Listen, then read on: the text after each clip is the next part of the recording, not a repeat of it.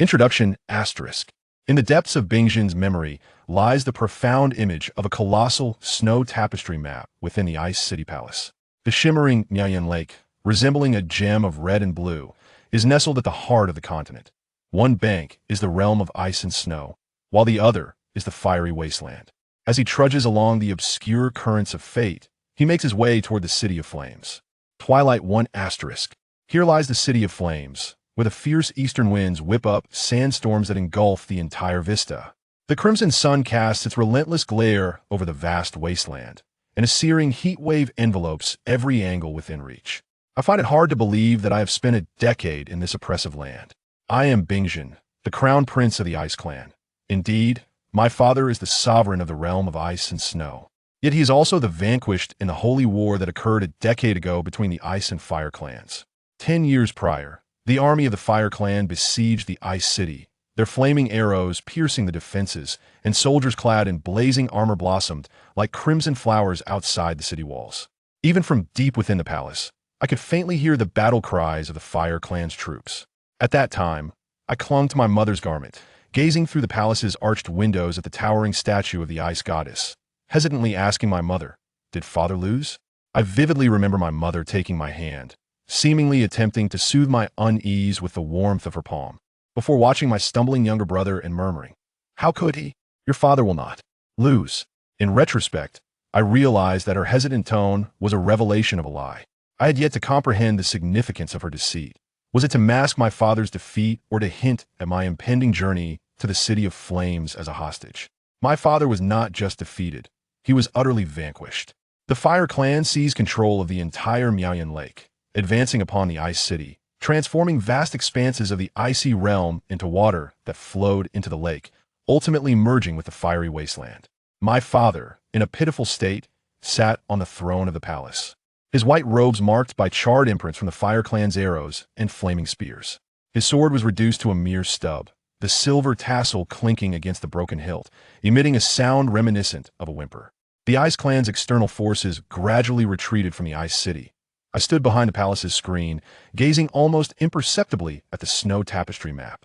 Within the palace, the guards reported the military situation outside, dividing the tense atmosphere into moments as the warning bells rang continually, spreading anxiety like seeds throughout the Ice City. It was a suffocating time for the Ice City, the skies gathering ominously with flames-tinged clouds, and the usual flurries of snow were nowhere to be seen. Months later, when the Fire clan withdrew, my mother ventured alone to their camp, proclaiming that the Ice realm would soon enter the harsh season, one that would be detrimental to the Fire clan's warfare. Furthermore, to bolster defenses against the Fire clan's forces, the Ice Emperor pardoned the royal branches exiled to the frozen plateau, summoning them back to the Ice City. Simultaneously, the merfolk from the southwestern seas and the Water clan from the northern palace agreed to send warriors to the Miao Yan Lake battlefield to strike at the Fire clan's rear.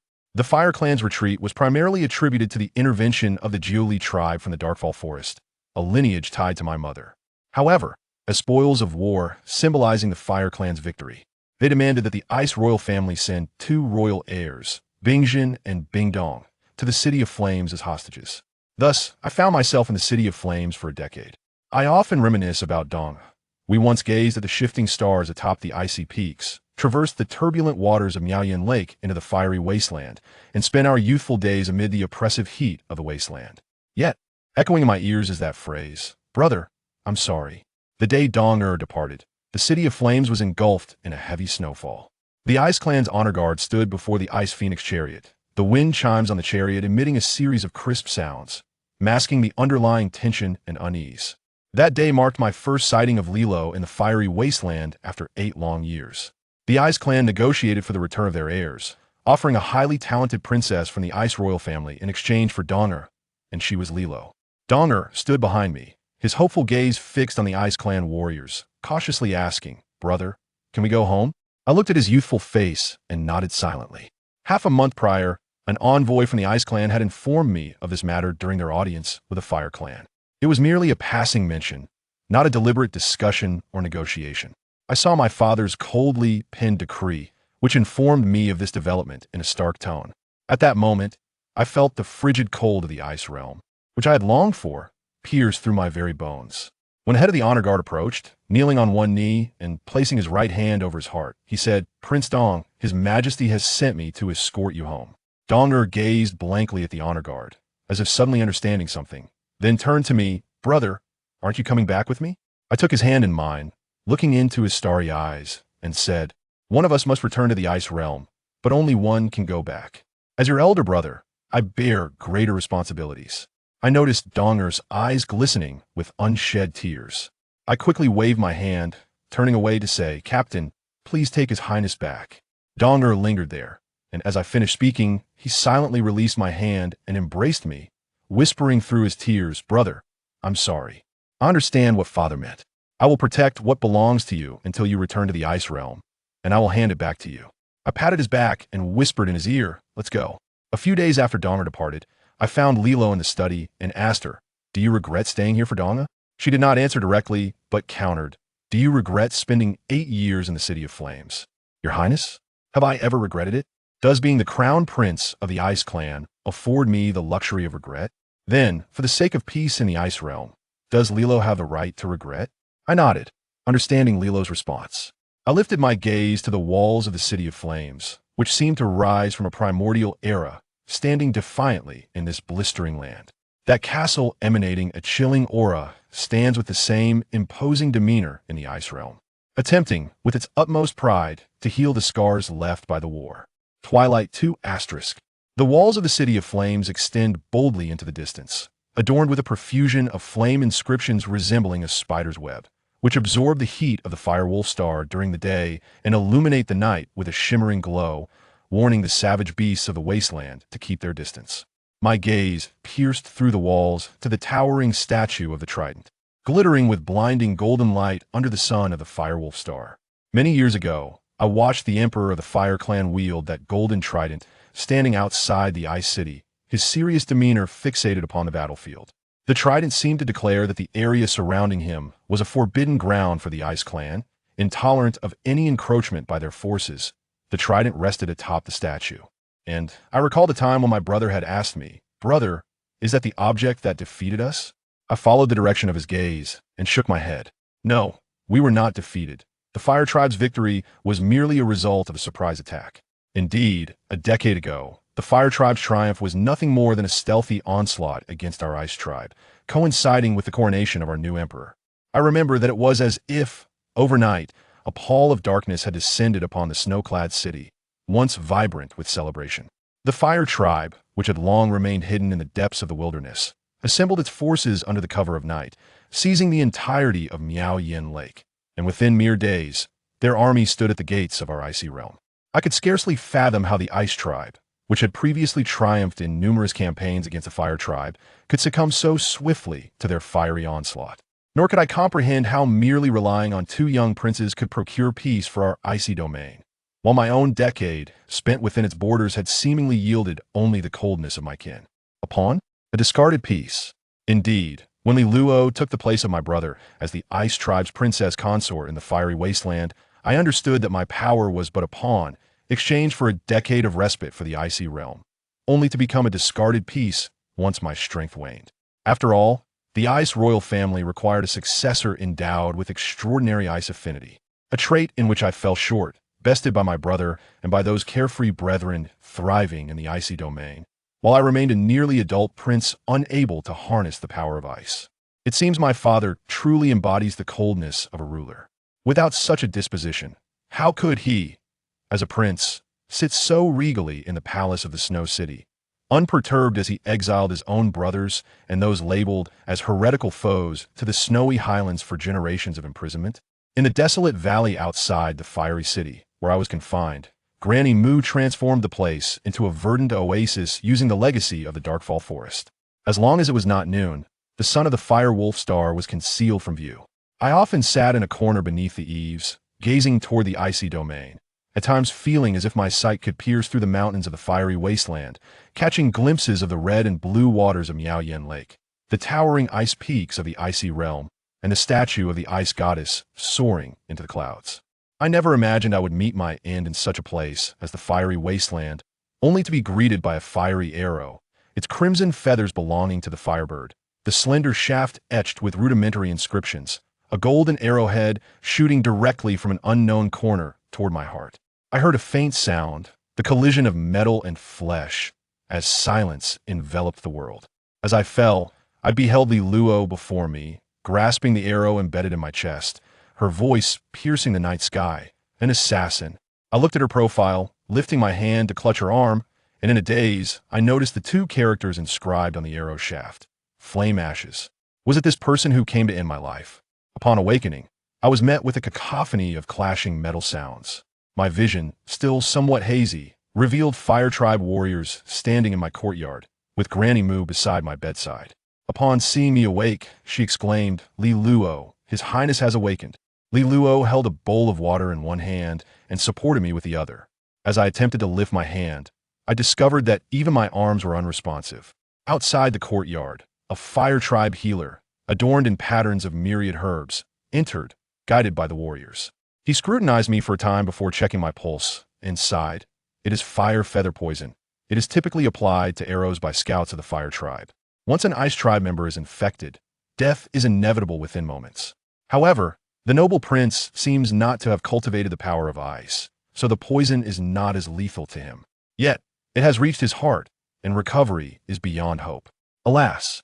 Listening to his lament, a bitter smile crept upon my lips. Was he mourning a life that should have persisted, or lamenting the death of the Ice Prince that might reignite the flames of war between the Fire and Ice tribes? The answer eluded me. Granny Mu tapped her staff, the sound echoing like an expulsion, and in that moment, my auditory senses were filled only with her sigh and my own labored breaths. I gazed at the fiery arrow that had once pierced my heart and closed my eyes, addressing them. "Granny, after my death, please cremate my body. There is no need to send my ashes back to the icy realm. Just take them to the Darkfall Forest. My mother will know where to lay me to rest." Li Luo's voice reached my ears. "Your Highness, do you know the reason the Ice Tribe sought to return Prince Dong? It was because the Ice Queen was gravely ill, longing for her son, hoping the Fire Tribe would return both princes. Yet, the Fire Emperor only agreed to return Prince Dong, and by the time I departed the icy realm, the nobles in the Snow City were already deliberating the reinstatement of a legitimate heir. On the palace table, there had been proposals suggesting the former prince is far from being a suitable emperor due to his inadequacy. Another son should be appointed as heir. I was uncertain of Li Luo's intent in sharing these words. Yet within her speech, I discerned shocking revelations, as if I had grasped something of profound significance. I murmured, "Is my mother all right?" When I left the icy realm, the queen had already passed away. "Like you, she wished to be laid to rest in the Darkfall Forest," Li Luo replied, her tone calm, which took me by surprise.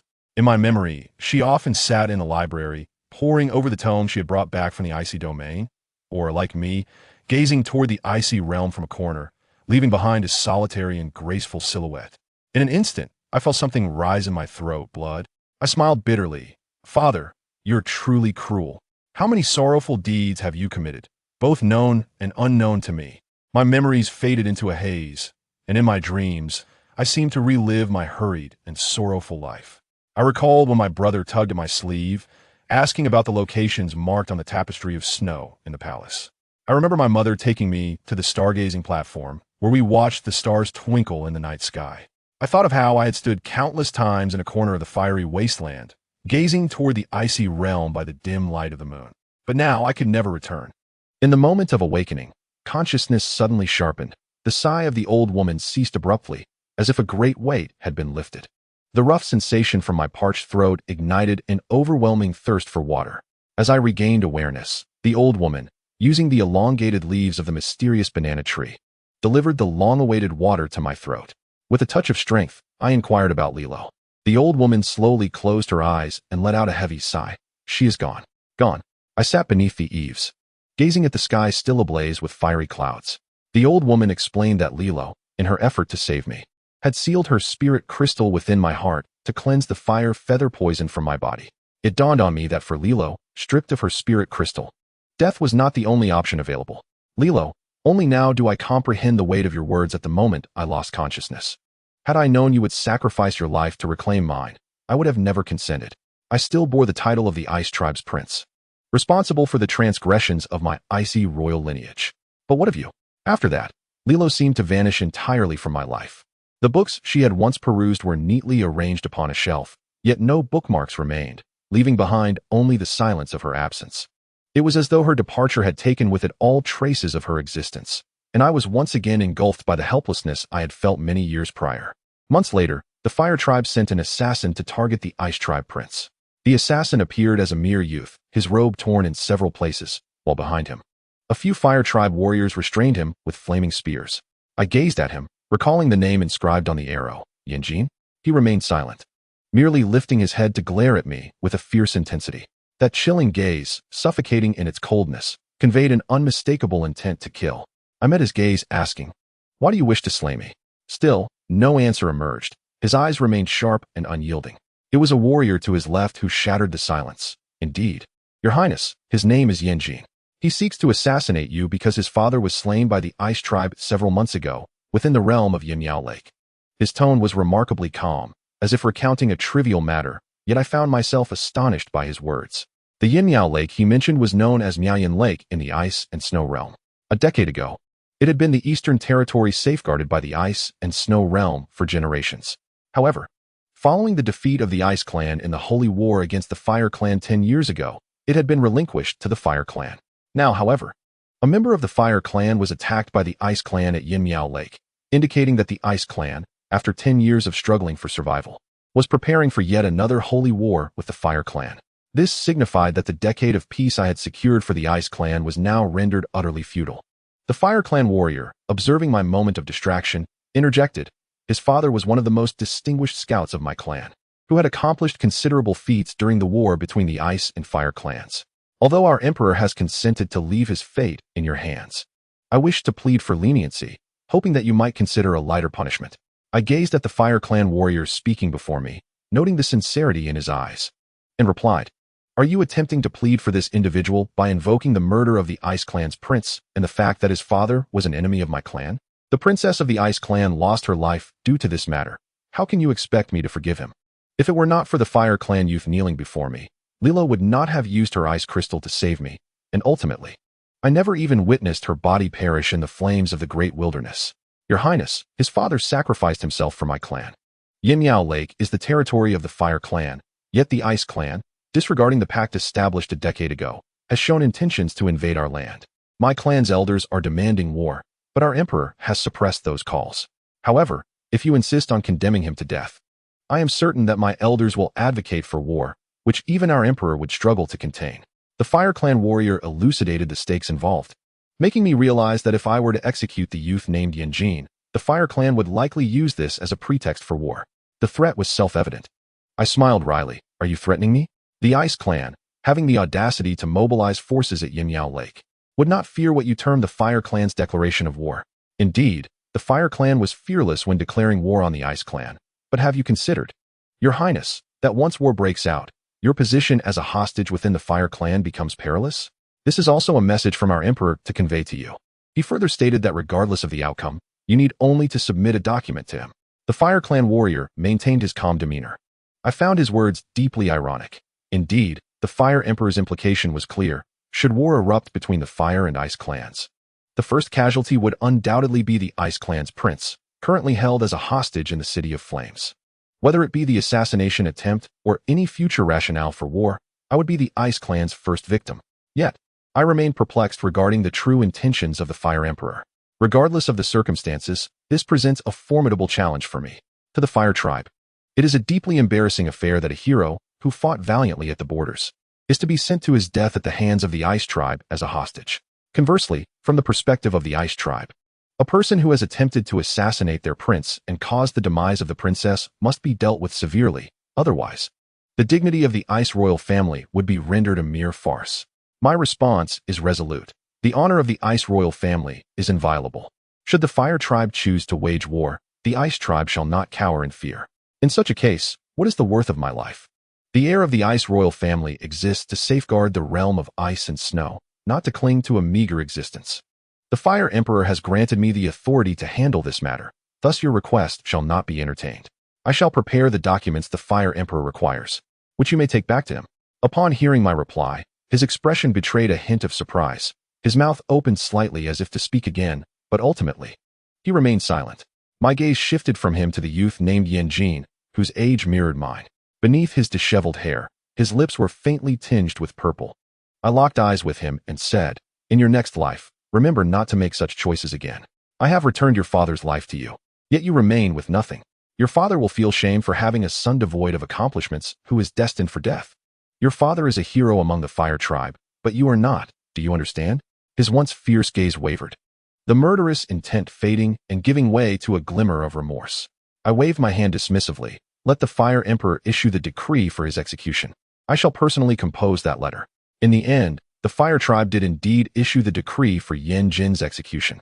Following the assassination attempt on the Ice Prince, the Fire Emperor commanded an increase in the protective forces surrounding the Ice Prince. Not only were the guards stationed at the periphery of the Ice Prince's valley ordered to enhance their vigilance, but a scouting team was also formed to provide immediate protection. In the courtyard, the fallen leaves of the ivy had unwittingly blanketed the ground, and Granny Wu had not cleared them away. Standing beneath the ivy vines, I remarked, disregarding the figure behind me, "The Fire Emperor truly places his trust in you.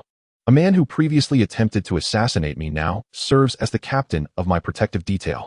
The figure behind me responded with calmness, his voice slightly hoarse, evidently revealing the weight of recent profound contemplations. "I did not foresee this. Perhaps it was your last words that inspired me to aspire to be a person of worth to the Fire Tribe. Thank you for your words to His Majesty this time, bartering my feigned death for this life. As for my reasons for protecting you, it is partly to repay a kindness, but more so due to the Emperor's words." My curiosity piqued. I wondered what the Fire Emperor had conveyed to him that could transform the vengeful mindset of this once obstinate youth before me. He did not respond immediately, waiting for me to cast my gaze upon him. He then averted his eyes, seemingly drawn to the withering ivy, and slowly replied, "What His Majesty has said implies that you shall never return to the Ice Clan. Perhaps the Flame Wasteland is the best sanctuary for you." I raised an eyebrow. The words of Yin Jin undoubtedly conveyed the Emperor of Fire's sentiment. To suggest that I could never return to the Ice Clan seemed to mean that I would meet my end in a sacrificial manner once war broke out among them, or that I would be eternally imprisoned within the Flame Wasteland. But what did the latter part truly signify? The notion that the Flame Wasteland could be my best resting place was indeed perplexing. I extended my sleeve and conjured a curtain of water that enveloped the ivy, causing the fallen leaves to gradually vanish within its embrace. Yin Jin expressed his astonishment. "You have actually cultivated the power of illusion?" I looked at him once more, revealing not a hint of understanding in my eyes, and with a stiff expression, I finally uttered, "Thanks to you," before departing without a backward glance, leaving Yin Jin's tall figure beneath the ivy trellis. Indeed, Li Luo's ice crystal not only eradicated the fire poison within me, but also bestowed upon me her formidable water affinity. It was fortunate that I could cultivate the water element, despite my inability to harness the ice element. However, this was not what I desired. The season of hunting in the Flame Wasteland coincided with the time when the Fire Wolf Star occupied its northernmost position, indicating that the peak heat of the Flame Wasteland had passed, and the various spirit beasts were now stirring. I was perplexed as to why the Emperor of Fire summoned me to attend the clan's hunting ritual. The presence of a prince from an enemy clan at such a sacred ceremony was indeed peculiar. During Dong-Er's time, he had expressed fear upon witnessing the towering savage beasts of the wasteland, but from the Ice Clan's ancient texts, the royal hunting grounds of the Ice Plains housed similarly colossal ice bears. If the intent was to showcase the strength of the Fire Clan, it seemed rather unrefined. The Emperor surely harbored a different motive. Standing atop the towering walls of the City of Flames, I beheld countless Fire Clan warriors standing resolutely in the training grounds outside the city. Their tridents pierced the sky with formidable intensity. Beside me was Yin Jin, his expression one of deep admiration, for it was these valiant warriors who had dealt a significant blow to the Ice Clan a decade ago, capturing the Miao Yan Lake and achieving what had never been accomplished in the annals of Fire Clan history. "Are you the Ice Clan's hostage, Bing Zhen?" Suddenly, a voice emerged from behind me. I turned to see a figure adorned with a fire wolf mask. Yin Jin leaned in to remind me. "This is His Majesty's only son, Prince Wuxian." I nodded, recalling the myriad of secrets I had encountered during my years in the City of Flames. For instance, the illustrious Prince of Fire before me is rumored to be the offspring of the Fire Emperor's travels with a certain woman, who, intriguingly, is not the Empress of the Fire Clan and has never graced the City of Flames. Although the Fire Emperor dotes on this prince, his expectations are exceedingly rigorous. The prince dedicates himself to rigorous training in the ancestral grounds of the Fire Clan, and when he does appear in the City of Flames, It is always masked by a fierce wolf visage. The Fire Emperor has proclaimed during celestial rituals that should his son lack the qualities of a sovereign, the throne may be passed to another branch of the royal lineage. Observing my reaction, the prince said nothing further, turned, and walked away, his silhouette gradually fading into the distance.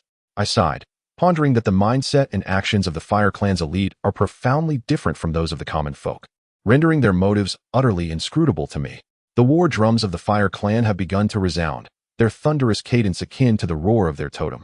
The celestial wolf, stirring the warriors on the training grounds into a fervor.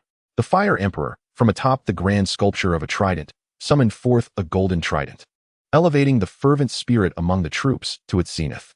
To the east of the City of Flames lies the vast expanse of the Great Wilderness, where the Fire Clan's hunts take place. Unlike the realm of ice and snow, the territories here are devoid of clear boundaries. While the realm of ice can also be described as boundless, it is bordered to the west by the sea, to the east by the azure waters of the Miao Yan Lake, and to the north by the underwater domain of the Water Clan, with the southern borders brushing against the merfolk of the southwestern seas and the Darkfall Forest. However, one could indeed call the Fire Wilderness limitless, save for the western regions where it meets the Ice Clan and the Darkfall Forest surrounding the Miao Yan Lake. To the east of the City of Flames lies a vacuum of power. Generations of Fire Clan tribes have migrated eastward in search of the land's most distant reaches. Yet they have always returned empty-handed, save for the barren flames and the formidable wilderness beasts. The Fire Clan's fervor for hunting in the Great Wilderness stems from their need for diverse resources to brew a substance known as wine, which is said to be derived from recipes of the mortal realm.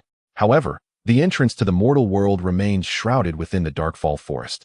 And due to the Darkfall crisis, the Fire Clan has been barred from entering this forest. Thus, the means to acquire the recipe for this wine remains a mystery. Nonetheless, its benefits to the Fire Clan are unmistakable. It not only aids in the cultivation of their fiery talents, but also plays a crucial role in their confrontations with the Ice Clan, countering the frigid conditions of the Ice Realm. Hence, the Miao Yan Lake, which supplies water to the Great Wilderness, has garnered the utmost reverence from the Fire Clan. Several hundred miles east of the City of Flames lies a formidable mountain range, where the migrating tribes of the Fire Clan have congregated. They exchange various resources gathered from the eastern mountains for necessities from their homeland, and the encampment of the hunting forces is stationed here. As the valiant warriors of the Fire Clan advance deeper into the wilderness, my camp is situated to the southwest of the Fire Clan's royal tent, where a scout team led by Yin Jin stands vigil outside the tents. As in previous years, Granny Mu accompanies me here, now seated beside Yun Li, a large descendant of the snow leopards.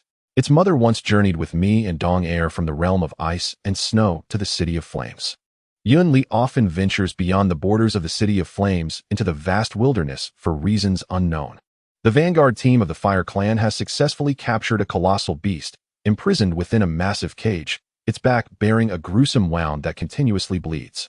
Yet, despite its agony, it relentlessly strikes the iron bars, each blow seeming futile.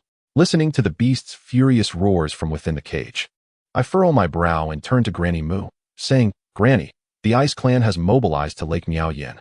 It seems that soon, a new war between the Ice and Fire Clans shall commence." A flicker of inexplicable sorrow crossed Granny Mu's eyes as she sighed heavily. "Heir, you must be aware of your father's temperament. He will not tolerate being the only Ice Emperor in history to be defeated by the Fire Clan. For the past decade, he has likely been contemplating how to retaliate against the Fire Clan and reclaim Lake Miao Yan, yet he has overlooked your feelings throughout this time. Indeed, with my father's disposition, how could he ever accept being the sole emperor in Ice Clan history to be vanquished by the Fire Clan? A man who married a foreign woman he did not love for support, who even banished his own royal uncles to the snowy plateaus for the sake of power. Would he truly sacrifice the glory of his lineage for the sake of a mere son? I gazed at the swaying curtains, clenching my fists. No. I must return to the realm of ice and snow, to see my mother's grave and Dong Heir.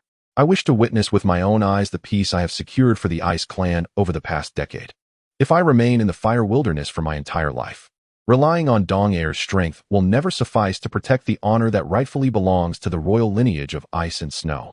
What then is the significance of my sacrifices throughout my life? As my words faded, I heard a commotion outside the tent.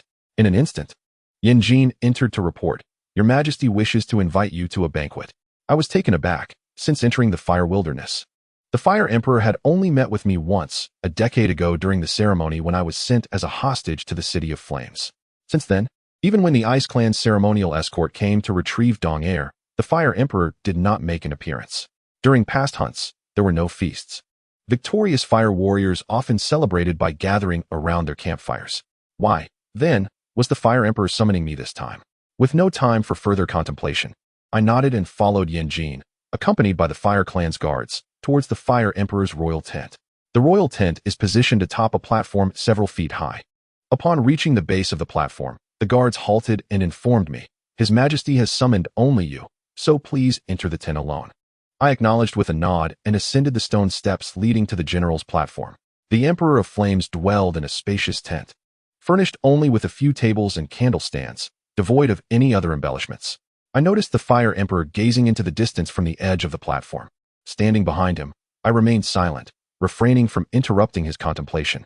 After a considerable pause, he turned to face me and inquired, "Are you Bing Zhen?" "Indeed, I am." "I pay my respects to the Emperor of the Fire Clan," I responded, striving to maintain a posture that did not betray undue humility. The Emperor seemed indifferent to such nuances, letting out a sigh. "I recall when you and your brother first arrived in the City of Flames. You were no taller than my waist. It is hard to believe how many years have passed." His casual pleasantries, reminiscent of ordinary conversation, did not offend me, as I had once anticipated a more dramatic reaction upon confronting the architect of my decade-long imprisonment. It appeared I had overthought my expectations. I straightened slightly, uncertain as to why His Majesty had summoned me. His gaze momentarily faltered before returning to normal. "It is nothing of great consequence.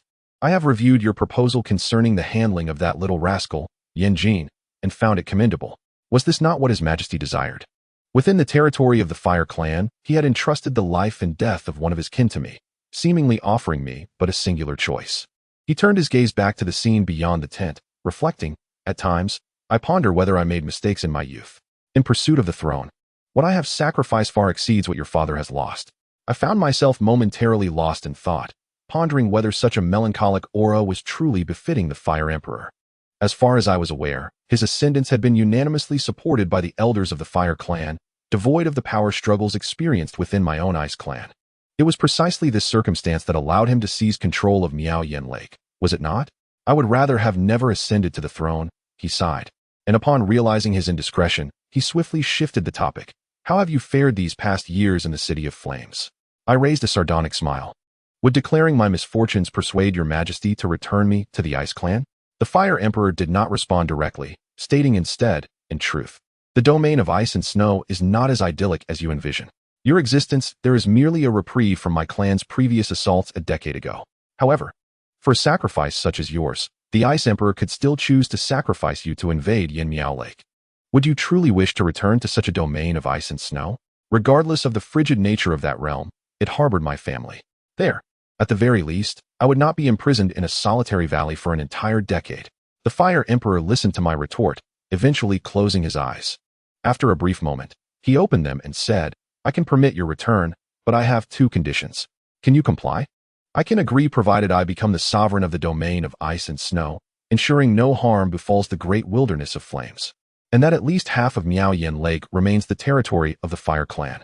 As for other matters, I cannot make any promises. You have overthought. My demands are twofold. I shall not issue any decree to allow your departure. Yet should you evade capture by any warrior of the Fire Clan, you may naturally leave.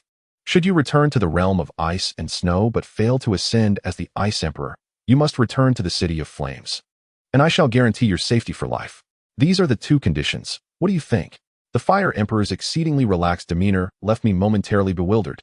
The first condition, to return to the realm of ice and snow using my own strength, still held a glimmer of hope for me.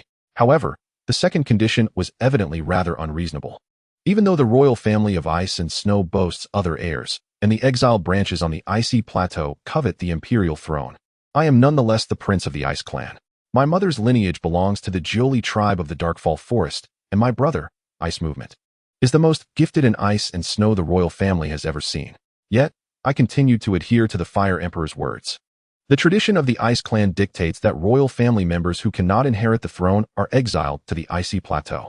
If that day were ever to come, I would surely return to the City of Flames, though it seems unlikely. The Fire Emperor appeared dissatisfied with my response and ultimately shook his head. "You may leave, but remember what I just said." I bowed and stepped toward the entrance of the tent, pausing without looking back to proclaim, when I become the Ice Emperor, those words I just uttered will still hold true. Unbeknownst to me, a voice in the shadows replied, had I spoken the words I truly wished to convey, you might find yourself forever trapped in this fiery wasteland, for the realm of ice and snow would be little more than a death sentence for you. In the twilight hours, still within the hunting tent of the Fire Clan, I sat upon the ground mat. Granny would set down her staff and spoke earnestly. It is indeed surprising for the Fire Emperor to utter such words, yet it is also quite understandable. Jenner, the struggle for the imperial throne in the realm of ice and snow is far more perilous than you can imagine. Even with the support of the Darkfall Forest, your father faced a devastating internal conflict within the Ice Clan that provided the Fire Clan with an opportunity. Although you are the legitimate heir, you must understand that your father was not a legitimate heir either. The succession of the Ice Clan's throne has always required each emperor to wrest it back from the hands of brothers and even elders, which is rather cruel for you. I nodded. Granny, regardless of the dangers within the realm of ice and snow, I must return. Although I have not set foot in the realm for many years and am unaware of what wings my brothers have cultivated, I cannot allow Donger to bear the burden alone. I promised my mother I would take good care of him. He is still too young. Those frigid, suffocating responsibilities cannot fall upon his shoulders. With each transition of the imperial throne within the Ice Clan comes an unending cycle of internal strife. Even as the youngest son, your father, through his marriage to my mother, secured support from the Darkfall Forest. He suffered great losses during that struggle for the throne. After all, every choice regarding the Ice Emperor impacts the future of the entire continent for decades to come. Thus, not only the Darkfall Forest, but also the merfolk of the southwestern seas, the fish folk of the North Sea Palace, and even the Fire Clan have all, to varying extents, become entangled in this matter. As I observed my mother-in-law sigh, memories flooded back to the time when she carried me on the back of a snow beast amidst the swirling snowflakes outside the city of ice and snow. She took my younger sibling, still swaddled in blankets, from my mother's embrace, never once looking back to acknowledge my mother's sorrowful tears. Mounted on the snow beast, we joined the procession of the ice tribe towards the flame wasteland. It was only when we passed the shimmering Lake Miao Yan that she turned to me, pointing at the vast expanse of ice and snow behind us, saying, Jenner, remember these sights well. When Donger inquires about them in the future, you must tell him that his memories cannot consist solely of the flame wasteland. Now, gazing at my mother-in-law's stooped figure, I said, Mother-in-law, I have wronged you over these years. Upon returning to the realm of ice and snow, Donger and I shall ensure you suffer no more. Upon hearing my words, she finally revealed a smile of reassurance, yet she shook her head gently. Jenner, although the Fire Emperor has permitted your return to the realm of ice and snow, the Fire Tribe cannot acquiesce. That is why the Fire Emperor allowed you to escape on your own. I am old now, and accompanying you would only be a burden. I hold little value to the Fire Tribe. Once you return to the realm of ice and snow, they will send me back to the Ice Tribe for the sake of peace. I found myself at a loss for words as her voice grew slightly choked. She waved her hand dismissively and said, Let us not dwell on this. How do you plan to leave the flame wasteland? I then articulated my plan. The City of Flames is the heart of the Fire Tribe, and I intend to depart tonight. Riding the Cloud Beast, I will traverse the southern wasteland of the City of Flames and make my way to the Darkfall Forest. As long as I reach the downstream of Lake Miao Yan beyond the Darkfall Forest, which is a forbidden area for the Fire Tribe, I can seek the assistance of the Julie tribe, making my return to the City of Ice a simple matter. My mother-in-law nodded in acknowledgement. Indeed, the Fire Tribe has stationed significant military forces in the western part of the Flame Wasteland to guard against the Ice Tribe's attacks. Conversely, due to the Darkfall disaster many years ago, the Fire Tribe is reluctant to venture there. Although the Cloud Beast is swift, once you leave this place, the Fire Tribe will be alerted within moments. How can you escape in such a short time? The crux of this dilemma lay with Yan Jin, the captain of the reconnaissance team ostensibly assigned to protect me, yet also tasked with monitoring my actions. To escape the Flame Wasteland, I faced two choices regarding Yan Jin.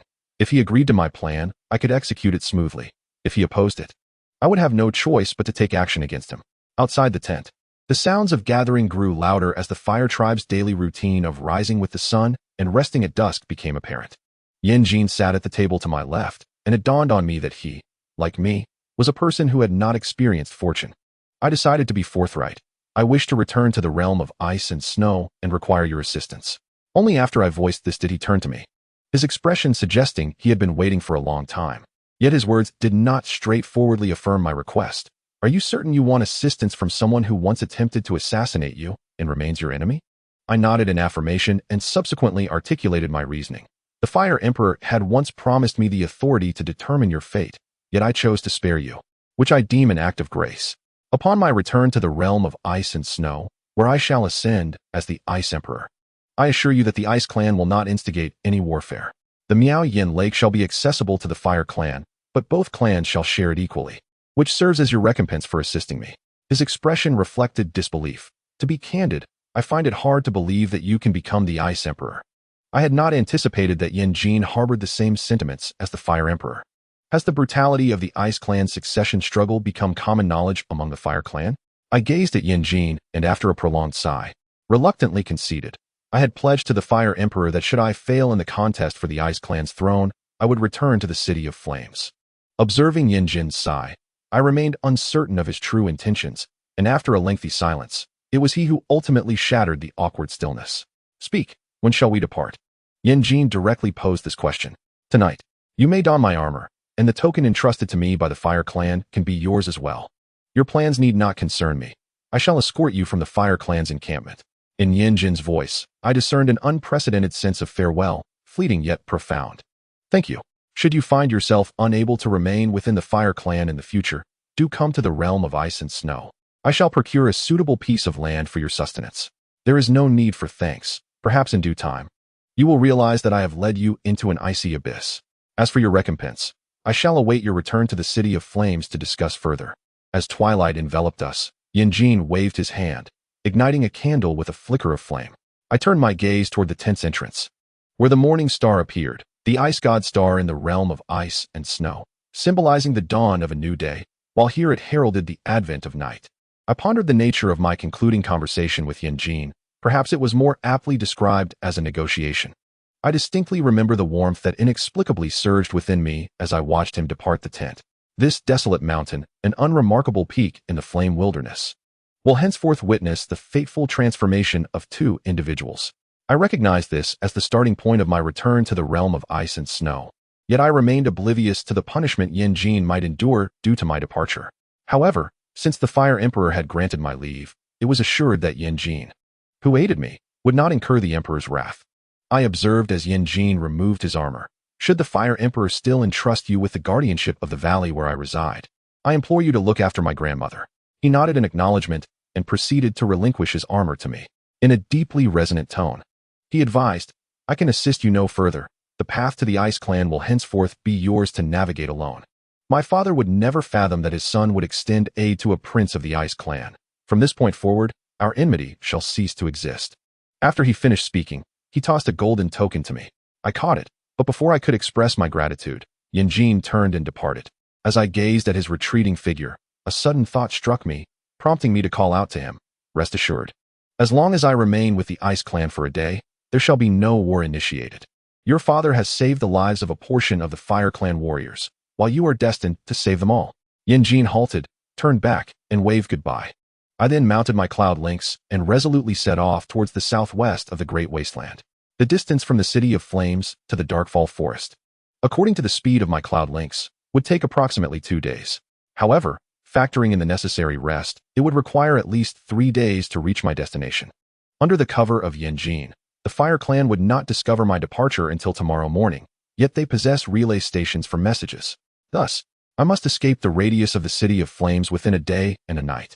Unexpectedly, during my flight, an unforeseen event occurred. The cloud lynx deviated from its intended path for an hour. Remarkably, it had given birth to 2 little lynxes in the fiery wasteland.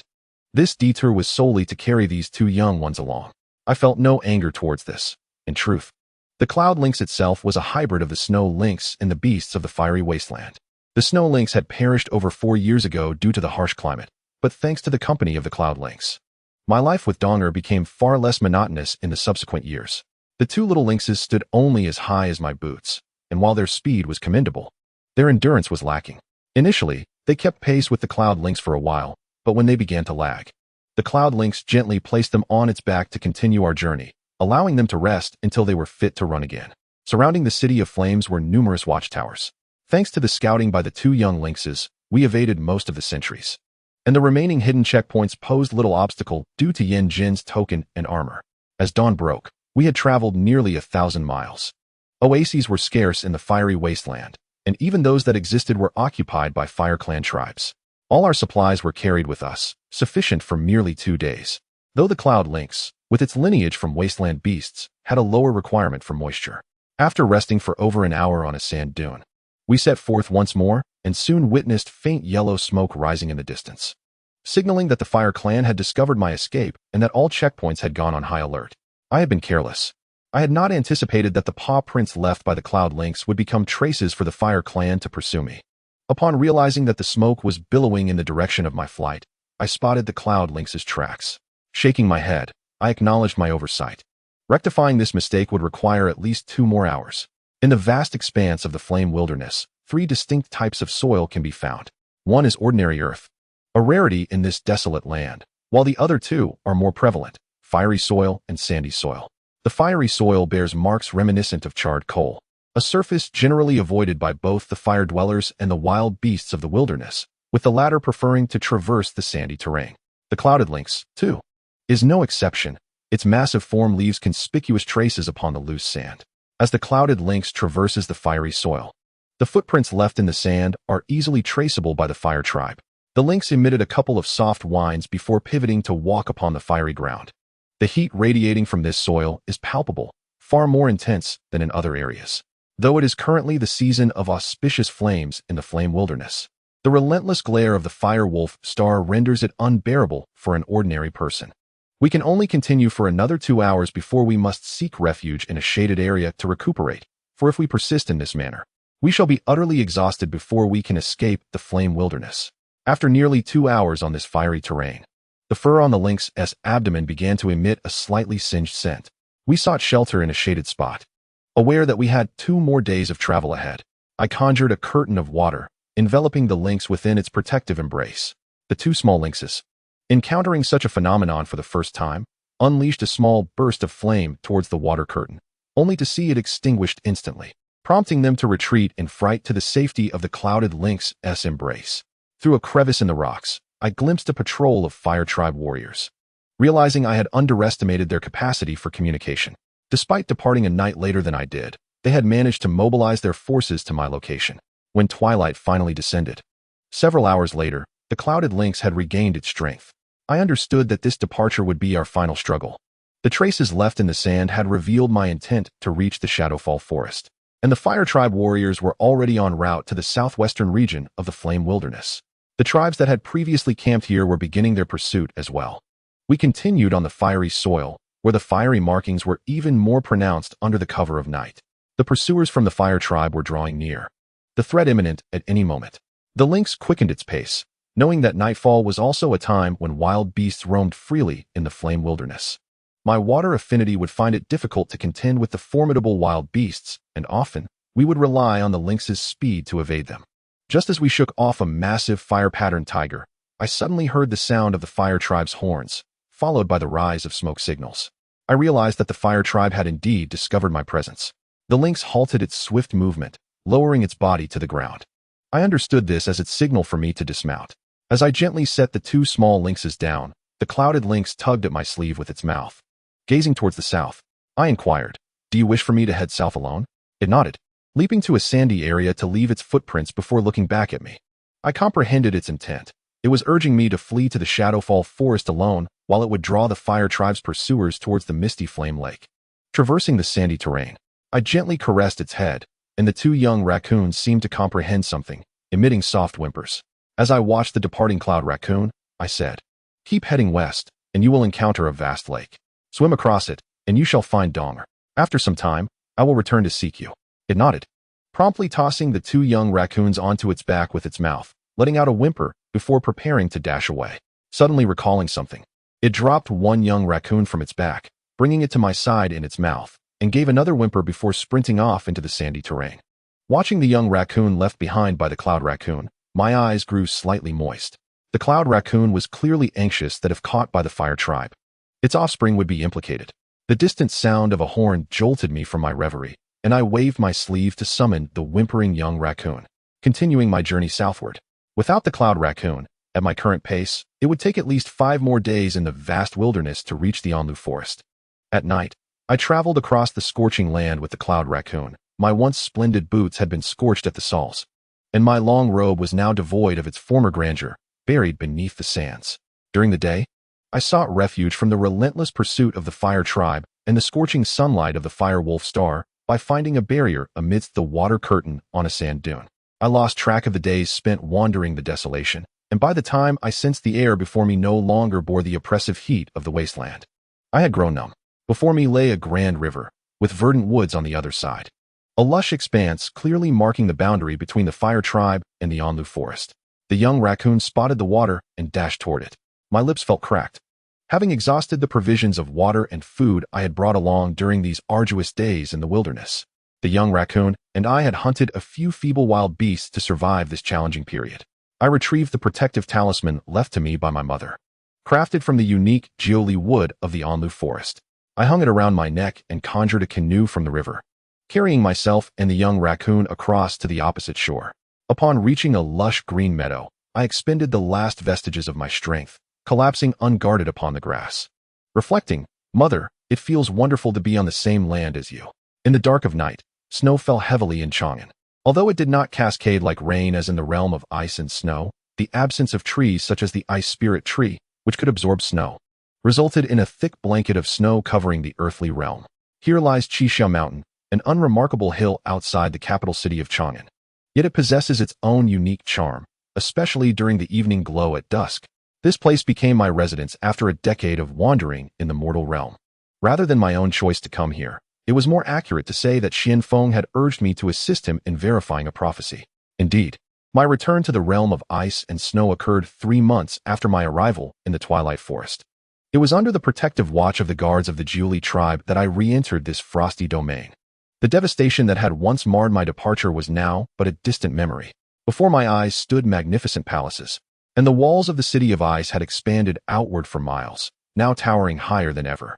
The sentinels of the Ice Clan stood vigil upon the ramparts, and everything had transformed since a decade ago. The only welcome awaiting me was that of Dong, who had traversed a great distance from the Miao Yan Lake to greet my return. In my brief year within the realm of ice and snow, I had assembled the Jiuxing family, steadfast protectors of the royal lineage. When I beheld Li Luo, bearing the colossal bow emblematic of the Jiuxing family's honor, kneeling before me in submission, I recognized that I was on the path to becoming the Ice Emperor. I also liberated a traitor of the Jiuxing family, exiled upon the icy plateau, whose father had once participated in the power struggle against my father. They had pledged their loyalty to my father's adversary. And after my father ascended as the sovereign of the realm, this faction of the Jiuxing family was banished to the frozen expanse. Thus, the traitor, soul burial, had not inherited the archery legacy of the Jiuxing family, but had instead mastered the art of stealth and assassination. I now commanded 2 elite guard units of the realm, the Ming Guards and the Soul Guards. Although I had become the former crown prince inscribed in the annals of history, I had yet to unlock my ice affinity. While the water affinity inherited from Li Luo was not inferior to Dong Er's ice affinity, the latter remained the purest legacy of the ice royalty, which I lacked. This singular deficiency rendered me vulnerable, leading to the revocation of my title as crown prince, easily erasing the peace I had fought for during my 10 years in the fiery wilderness. Despite no longer being the nominal heir to the ice throne, I remained the most formidable contender for that position.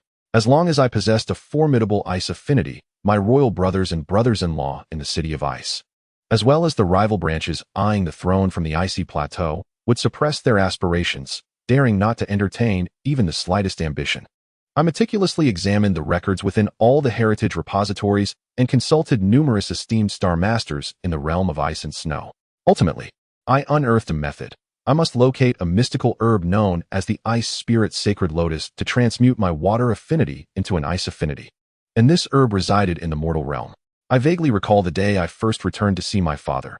He sat upon the throne, devoid of remorse, and remarked with an air of disbelief, "I did not expect you to return to the realm of ice and snow." His tone and gaze suggested that he believed I would remain in the fiery wilderness for all eternity. Observing his increasing frailty, I realized that, over the past decade, he too had not been at ease upon that throne. I told him I must venture to the mortal realm to awaken my ice affinity, and then departed without a backward glance. The palace of the Ice Clan always bore an icy demeanor, devoid of vitality, within its walls. The desires of the ice royalty flowed forth unreservedly, without need for concealment or restraint. The reckoning of the mortal realm diverges from that of the domain of ice and snow. They delineate a day and a year through the alternation of the sun and moon and the cyclical movement of the stars. In contrast, a year in the mortal realm is but a season in the icy expanse. I have traversed the mortal world for a decade, and 3 years ago, I encountered Xianfeng in Chang'an, a demon hunter of the mortal realm.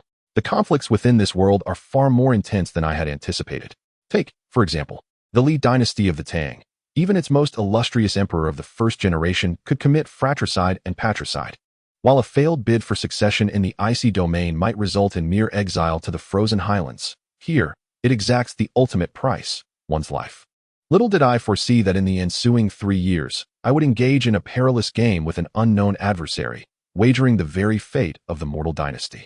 Now, in the second year of Yifeng in the mortal realm, the reigning dynasty is that of the Tang, yet the helm of this domain is held by an extraordinary woman, Wu Zetian.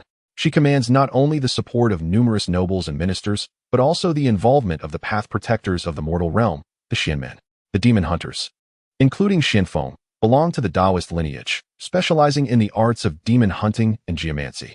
He mentioned that the matters of worldly transformation and dynastic succession lie beyond his purview, entrusted instead to his master, Yuan Tiangang, and his junior, Ming Chongyan, who are of the Ming lineage, adept at stargazing and divining the path of kings. However, I was unprepared for the brutal reality of the struggle for the imperial throne. The fratricide I had heard of paled in comparison to the shocking occurrence of a mother plotting against her son.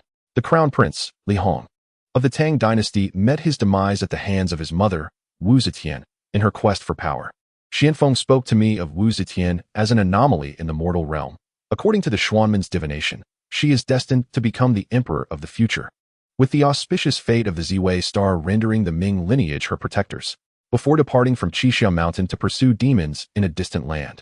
Xianfeng assured me he would return each winter to visit and promised to present me with the ice spirit sacred lotus in 3 years, to which I consented. He also remarked that Yifeng signifies the return of the royal path, and that my experiences in the mortal realm would impart vital prophecies regarding the future. My involvement in the struggles for succession was, as he claimed, an inevitable fate. For the celestial phenomena perceived by the Ming lineage encompassed not only the mortal world, but also the realm from whence I came. I merely smiled at his words.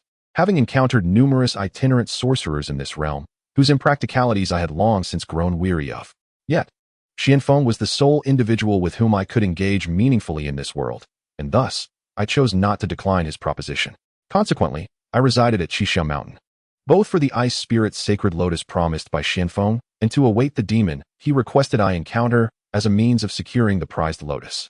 Although many years hence, I regret acquiescing to Su N.F. Eng's condition. The enchanting Q11 mountain, adorned with verdant bamboo groves, is graced by a river that meanders through Lu Ying, hence named the Lu River. The direct path from Ch'ing to the northern frontier lies adjacent to this river, where the locals refer to the ferry as JNBD. Since ancient times, Guan Zheng has been regarded as the heart of the mortal realm. To counter the incursions of foreign tribes from beyond the northern frontier, generations of inhabitants from Guan Zheng have embarked from Bichi-o, advancing towards the northern frontier via JNBD. Many among them met their demise in distant battlefields, while their families awaited the return of their loved ones' remains. Thus, local ballads emerged, lamenting the northern frontier's barbaric foes, proclaiming that a gentleman does not cross. I did not anticipate that the first to enter the Q11 mountain villa would be a transient lady, clad in a flowing green gown, her long, lustrous hair cascaded down to her waist. Bathed in the moonlight, her alabaster skin shimmered like luminous jade. The little fox, having transformed into a human form through the secret arts of the ice tribe, possessed strikingly bright, fox-like eyes. She stood at the threshold, prompting me to open the door and usher her into the inner quarters. Upon seeing her, my initial thought was of LL. Yet she lacked LL's depth and restraint. She gracefully bowed and spoke, "Young master, I have lost my way in the mountains and seek a place to rest for the night. I kindly ask for your permission." Under the gentle moonlight, I regarded her and nodded. "There are no proper beds in this villa, but if you do not mind, you may find a spot to rest." "Thank you, young master. I am not overly fatigued. Since you are engaged in a game, I possess a modest skill in chess as well. Shall we play a match? Since you are not weary, let us indeed engage in a game." The chessboard before us was adorned with ghost stones. The Ice Tribe has a similar game known as star chess, though there are notable differences. The world of Go emphasizes strategy and cunning. Before we commence, may I inquire your name? I asked as she deftly separated the black and white stones that lay upon the board. I am CHG. She replied with a radiant smile. CHG? As the last stone fell into place, I took the black stone and gestured for her to play the white stone first. You possess an impressive demeanor, suggesting that you are not of humble origin, but rather endowed with exceptional talents. What brings you to dwell in these mountains at such a tender age? CHG asked, placing her white stone strategically. I have squandered a decade in the mundane, encountering various individuals and events, embroiled in ceaseless disputes over fame and fortune. Such turmoil cannot compare to the tranquility found in these mountains. Much like the JNBD below, which has been known for centuries, once one steps upon it, the uncertainties of life and death ensue. Yet, there are still those who traverse it. Common folk seek to fulfill their obligations, while nobles pursue glory at the cost of countless lives. In the end, we are all merely chasing our desires. Has the young master ever pursued fame and fortune? Even now, I have not relinquished my aspirations. Though one may not seek them willingly, circumstances and others may compel you to possess them, just as you and I must become the players in this game. Only then can we escape the fate of mere pawns and determine whether to attack or defend. The black pieces have claimed the center, indicating an offensive stance.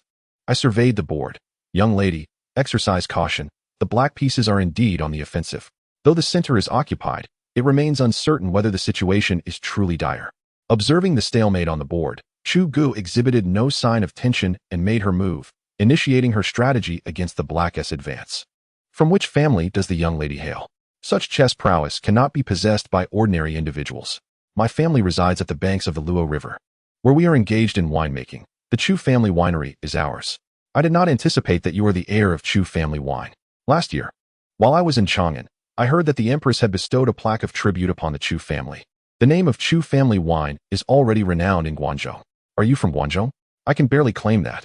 When my family paid tribute to the emperor and empress last year, I also visited Guangzhou, which is vast and home to many magnificent palaces. Do you believe in the existence of demons in this world? Without entangling myself in Chu Gu's inquiries about Guangzhou, I posed the question directly. Do you believe, young master? Chu Gu did not answer, but redirected the question to me. To be candid, my sojourn in this mountain has been intertwined with a demon. This is a promise made by a friend who revealed that this particular demon will surely return here. Return? Did the demon once reside here? That remains uncertain. Humans have their knowledge, and demons possess their own spirits. However, this demon is quite unique. While others may seek new abodes upon being displaced, this one seems to hold a sentiment for the past, and I believe it will return here once more, which is why I have been waiting. Unbeknownst to us, after much conversation, the dawn began to break over East Mountain, and the situation on the board gradually clarified. I placed my final piece with a smile, declaring, "It appears the young lady has lost." Chu Gu examined the board, and ultimately returned her white piece to the container, glancing at the sky. Daylight has arrived. I must take my leave. I nodded, advising her to tread carefully, as the spring fog in the mountains is dense. Next time, she should wear additional layers. Chu Gu looked at the hem of her skirt, dampened by the mist, and quietly accepted my advice. She then raised her head and inquired, after a game of chess, "I still do not know your name." I gazed at her and replied, "You may call me Xianfeng." She nodded and departed from the chessboard, turning back to say, "I come to the mountains every year at the onset of spring." I did not respond, my gaze lingering on her departing figure. I had not realized that I had been deliberately downplaying the image of Li Luo in my memory until I encountered Chu Gu, which made me aware that I had been evading my past. The specter, which had remained in the shadows, finally spoke. "Shall I investigate her background?" I shook my head in denial, saying, "No need. She is merely an ordinary girl from the mortal realm." "Have you scoured the vicinity of Qixia Mountain? Is there any trace of that demon?" "Not yet. The clues left by Xianfeng are scarce. The demon has likely departed from Qixia Mountain." Xianfeng mentioned that she would return here again, which is necessary to fulfill the sole condition for acquiring the Ice Spirit Sacred Lotus. My time is limited to these 3 years. I can sense that my father's health has deteriorated completely due to the war 12 years ago. If I fail to obtain the Ice Spirit Sacred Lotus, the throne will inevitably fall into the hands of others. I heard the mocking call of a migrating wild goose, gradually fading into the distance as it soared towards the horizon. In the summer of Qixia Mountain, the mosquitoes began to proliferate. I had set up a layer of water mist around the Qixia villa, which effectively kept the mosquitoes at bay. The woodcutters from the foothills were increasing in number, as the taxes on the common folk had become heavier once more. The official road from Baqiao to Beisai was damaged due to the Yellow River's flooding. and the imperial army had suffered setbacks in the northern battles, leaving the people of the Central Plains in a state of anxiety. Little Li was resting in the courtyard. Upon hearing a noise outside the residence, she sprang up, transforming from her raccoon form into human shape. She opened the door and peeked out. Noticing a group approaching the villa, hastily, she closed the door and reverted to her raccoon form, scampering back to me and tugging at my sleeve with her mouth. I stroked her head and asked, "Is someone coming?" She nodded in response.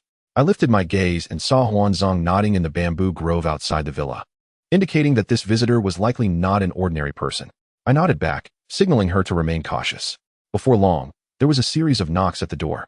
Little Li went to open it, and I heard a young man at the forefront say to his companions, "Since the master has chosen to meditate in this secluded mountain, he naturally does not wish to be disturbed. My arrival is already quite intrusive. You all should wait outside." Upon hearing a response from behind him, the young man turned back towards the door and bowed, saying, "The Li family of the mortal realm humbly pays respects to the master. We hope you can graciously grant us an audience." I shook my head. This man certainly adhered to old customs. Yet, his demeanor revealed several points to me. First, Xianfeng had foretold that I would inevitably be involved in the struggle for the mortal realm's destiny. If this prediction holds true, then this young man, who claims to be of the Li family, is likely of royal lineage. Second, his reference to the mortal realm indicates that he is aware that the inhabitant of this villa is not an ordinary being. However, Xianfeng would not disclose my identity to anyone, which raises intriguing questions about how he came to know of my origins. There is no need for such formalities. "Please, come in," I called down from the loft. Little Li led the young man inside, and I took the opportunity to scrutinize him closely. Dressed in a long robe of moonlit hue, adorned with a Hetian jade ring at his waist, he was indeed a remarkable figure. I inquired, "Might I ask what brings you to this mountain?" The individual remained silent, and, with a deep bow, introduced himself. "I am the Crown Prince Li Xian of the current dynasty. I humbly implore you, esteemed sir, to prioritize the greater good of humanity and emerge from your seclusion to assist me. The emperor is gravely ill and gradually withdrawing from governance. Although I am the Crown Prince, the true power of the court resides in the hands of my mother, the Empress Dowager. My elder brother, the late Crown Prince, met with an unfortunate demise, unwilling to allow the realm of the Li family to fall into the hands of others. In my quest for a means to save our country, I sought the counsel of a learned sage, who informed me that to alleviate the calamities befalling the Li family, I should seek the esteemed Master Xian at Qixia Mountain. Is that learned sage Ming Chongyan? I inquired. Li Xian nodded affirmatively, replying, "Indeed. Master Ming is the junior disciple of Master Xian, which is why I have come to pay my respects." I understood that Master Xianfeng had once remarked that Ming Chongyan, being a member of the Xian sect, could divine the stars and discern the heavenly mandate. And he would undoubtedly be aware that the Li family's dominion would ultimately fall into the hands of Wu Zetian. However, as a follower of destiny and protector of Wu Zetian, he would naturally refrain from undermining her interests. Yet, with the Crown Prince himself arriving in such a humble manner seeking guidance, it would be remiss not to respond. As a practitioner of the Xian school of thought, it was inconceivable for Xianfeng to engage in the intrigues of royalty. Hence, it was clear that Ming Chongyan had cleverly redirected the Crown Prince towards Xianfeng, leading Li Xian to mistakenly believe I was Xianfeng. As a seeker of the Tao, it is no wonder that Li Xian refers to himself as worldly. I, by nature, am carefree and have long withdrawn from mundane affairs. Moreover, due to certain circumstances, I cannot leave Qixia Mountain, much to the disappointment of the Crown Prince. However, what I wish to convey to him is that the weight of this world lies primarily in fame.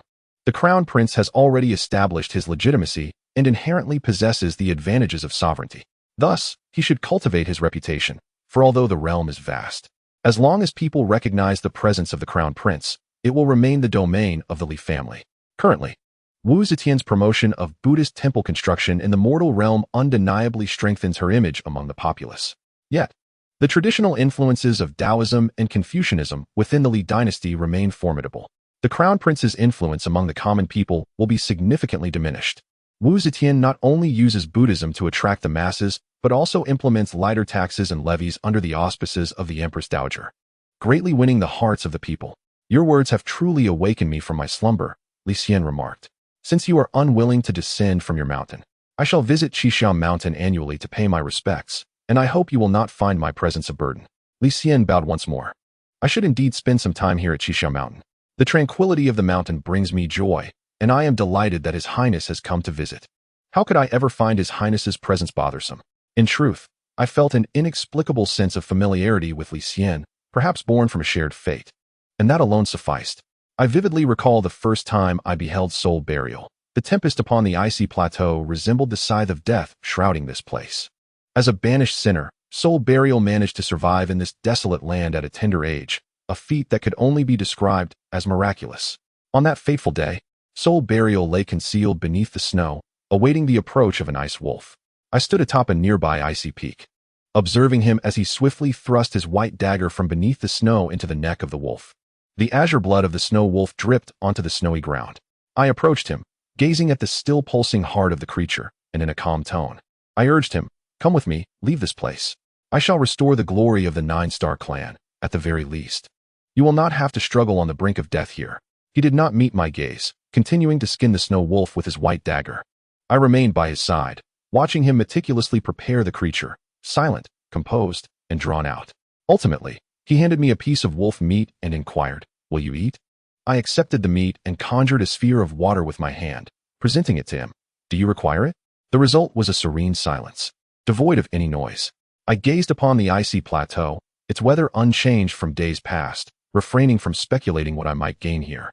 Unaware of the direction in which the wheel of fate would turn, I only knew that on that day, a fierce blizzard swept across the icy plateau, quietly carrying away a group of souls, none knowing who had taken them nor their future mission in the struggle for the icy royal throne. Everything remained shrouded in mystery. In the realm of mortals, there exists poetry of July's fiery blaze and August's tranquility. Today marks the 7th day of the 7th month, the earthly Qixi festival. I gazed at the 2 stars in the sky, known among mortals as the cowherd and the weaver girl, yet this season heralded an unexpected visitor, Ming Zhen. "You hail from beyond. Why meddle in the affairs of the mortal realm?" With this singular remark, I perceived his grim demeanor, sensing he had come to seek retribution. "Did not Mr. Ming send you?" I recalled the words of his senior brother, Xian Feng, who spoke of Mr. Ming's mastery in astrology. If he could predict the royal succession, surely he must have foreseen that it was not Xian Feng who the princely Xian encountered, but rather me. The changes of the sun, moon, and stars subtly indicate the shifts in the righteous path of humanity. Even if you are an outsider, you cannot alter the course of events. Today, I have come here to convey another matter. Ming Zhen shifted the tone of his discourse and directly expressed his intention. "Someone once inquired about your fate. Although my knowledge of fortune-telling is limited, as a person of noble birth, I can deduce certain aspects from the cosmic alignments. However, the inquirer must have been exceedingly cautious, for they did not place full trust in my words. Hence, I presented the portrait they provided to my master, Li Chunfeng, which allowed me to discern your destiny." Upon hearing this, I was taken aback. My presence in the mortal realm, though not a secret within the Ice Clan, is closely guarded, as the entrance to the mortal world lies within the Darkfall Forest. If someone were to enter this world, it would inevitably be known to the Zhili clan. Yet I remained oblivious to this. It seems likely that those probing into my future are individuals who covet the throne of the Ice Empire. This suggests that someone has infiltrated the Zhili clan. My brethren are indeed formidable. If Mr. Ming can glean the affairs of the world from the stars, can he also ascertain his own fate? I did not grasp the cue he cast my way. Instead, I uttered another statement. "You need not veil your inner turmoil with such words. You are inherently of the fire element, yet you find yourself entangled with water. You ought to dwell in the realm of fire without awareness. Currently, you still possess an avenue of retreat. Should you advance further, you would be eternally separated from the celestial realm." As the final syllable left his lips, a sudden tempest arose in the previously tranquil courtyard. The bamboo grove outside rustling ominously. I observed the gusts of wind lifting the bamboo, narrowing my eyes as I turned my gaze back to Ming Zhen, who had transformed into a mere incense stick's worth of time. Since Mr. Ming believes he can discern the grand currents of the mortal realm, dares he wager the fate of dynasties upon a game of succession? Ming Zhen's expression bore an air of inevitability as he regarded me. "Are you aware of the adage, 'The mantis tries to stop a chariot, a testament to foolishness'? The mantis lacks self-awareness, attempting to block a galloping carriage with its limbs. You resemble this mantis, vainly attempting to alter the grand tides of fate with your own might." Even the renowned hero Xiang Yu, who sought to prove that heroes shape their circumstances, ultimately met his demise in the waters of the Wu River. There is another saying, "A frog at the bottom of a well gazes at the sky, much like yourself." In my realm, there exists a creature known as the ice-patterned mantis, capable of effortlessly destroying not merely a small cart, but even a palace. In my view, while some practitioners in the mortal world may possess genuine abilities, they are overly reverent of metaphysical forces. The notion that human effort determines plans, while success lies with heaven, is merely a reflection of individual capability. Ming Chongyan, evidently flustered, slammed his palm upon the table and declared, "Take heed. The affairs of the mortal realm are not for you to meddle in. Should you choose to involve yourself, you must comprehend your own destiny." Mr. Ming's words today seem to advise against my participation in the imperial transitions of the mortal world. Yet is it not precisely to draw me into the tumultuous struggle for the throne that he articulates such sentiments? It appears that the individuals orchestrating this have granted you considerable advantages. Your heartfelt persuasion to involve me seems merely a pretext for delivering a cautionary tale. Why then this feigned demeanor? Clearly, Ming Chongyan is a master of psychological tactics. Upon hearing my words, he responded not with rage, but with laughter, casting aside his earlier furious fade. It was evident that his previous display of anger was a mere charade, no matter how you articulate it. My curiosity only deepens regarding how you defy destiny while navigating human affairs. Observing the slight mockery in Ming Chongyan's tone, I replied, "There is no need for your concern. You believe you can discern the tides of the world, yet you overlook a crucial point. Without Xiangyu, Liu Bang could never have seized the Qin throne. It is not that heaven sought to vanquish the Western Chu overlord, but rather that Xiangyu himself faltered in his advance. I possess confidence. Devoid of the compassion often associated with women, I shall not become the next Xiangyu. Moreover, have you truly unraveled your own fate, Ming Chongyan? I suspect not." As Ming Chongyan departed, a rain began to fall. I did not detain him. Under the nocturnal splendor of Qixiao Mountain, I watched as he gradually receded into the bamboo grove, lantern in hand.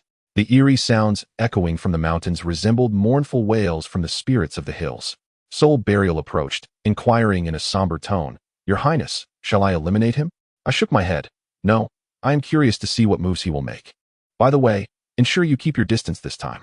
Return to the realm of ice and snow and inform Donger. Those individuals have already commenced their actions. Even the Jiuli tribe from the Darkfall Forest has sent forth members not aligned with us. Advise him to be vigilant and avoid falling prey to treachery in the city of ice and snow." Soul Burial acknowledged and departed. My fingers rhythmically tapped on the table. The Jiuli tribe, post the calamity of Darkfall, has gradually distanced themselves from the Fire tribe while simultaneously integrating into the power dynamics of the Ice tribe. This time, the Jiuli tribe did not align with me, their closest kin, which suggests that some member of the Ice tribe has promised them a significant price. This is hardly surprising. The Jiuli tribe seeks to expand their territory, and they can forget about the realm of ice and snow. The only land available for them to pursue would be the great wilderness of flame. However, the scorching earth in the wilderness cannot be directly transformed into arable land without a substantial infusion of water. The cost of convincing the Jiuli tribe to overlook my interests must be considerable. The ambitions of this member of the Ice royal family are quite grand indeed. I can hardly fathom who possesses such extraordinary vision, especially since I have failed to perceive it within the realm of ice and snow. The concealment runs remarkably deep. Autumn has passed, and Xian Feng, who has been traveling, should be returning soon. I have many inquiries for him. The struggle for dominance among the emperors of the mortal realm, to be candid, is a contest I wish to avoid. However, if Xian Feng and Ming Chongyan's assertions hold true, what awaits me is surely a stalemate. The realm of ice and snow must be blanketed in heavy snowfall now. I can vividly imagine the penetrating cold that permeates there. On the day of Xian Feng's return, the area beneath Qixiao Mountain was enveloped in snow. Yet, due to the bamboo groves, the mountain paths bore little accumulation. He ascended from Junbu-do with remarkable swiftness, completing the journey faster than usual. On the day Xian Feng returned, the ground beneath Qixiao Mountain was blanketed in snow. However, due to the bamboo groves, the paths were relatively clear of accumulation. He ascended the mountain from Junbu-do faster than usual. "Do you still have the audacity to come back?" was the first thing I heard him say. "This is my home. How could I not have the face to return?" He replied, maintaining that nonchalant tone of someone who seems to float through life. Yet, I was astonished to learn that he had indeed spent an entire year in this desolate mountain, as I had thought he was traversing the mortal realm. It seems the allure of the ice spirit sacred lotus had indeed captivated him. "Cannot you give me that ice spirit sacred lotus now? It is of utmost importance to me. My time in the mortal world is limited, and the situation in the ice and snow domain is gradually spiraling towards uncontrollable chaos. Donger has relayed information that our father coughed up blood in the palace of Ice and Snow City. The exiled traders on the icy plateau have begun to unite. While the Northern Sea Palace and the southwestern regions are gradually sending their kin to migrate into the ice and snow domain, the Fire Clan has amassed a significant number of their people at Miao Yan Lake. All these factors indicate that the ice and snow domain is on the brink of the greatest crisis it has faced in centuries. This transition of the imperial throne is shorter than any in the history of the ice and snow domain. Our father, due to the Holy War 12 years ago, has a lifespan shorter than any ice emperor in history. The scars from the last imperial struggle have yet to fully heal, and this situation is bound to become exceedingly delicate. It is not yet the time. That ice spirit's sacred lotus has not reached full maturity. He paused, gazing at me. Moreover, you must trust me. That ice spirit's sacred lotus is not a boon for you. I have calculated that remaining in the mortal realm would be far more advantageous than returning to that place. I recalled having asked him why he hunted those demons, to which he had replied that it was the responsibility of the Xian men. Then I assert that my return to that place is also for the sake of responsibility. I once promised certain individuals that I would bring them glory and peace. If I do not return, I would be betraying them. I observed the hint of regret in Xuanfeng's expression and politely declined. It seems that despite your seclusion in Xixiao Mountain this past year, your trust in the Xianmen has grown considerably. By the way, has my junior brother Ming Chongyan visited? Speaking of this, it has crossed my mind that you kept me here to await Ming Chongyan's arrival. Was the demon merely a ruse? I had indeed anticipated my junior brother's visit. If it were anyone else, I would not use you as a shield. But as for Li Xian, alas, he is a pitiable figure. Were it not for the Empress Wu occupying Ziwei's star, he could have made a significant emperor. It can only be said that he was born at an inopportune time. Xianfeng sighed heavily. Is it truly impossible for Li Xian to become an emperor in the mortal realm? It is not that it cannot be done, but it is exceedingly difficult. You know well that altering a mortal's fate is simple, but to change one's destiny is an arduous task. Li Xian is entangled in the succession of the mortal dynasty, and to alter his fate is nearly impossible. Li Di has yet to abdicate. Can he bear witness to the fall of the Li dynasty into the hands of Wu? Crown Prince Li Xian, who holds the position of great authority, still has loyal ministers in the realm. In my opinion, Wu's ambition to usurp the throne is exceedingly difficult. But let us not dwell on that. For I am not a disciple of the Ming lineage. Why concern myself with such matters? Instead, let me recount the encounter I had with a demon in Hedong this year. I devoted 3 entire months to tracking its whereabouts, only to discover, to my astonishment, that it had transformed into the son of the local governor. Just as Xianfeng was about to regale me with tales of his demon-hunting exploits in Hedong, I interrupted him and posed my question directly. Ming Chongyan once mentioned that I would find it challenging to become a leader in the realm from whence I came. His insights were not merely drawn from the stars, but also conveyed by your master. Bing Zhen, to be candid, upon first meeting you, I sensed that your future was bleak. Your existence may not extend beyond a mere decade in the mortal realm, and that is the truth. However, one peculiar aspect remains. While you may never return to the mortal realm, we could still meet. Does this imply that I, too, might venture into your world? A mere decade of mortal existence is a notion I find difficult to accept. Perhaps failure looms ahead, but in our realm, I cannot be confined to a lifespan of merely 10 years. According to your calculations, 10 years translates to just 3 more years until I fulfill your conditions to return to that place, only to be faced with death? Even if I cannot ascend to my rightful position, I shall not perish. Such is the tradition of our realm. The struggle for the throne in the ice and snow domain, while undoubtedly brutal, does not permit victors to treat the vanquished with the same methods as in the mortal world. Though the fate of exile to the icy highlands may seem to hover perilously close to death, they are nonetheless branches of the ice and snow royal lineage, inheritors of the noblest blood. In times of crisis, the rulers of the ice and snow domain would not idly watch their kin perish. I am informed that beneath the thick ice of the highlands, the ice and snow royal family has constructed an underground palace for those exiled royal branches. However, due to the multitude of branches residing there across generations, even after extensive expansions, the palace remains insufficient to accommodate the entirety of the ice and snow highlands' needs. Therefore, descendants of traders, like those of Hunzong, are barred from entering that palace. I am uncertain, but aside from you, there are others from your realm who have traversed into the mortal world and even engaged with the Xianmen. My master, senior brothers, and junior disciples have all encountered that individual, all attesting that he possesses the rarest imperial visage. Yet, there is something peculiar. That person, too, bears a short-lived fate, albeit seemingly longer than yours. Affairs in your realm truly cannot be measured through the lens of the mortal world. Let us not linger on that. How long do you intend to stay here? Can you disclose the location of the ice spirit's sacred lotus now? I inquired, gazing into his eyes. I shall remain until after the new year. Next year, I plan to journey to Jiangdong. There are still several months left this year. What do you think? Would you care to make a trip to Guangzhou? Xianfeng initially contemplated shifting the topic, but, upon meeting my gaze, abandoned the idea. I truly cannot disclose the whereabouts of the ice spirit's sacred lotus. The timing is not right. In 2 years, I promise to present it before you. I nodded, my gaze drifting towards the bamboo grove outside the residence, where the heavy snow had blanketed the entire forest in a pristine white, reminiscent of a realm of ice and snow. On the day when Xianfeng departed, spring had already graced the land. I accompanied him to Zhenbudu, where the waters of the Luo River had just begun to thaw. Xianfeng mentioned that this time, he would traverse directly from the Luo River to the Yellow River, and then on to the Jiangdong via the Grand Canal, significantly reducing his travel time, thus allowing him to hunt a few more demons in Jiangdong. As I stood by the riverside at Zhenbudu, watching Xianfeng fade into the distance, memories of many years ago flooded my mind.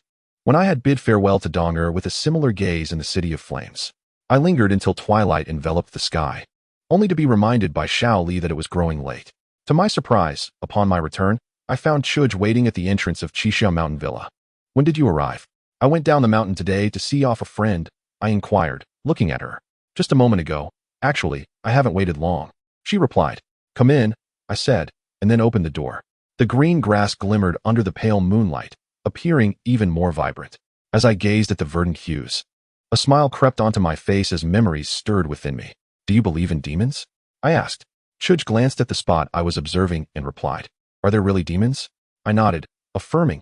Indeed, I once journeyed far and wide with a friend, encountering various forms of demons. Some were grotesque, others breathtakingly beautiful. Some were fiercely bloodthirsty, while others were remarkably kind. Yet, regardless of their natures, they ultimately diverge from humanity and are incompatible with the celestial order, remaining anomalies in this mortal realm. Leading Qin Chu into the courtyard, I heard her voice from behind, questioning. Is it impossible for demons to be assimilated into the mortal world? I met her somewhat bewildered gaze and recalled how I had once posed a similar question to Xianfeng many years ago. Turning back to Chuj, I echoed Xuanfeng's words. They do not belong to this world. It is better for them to return. Outside, the dim lights had flickered on, and as I listened to Chuj's soft breaths, I shifted the conversation. Perhaps in 2 years, I shall leave this place. Next year will likely be my final year here. Will you return? Her voice was devoid of any discernible emotion. I probably will not, I replied. The place where I reside is quite distant from here. I came solely to seek something, and it appears I am close to finding it, so my time here is limited.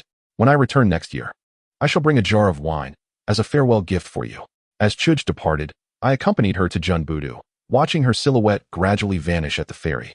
Having returned from the realm of ice and snow, Hunzong brought back a message from Dong, conveying that the Ice Emperor is gravely ill and turmoil has erupted in the icy domain.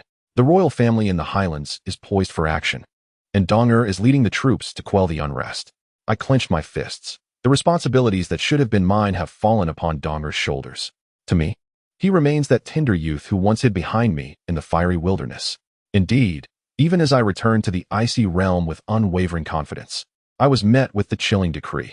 The former crown prince's qualifications are insufficient to ascend as the Ice Sovereign. Thus, he is stripped of his title as Prince of the Ice Clan. I vividly recall that day within the Ice City, when Dong'er shattered the ornate screens in the royal palace, his voice nearly a roar as he declared to our father, "One day, you shall regret this."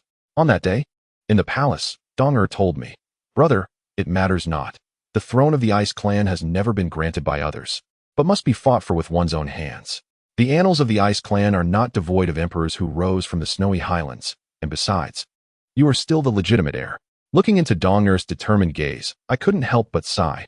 In truth, Dong'er, this moment marks the first time I genuinely regretted returning to the icy domain.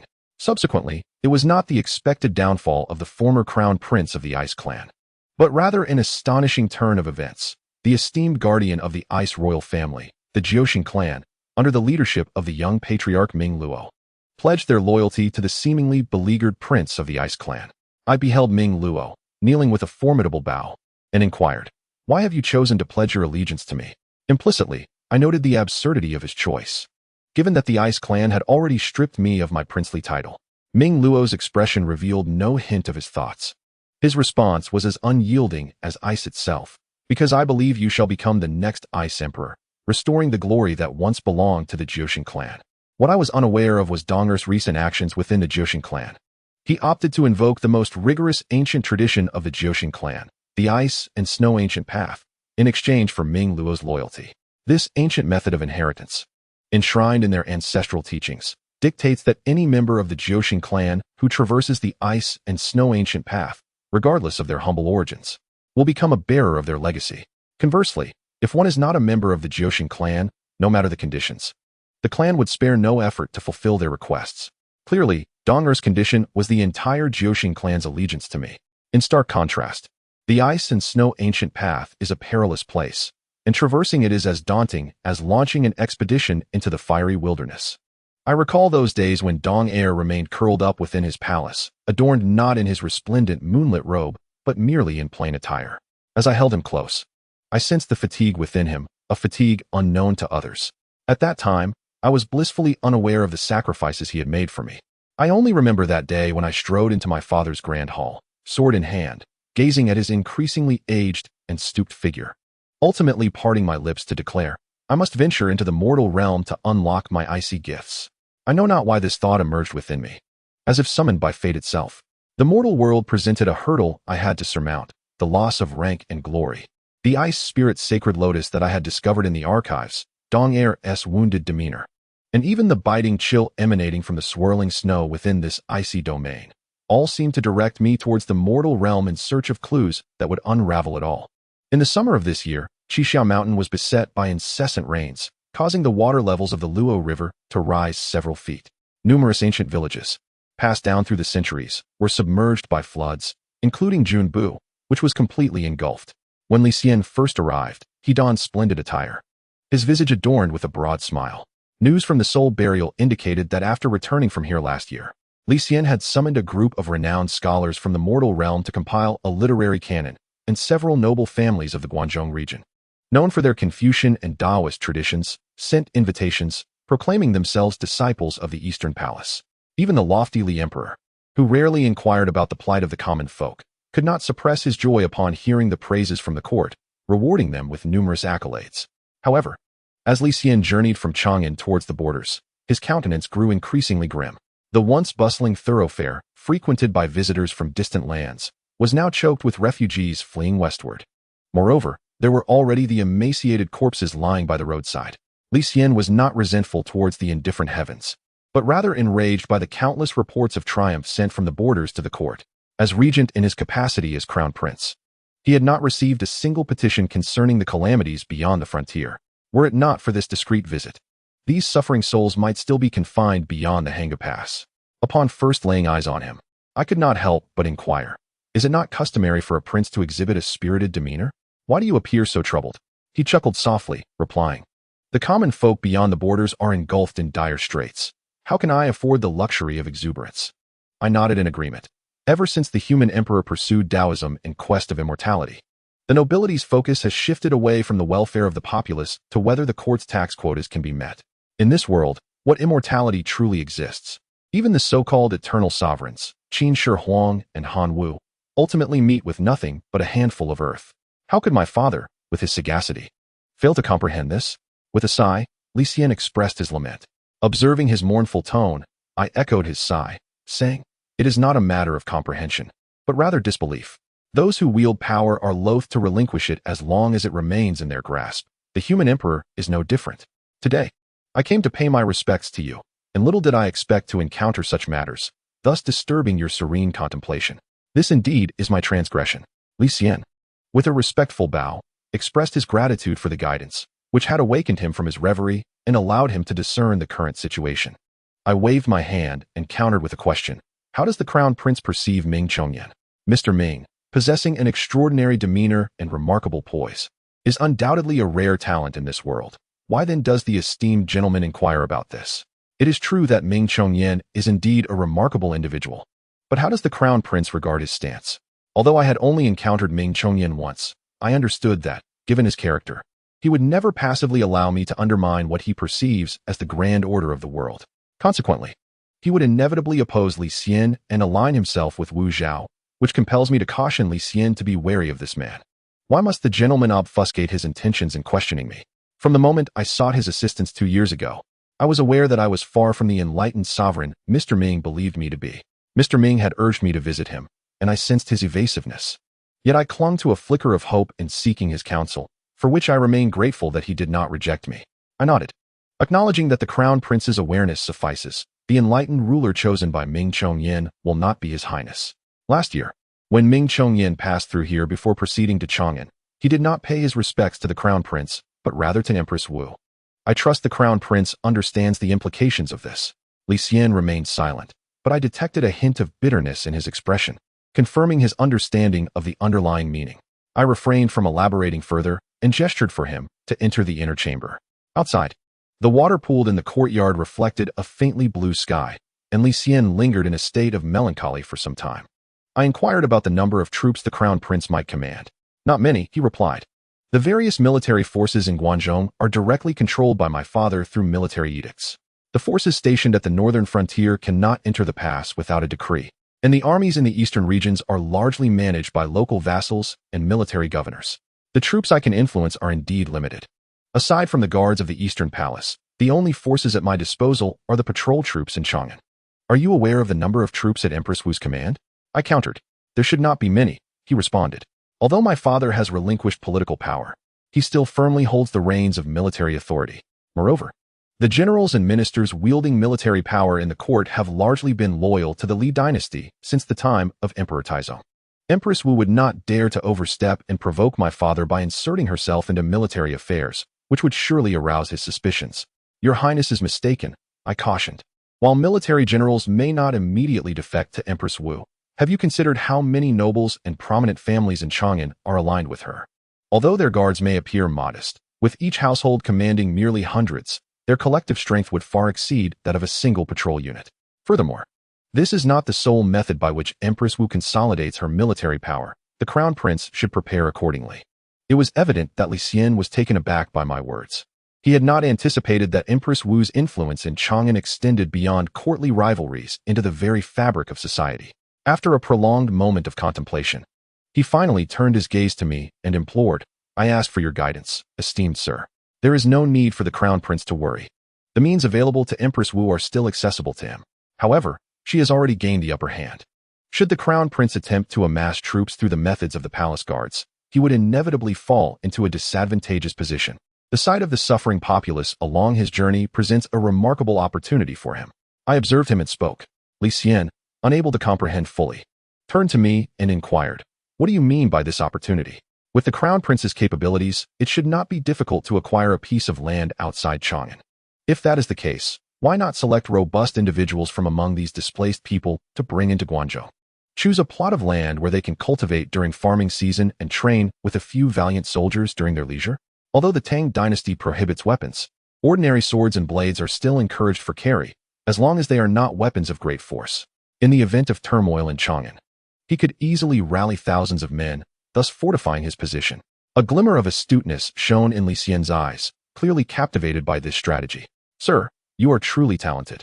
Should you ascend to the throne in the future, you will surely treat those of merit with respect. This method is excellent. It alleviates the plight of the people while also recruiting an army. I should also seek to win over at least 2 gatekeepers as internal support. Empress Wu's power within Chang'an is not significantly greater than ours, and we cannot mobilize the guards outside the city.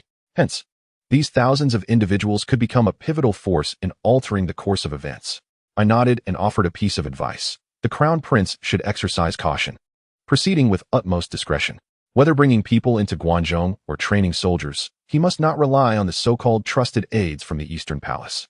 It would be wise to send someone to the northern frontier to avoid detection by Empress Wu. Li Xian acknowledged my counsel, understanding the implications. He then waved his hand, and someone brought in a jar. Li Xian spoke, to repay you with mere earthly goods would be unworthy. I bring a jar of wine from Chang'an, a fine brew from Chu, to share with you in mutual encouragement, and we shall aspire for greater rewards in the future. As night fell, I gazed towards the northern sky. Xian Feng had taught me the rudiments of observing the stars. The Emperor's star, as perceived by Ming Chongyan, now hovered before the Zy Palace, while another star gradually shifted towards the palace at a languid pace. Clearly, the grand dynamics of the world, as Ming Chongyan believed, had quietly shifted at that moment. Empress Wu's imperial path was no longer as secure as he had once envisioned. Ming Chongyan's ascent to the mountains occurred on the 15th day of the 8th month, coinciding with the Mid-Autumn Festival. Unlike his previous solitary journey, he was accompanied by several attendants this time, seemingly intent on settling old scores. Why do you not remain in Chang'an to assist Empress Wu, yet constantly venture to Qixia Mountain? Is this what you call seizing the opportunity? I remarked with a demeanor of nonchalance. He glanced at me, ultimately shaking his head. You are indeed skilled, having taught Li Xian to win over various princes and ministers in Guanzhong to assist him in secretly amassing troops. However, I cannot fathom how Li Xian's actions in Chang'an over these past few months could possibly rival Empress Wu's years of established influence in the city. If that is the case, how could Li Xian be closer to the ZY Palace than Empress Wu at this moment? Do you think I might reveal my methods to you? I still remember you from this time last year, when you were so adamant about Empress Wu ascending to the throne. What has caused you to retreat now? There is no need for you to provoke me. Although Li Xian has recently garnered significant attention, you must understand that Empress Wu stands impervious. Regardless of whether she can occupy the purple forbidden enclosure, she remains the mother of the crown prince. If the crown prince wishes to preserve his reputation as a virtuous emperor and maintain the legitimacy of his reign, he shall not act against her. On the contrary, if Empress Wu were to ascend to the throne, would Li Xian still be alive? As Ming Chongyan concluded his thoughts, a sardonic smile graced his lips. But have you forgotten? Even if one were to commit fratricide and imprison their father, as long as peace could be established, who would dare to speak against such actions? You need not attempt to probe my thoughts, Ming Chongyan. Do you not realize that even if you can discern the currents of the world, all you can do is flow with them? I, however, am different. Different how? Is it that you possess a knowledge of fate, or are you destined to defy it? Ming Chongyan squinted, posing the inquiry. I did not respond to his question, but suddenly turned to glance behind him, smiling as I spoke. Empress, since you have traveled such a distance to be here, why hide away? Before long, with a mere turn, a figure emerged from Ming Chongyan's attendants, responding in an unremarkable tone. Sir, your insight is remarkable. Despite my efforts to remain concealed, you have found me. No wonder Xian often praises you before me. If one were to merely assess appearances or the tone of her speech, I would never have imagined that this somewhat delicate and enchanting woman stood upon the path to usurp the throne. Yet it was evident that Wu Zetian was a woman of profound depth. The Empress's praise was, however, rather disregarding of Ming Chongyan's sentiments. Yet, it was not merely my keen perception. The Empress herself possessed striking features that set her apart from the common folk. Furthermore, Ming Chongyan was indeed a solitary figure. He would not surround himself with attendants unless absolutely necessary. Today, as circumstances would surely alert anyone to the unusual nature of the situation. Since you possess such talents, why must you remain modest? Your capabilities in guiding the realm are unparalleled, and to confine yourself in these mountains is a loss for our court. Should you be willing to step forth, I can personally ensure you the position of national advisor, even if you are reluctant. If you can elucidate why Xian is able to thwart my ascendance to the Purple Star, I shall grant you whatever you desire, provided it is within my power to fulfill. Ming Chongyan had already yielded his position, and the Empress promptly took a seat. The Empress was overly concerned. The Crown Prince's innate brilliance indeed bore the mark of an emperor. It is simply the way of heaven, beyond human control. This statement served as my response. Since you have chosen your path, I shall not press you further. However, I am somewhat aware of your background. Given that you are already embroiled in peril, why concern yourself with the fates of others? It would be wiser to return and make preparations.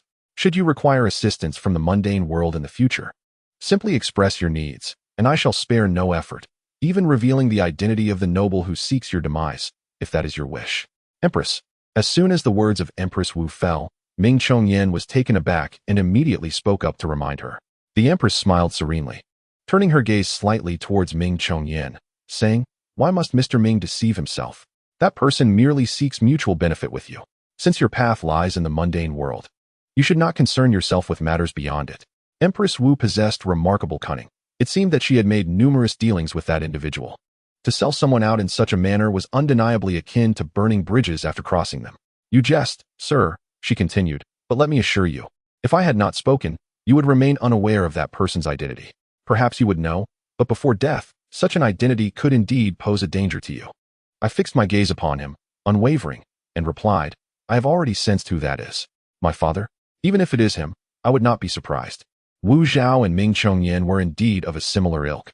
Both were adept at concealing their true thoughts and emotions. They embodied that stoic demeanor spoken of in the mundane world, remaining unflinching even when faced with calamity. Yet, while Ming Chongyan masked his inner thoughts with varying expressions, the Empress exhibited no trace of emotional fluctuation, making her even more inscrutable than him. At this moment, I was wholly uncertain whether my conjecture was correct or erroneous. I apologize for intruding upon you today, sir. Since our conversation lacks resonance, I presume even a half sentence would be deemed superfluous. Thus, I shall take my leave and not disturb your rest, she declared, offering no response and directly uttering her farewell.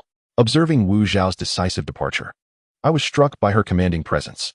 As I watched her entourage retreat, I sipped my tea and remarked, "Forgive me for not seeing you off." Ming Chongyan turned to Wu Zhao's receding figure and inquired, "Why must the Empress divulge celestial secrets? The identity of that person must not be revealed to the one atop the mountain. It is indeed perilous that he has managed to guess a part of it." He continued, "If I cannot make use of anyone or anything, then they hold no necessity for existence." The queen of the mortal realm, resplendent like a dragon and phoenix, gazed intently at the flowing waters of the Luo River as she spoke. "Who is it?" Ming Chongyan's eyes swept swiftly over the nearby forest. With a flick of his fan, he unleashed a few steel needles towards the spot where there had been movement. Suddenly, a shadow emerged from the woods, revealing itself to be the guard of the one atop the mountain. He presented a box, several feet in length, to Ming Chongyan, saying, "My master has instructed me to present this generous gift from the Empress. According to the customs of the mortal realm, one cannot avoid reciprocity. While this gift may not match the completeness of the Empress's offering, it serves as a response. Furthermore, the mountains harbor many fierce beasts. My master advises the Empress against venturing into these wilds, lest she disturb them." After placing the box down, he turned and departed. Ming Chongyan, for the first time, looked at Wu Zhao with a hint of fear and could not help but ask, "What exactly did the Empress gift to that individual? I distinctly recall bringing nothing when we ascended the mountain." As he spoke, he opened the box, revealing 2 severed heads within. Ming Chongyan recognized them. They were the 2 assassins recruited by Empress Wu from the eastern regions last year. He turned to the Empress, whose complexion had darkened, and stated, "Empress, you are being foolish. In the night of August, after the Mid-Autumn Festival, I received a letter from Xianfeng, more accurately, a distress signal.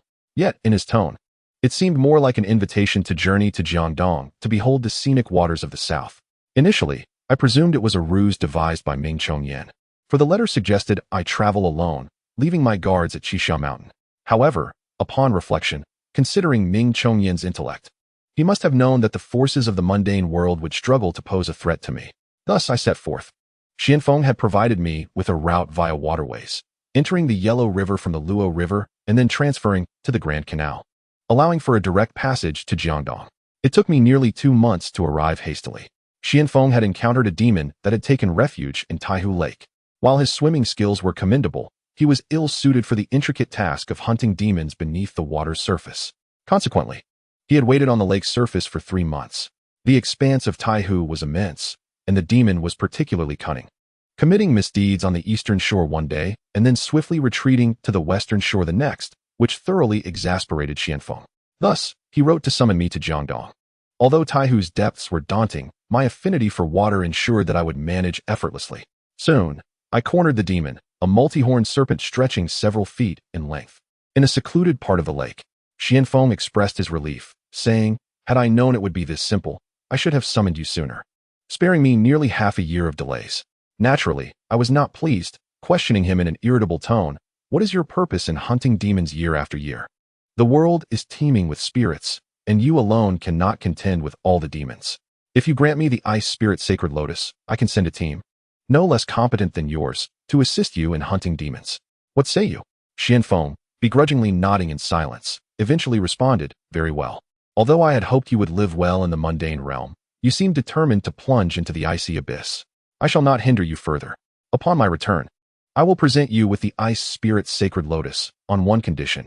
Your journey in the mundane world is not yet complete. How about you remain for another year before returning?" I nodded in agreement, recognizing that even if I obtained the Ice Spirit Sacred Lotus, I would require time to absorb its essence and transform my water affinity. Thus began my sojourn in Jiangdong. However, throughout the journey, Xuanfeng's spirits were notably lackluster. On the day we departed Jiangdong, snow began to fall.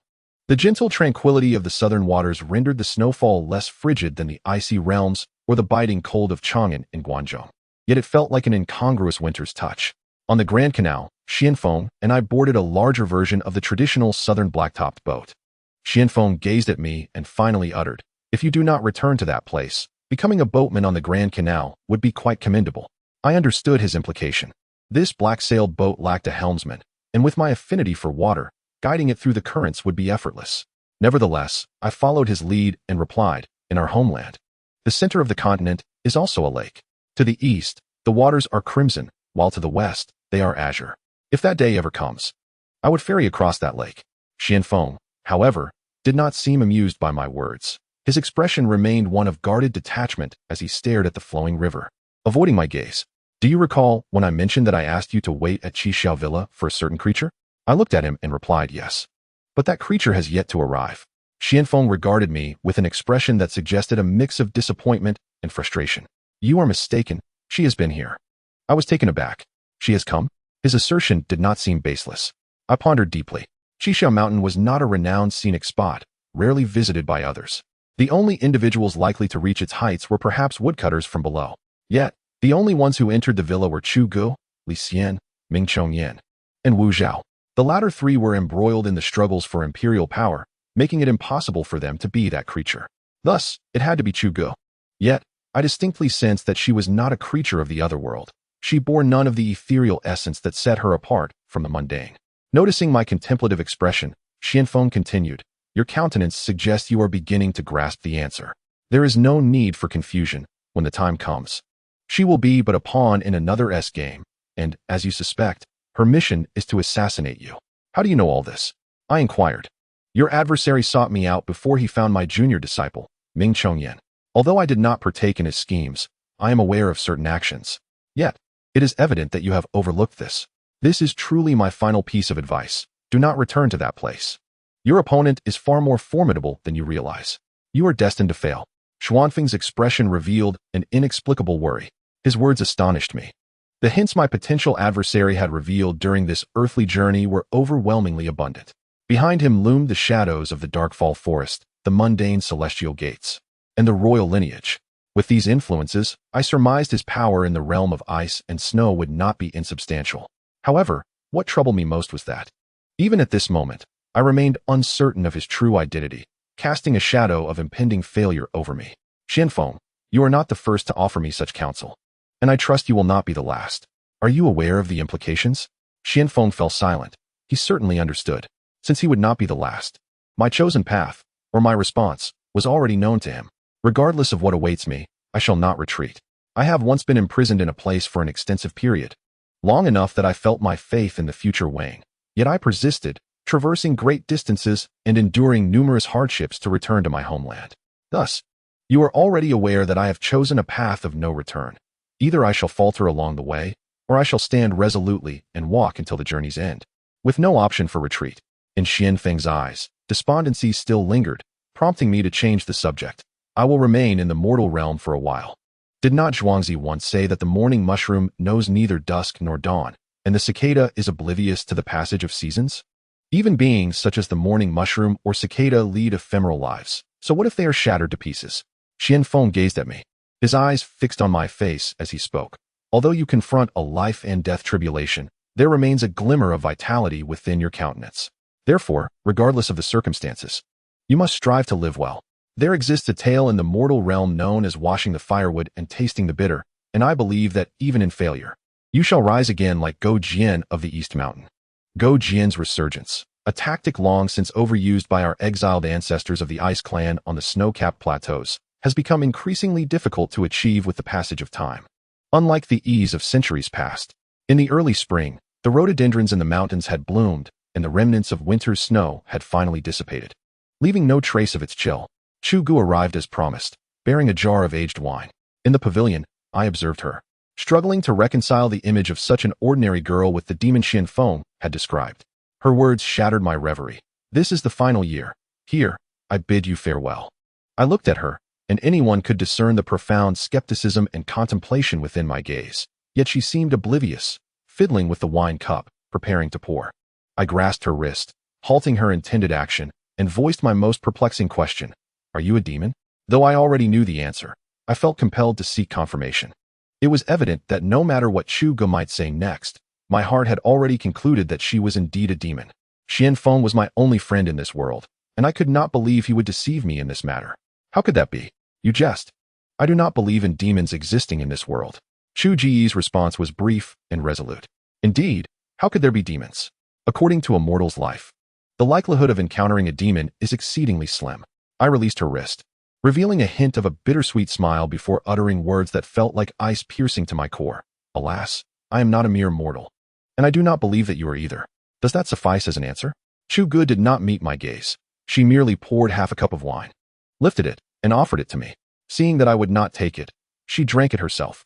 Though His Highness, the third prince of the Ice Clan, has been stripped of his rightful position, he remains an obstacle for certain individuals. Only when he cannot return to the Ice Clan will that individual's demands be fulfilled. An obstacle? I have undeniably repeated a phrase. On the surface, I am the legitimate heir of the Ice Clan, loyal to the Nine-Star family, and an ally of the Darkfall Forest. These attributes have become obstacles for those who covet the throne of the Ice Emperor. Furthermore, my closest royal brother possesses the most formidable ice talent in the realm of ice and snow, rendering him a nightmare for those ambitious souls. Indeed, a stumbling block. She lightly nodded. Was the prince deceiving himself? Neither the Ice Emperor nor any ruler of the domain of ice and snow would wish for the prince to escape from the Fire Clan. Might it be that, at some moment, he too regrets his past actions? Chuj once again offered me a cup of wine. I gazed into her eyes, as clear as ever, and accepted the cup. Though the wine was exquisite, I feared that without the bloodline of ice and snow, I might be unworthy of its pleasures. Chuj turned around only to discover that black-clad figures had surrounded her unbeknownst to her. In a corner stood a familiar face. Without further thought, she turned back to me with a slight smile. So you already knew. I thought my plan was flawless. Indeed, the potion within this wine is precisely what the prince intended. Should I drink it, I would suffer no ill effects, but if the prince were to partake, his meridians would be frozen. Given the prince's current state, he would be immobile for the next century. After 100 years, once the dust settles in the realm of ice and snow, what good would the prince be upon awakening? After all this, do you not wish to know who commands me from the shadows? I shook my head, revealing no curiosity about that individual. Whether it be my second brother, sixth brother, a certain royal uncle of the Ice Clan, or those from the Fire Clan with sinister intentions, I felt no interest. Since he chose this path for you, he must possess a keen understanding of your thoughts. Thus, why should I seek to uncover an answer you wish to keep hidden? This vast mortal realm ultimately does not suit you. It would be better for you to return.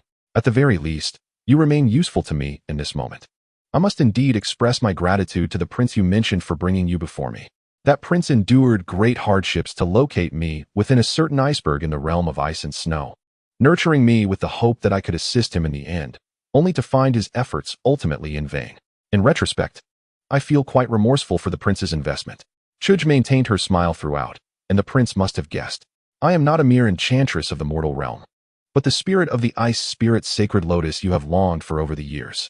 Years ago, that prince sent me to the mortal realm, sealing my true form within the Qishao mountain. However, to the prince, I am not merely bait to draw you into the mortal realm, but rather a poison. Do you believe that?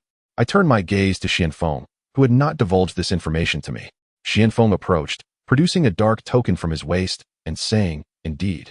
When that prince visited, he instructed my sect to establish a barrier within this Qishao mountain to conceal the true form of the ice spirit sacred lotus. That lotus was nearly ripe back then, and with the passage of time, coupled with the return of this lotus spirit, it will undoubtedly enhance your cultivation further. As he spoke, he placed the token into the indentation on the stone wall behind me. Instantly, I witnessed the wall becoming ethereal, ultimately vanishing into the void. A gust of wind swept through, stirring the incessant rustle of the forest, and the moonlight, once shrouded by dark clouds, cascaded down, illuminating the scene before me. It was a half-acre stone pond, encircled by blocks of ice, with the water within emanating a chill. At the center of the pond stood the ice spirit sacred lotus. I gazed at it for a considerable time before diverting my attention back to Chuj, who appeared indifferent as I said, You may go. Chuj fixed his gaze on the cup of wine in his hand before passing it to me. Rest assured, you can drink it. The ice spirit sacred lotus is here. And this wine serves as the finest catalyst. Having concealed ourselves in the mortal realm for so long, it is indeed enough. He extended the wine cup, then rose, casting a look of quiet satisfaction upon the ice spirit's sacred lotus, which transformed into a green luminescent shadow and darted toward the lotus's essence. I did not look away but continued to focus on the wine cup he offered, ultimately lifting it and drinking it in one swift motion. In the mortal realm, encounters are fleeting, and in the blink of an eye, one may meet their demise. When we first met, he was clad in green, and among the mountains and forests, one could only hear a wailing reminiscent of phantoms, like a funeral dirge, like an ominous prophecy, yet in my memory, it felt more akin to a predestined fate. I could not fathom how I concluded that night, weary in both body and spirit. The subsequent years in the mortal realm felt as though a portion had been excised by the dagger of destiny. In slumber, those deliberately forgotten memories surged forth like a torrential flood, overwhelming me with their ferocity, as I remained small and ignorant, repeatedly submerged in the current of fate. Unaware, yet filled with poignant sorrow. In the annals of the Old Tang, it is recorded, in the 4th year of Yifeng, in the region of Luoyang, 300 miles east, it snowed in June. Upon awakening once more, a sense of disorientation enveloped me. In the haze, I recalled that I had felt this sensation when Li Luo rescued me using her ice crystal. As I opened my eyes, I sensed that the world before me held a tinge of ethereality, distinctly perceiving the blood flowing within me, slow yet frigid. I looked at the soul burial before me and inquired, how long have I been asleep? 1 year and 4 months in the mortal realm. Came that familiar yet indifferent voice. What has transpired? The crown prince of the mortal realm visited twice during your slumber, and we received news from His Highness that the royal rebellion in the ice and snow domain has been quelled. The traitorous ministers have been executed by the Ice Emperor before the throne in the city of ice and snow, and the Ice Emperor's health shows signs of improvement. The condition of the Ice clan is gradually ameliorating. And Xinyuan, he departed while you were asleep, stating that his fate with His Highness in this life has come to an end. However, he mentioned in his divination that there would be a time for reunion, though according to his interpretation, that reunion would occur in the realm of reincarnation. A faint smile, tinged with melancholy, graced my lips. Xinyuan, has our bond truly reached its conclusion in this life? You were the sole flicker of warmth I held in the mortal realm. I awoke from my icy slumber. Gazing towards the direction where the barrier once stood, the stone wall had vanished, and the stone pond, once encircled by countless ice blocks, now resembled a serene scene of a summer mountain retreat. It felt as though the events that transpired here had been eroded by time, leaving no trace. Much like the shifting sands of the ages. After a prolonged moment of contemplation, I regained my composure and, with a tone reminiscent of the past and an even colder expression, commanded, instruct them to prepare for our departure to Chang'an. Yes, I cast my eyes towards the horizon, where my adversary lurked in the shadows, aware that the contest in the mortal realm had yet to conclude. Regardless of who you may be, I am resolute in my intent to trample you underfoot, whether in this world or the realm of ice and snow. In the imperial capital of Chang'an, it was evident that the true dragon of the mortal realm had succumbed to a dire state of affliction. The struggle between the crown prince and Empress Wu had escalated to a fever pitch. The crown prince's actions in the court had significantly challenged the traditional authority of Empress Wu, who, though not overtly transgressing against him, sought to suppress his so-called arrogance. To undermine the crown prince's influence in court, she personally decreed a near amnesty known as the 12 Proposals and exiled the chancellors close to the crown prince, such as Hao Chujun. Moreover, she took to publicly promoting her gifts of works like the Lesser Yang governance and the transmission of filial piety to the crown prince, chastising him for his perceived failure in filial duty. In moments of political disagreement, she even cast aside his handwritten letters with blatant disregard. Li Xian did not anticipate my direct arrival in Chang'an to seek him out. When the guard presented my visiting card, he nearly rushed out to greet me. Upon seeing me, his first words were a humble inquiry. I had no idea you would come here, and I failed to extend a proper welcome. I must apologize for my lack of decorum. Your Highness, you are too gracious. I did not announce my arrival in advance, which may have been rather abrupt. However, I have heard whispers within the city regarding your precarious situation. Li Xian glanced around before gesturing for me to enter his inner chamber.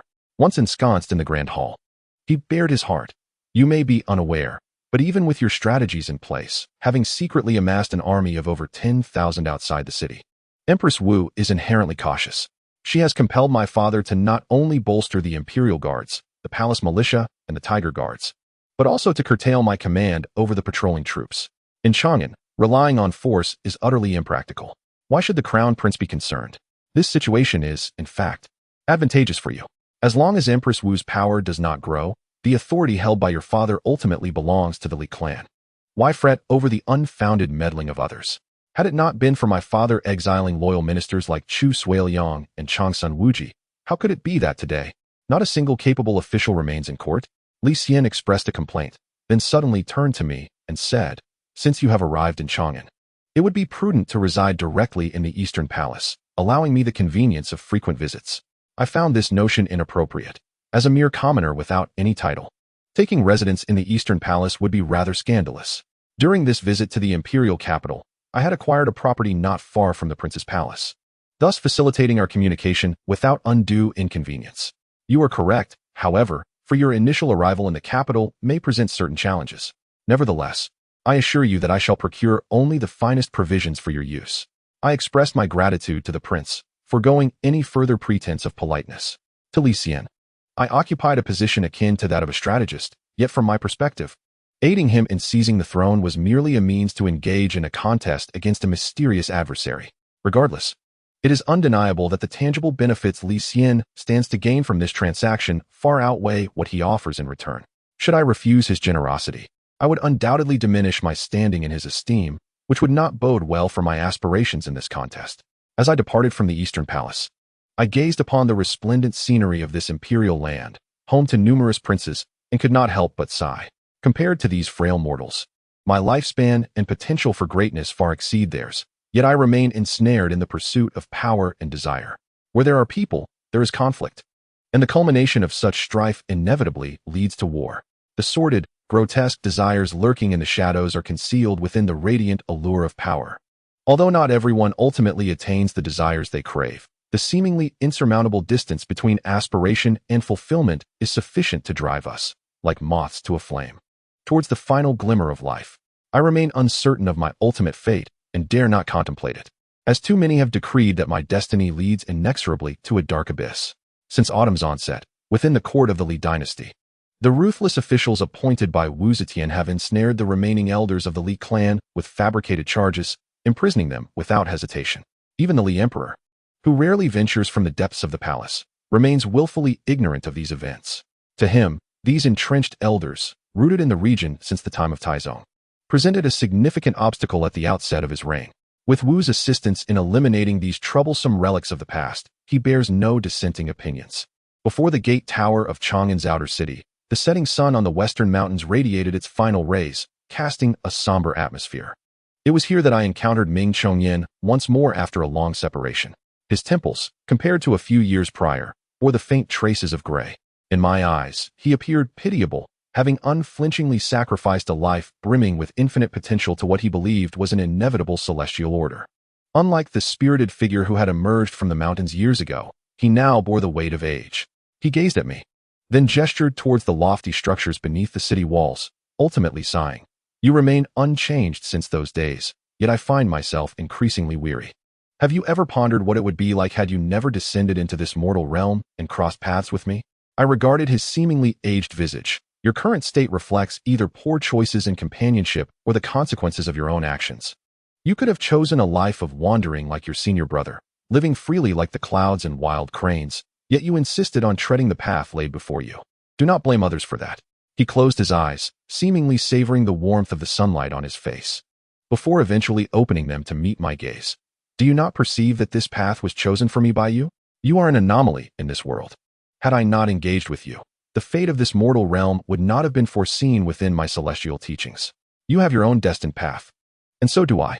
I remember when my master and uncle brought Xianfeng and me to the mountain. They inquired what I wished to learn. I expressed my desire to tread a path of beneficence. They laughed, saying that such a path has both grand and humble avenues, and even a farmer has a role to play in serving the world. When I articulated my chosen path, they warned me that the burdens accompanying it would preclude a favorable conclusion. Would you still choose it?" Ming Chongyan shifted his gaze from me, shielding his forehead with his right hand, peering through his fingers at the sunlight. "You have grasped my answer regarding my current state, haven't you? At that time, I believed that as long as I understood the grand tides of the world and acted in accordance with them, shunning the pursuit of fame and fortune, a favorable end was surely attainable. It wasn't until I beheld you that I comprehended the true meaning of my master's words. Like me, you are aware of your ultimate answer, yet choose not to believe it, opting instead to traverse your own path to the end. He paused, then sighed deeply. In truth, it is a path that leads nowhere. I cannot endorse your perspective. My fate lies within my own hands, while yours remains ensnared within the cocoon of this mortal world. Even if the one behind you wields tremendous power in this realm, he poses no lethal threat to me in the place I am destined to return to. Perhaps one day, I shall present his severed head before you, thereby extinguishing your lingering thoughts. A smirk lingered at the corners of his mouth, a smile that struck me as mocking yet tinged with a hint of bitterness. You cannot kill him. You lack the capability and the desire. Not to mention that I shall not live to see that day. Indeed, you will not live to see that day, I murmured, echoing his words. Regardless of my fate, there is one truth I must express. Should you choose to turn away, departing Chang'an, leaving Guangzhong to wander beyond the pass or to the northern territories, you would have no regrets a century hence. Although I am acutely aware that you would never choose such a path, I cling to the hope of persuading you. Since the answer is already known, why continue to deceive oneself? The one behind you, when bestowing upon me the ice spirit's sacred lotus, had already determined that I would return. Yet, what perplexes me is how he could present me with such a crucial gift.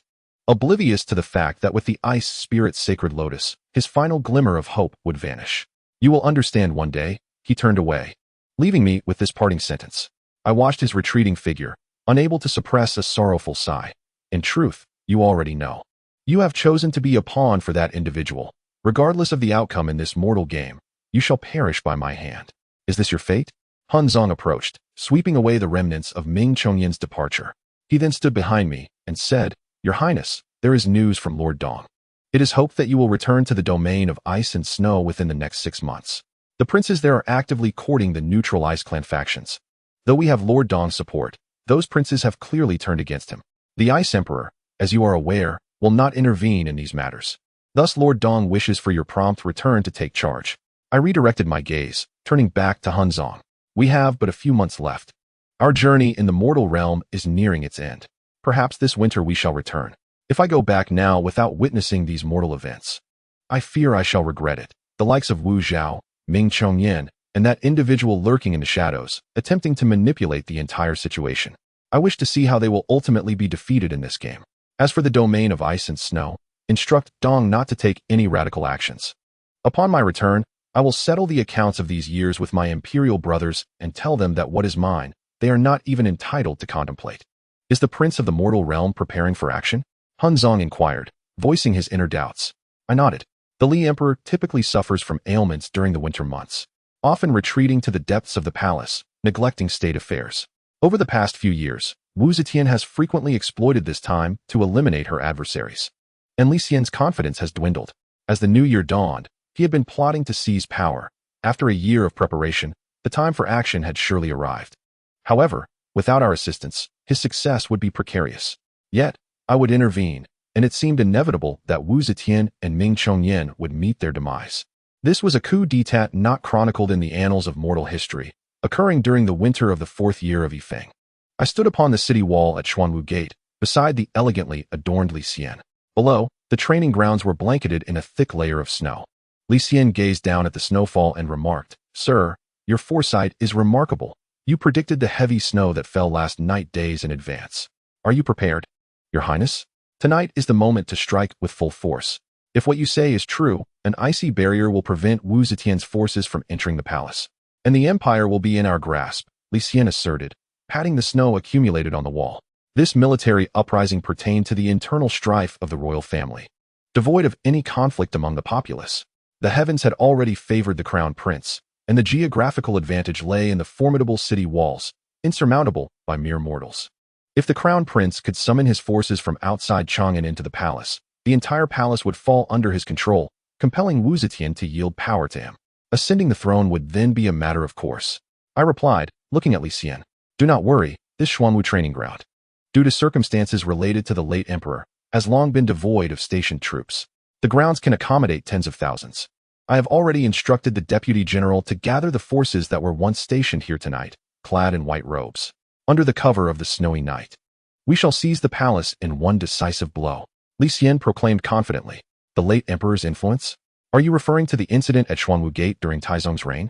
Li Xian seemed astonished that I was aware of such delicate matters, turning to me in disbelief. After a moment, he said, You truly possess an extraordinary insight, sir. Such matters are deeply taboo even within our royal family. We have long endeavored to avoid their repercussions, yet I did not expect you to be aware. This is not merely a taboo. The events of Taizong's coup at this very location ushered in the prosperous reign of the Tang. Now, with the crown prince rising here, he is destined to herald another golden age for the Tang dynasty. Xuanwu Gate is indeed a place of fortune for the royal family. I continued, echoing Li Xian's sentiments. Your words provide a fresh perspective. Let us set that aside for now.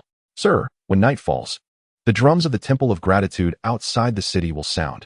The troops stationed within will gather here within the time it takes to burn half a stick of incense. Once your guards open the palace gates, and with the absence of the Imperial Guard and the Tiger Ben Guard, the palace will be ours. We have but 2 hours for our operation. Any delay could lead to unforeseen complications. I nodded affirmatively, assuring the crown prince that with his forces in tow, a sudden snowfall would descend, encasing the entire palace in ice, leaving only the Xuanwu Gate as the sole entry point for his troops. Everything was prepared, only the east wind was lacking. Thus spoke the crown prince, standing atop the city wall. The gates of Chang'an resounded with the closing drum, and the early darkness of the winter night prompted the affluent families accustomed to light to kindle their lamps. As the drum from the Gratitude Temple echoed outside the city, several previously closed gates of Chang'an swung open, allowing forth a procession of individuals clad in white, moving quietly towards the northern direction. The crown prince, who had been waiting here for quite some time, observed several signal lanterns illuminate, and as he clenched his already perspiring fists, he was unable to warn the dignified gentleman behind him before realizing that the snowfall had intensified considerably. When he recognized this was not a mere illusion, he was taken aback by the sight of snow cascading down, already blanketing the distant city walls. With a heart full of hesitation, the crown prince drew his sword from his waist, and, gazing at the assembly of white-clad soldiers below the city wall, bellowed with almost a roar, "All troops, advance to the palace." In that instant, the previously silent training grounds at the Xuanwu Gate erupted into chaos, a cacophony of voices piercing the dark night sky. In less than a TS brewing time, the white-clad forces surged forth, charging towards the inner palace gates, which were already marred with splattered blood. The once arrogant palace guards now lay lifeless in the frigid snow. The Imperial Guard stationed at the palace's periphery sensed the looming danger and hastily donned their armor. However, upon attempting to push open the ornate palace gates, which had always been meticulously maintained with tung oil, they found them immovable, only to discover that behind the gates lay a mountain of ice radiating an ominous chill. Instinctively, they thrust their sharp swords at the icy obstruction, yet it remained steadfast. A figure, known as Soul Burial, found me amidst the chaos and lowered his voice, reporting that the inner palace gates and the corridors leading to Wu Zetian's quarters had been cleared of all soldiers. I gazed at the bloodstains on the hem of his garment, the faint scent of blood lingering in the air, and replied, "Let us proceed into the palace to witness how the once mighty Wu Zetian confronts such a predicament." In an instant, a long, piercing howl extinguished all clamor, and flames illuminated the night sky. I turned in astonishment to Soul Burial, asking, "What is happening? How can there be a large army within the palace?" Soul Burial appeared equally bewildered, as the white-clad soldiers who had charged into the palace now began to retreat. I spotted Li Xian, guarded by several palace sentinels, making his way back towards me, and I heard Soul Burial's calm voice say, "Given the circumstances, Your Highness, let the Soul Guards take action. Should Li Xian falter tonight, by morning, the streets of Chang'an will echo with news of the Crown Prince's rebellion, and Wu Zetian will undoubtedly retaliate against you. Soul Guards, confronting these flesh-and-blood mortals?" This predicament took me by surprise. Had I relied on the Soul Guards, I could have orchestrated the affairs of the earthly royals according to my own design. Before long, I saw Li Xian hastily approaching. "Sir, did you not say the Imperial Guards and the Tiger Guards could not enter the palace? Then why are there so many troops present?" I shook my head. "Your Highness, what lies within is no longer the Imperial Guards or the Tiger Guards. Wu Zetian has long since infiltrated her forces into the palace. What shall we do? If I cannot succeed tonight, the only fate awaiting me is the charge of rebellion." Li Xian said anxiously, glancing around. "Do not worry, Your Highness. Gather the retreating soldiers. I shall take charge of the troops within the palace." Just as I turned to instruct the Soul Guards to deal with the soldiers inside the palace, an arrow soared over my head and landed directly in the oil cauldron meant for illumination. In an instant, the entire area was ablaze with light, revealing a figure atop the palace tower, strikingly prominent in the glow of the flames. I gritted my teeth, recognizing him instantly. Ming Chongyan. In the dark of night, I shouted his name. Since our farewell on Xisha Mountain, I had sensed Ming Chongyan's body aging at an alarming rate. At this moment, he stood alone, appearing somewhat frail. Li Xian, observing the soldiers behind him stabilizing, turned his gaze to the tower as well. Ming Chongyan finally moved, the surroundings gradually quieting down. He proclaimed loudly, "The prince is unworthy, attempting to amass troops for rebellion. By the decree of the heavenly emperor and empress, all armies, heed my command, slay the white-robed officials under the prince's banner, and capture the prince to answer before the emperor." Ming Chongyan's voice resonated like thunder in the night sky, and in an instant, a multitude of palace guards clad in black armor and helmets surged forth, bows drawn, glaring menacingly at the prince's soldiers below. "Attack!" I commanded without looking back, addressing the soul guards. Time was of the essence, and with Li Xian's forces struggling to breach Ming Chongyan's premeditated ambush, only the power of the soul guards could restore Li Xian to his rightful position as the earthly sovereign. Though it seemed somewhat underhanded, I could afford no further hesitation. As I heard the rush of wind from the soul guards moving, my heart sank upon seeing Ming Chongyan's face, devoid of any panic. He unfurled a scroll of icy blue, which I recognized as my father's edict of amnesty. Indeed, his thunderous voice echoed through the night once more, by the decree of the Ice Emperor. The Ice Prince Bing Zhen and his subordinates are forbidden from participating in earthly strife. Otherwise, they shall be exiled to the royal prison for a century. My Tang soldiers, attack. The Ice Emperor's decree. I found myself utterly astonished. Never had I imagined that the formidable power of my father, the Emperor, would so brazenly infiltrate this earthly chessboard. It appears that the one from the realm of ice and snow, intent on thwarting my return, is indeed the father I had long suspected yet struggled to believe. When I caught the frantic gaze of Li Xian, I uttered, "Your Highness, we have lost this war." The sword that Li Xian had clutched tightly slipped from his grasp the moment my final word resonated in the air. Almost immediately, I heard the sharp sound of metal slicing through the night, and when I looked up, the palace guards atop the city towers were unleashing arrows upon the army behind Li Xian.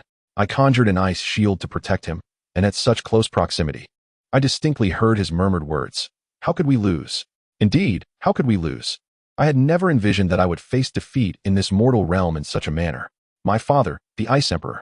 Your schemes and intentions are truly beyond my comprehension. I closed my eyes, the piercing sound of arrows cutting through the air mixed with the noise of them piercing flesh.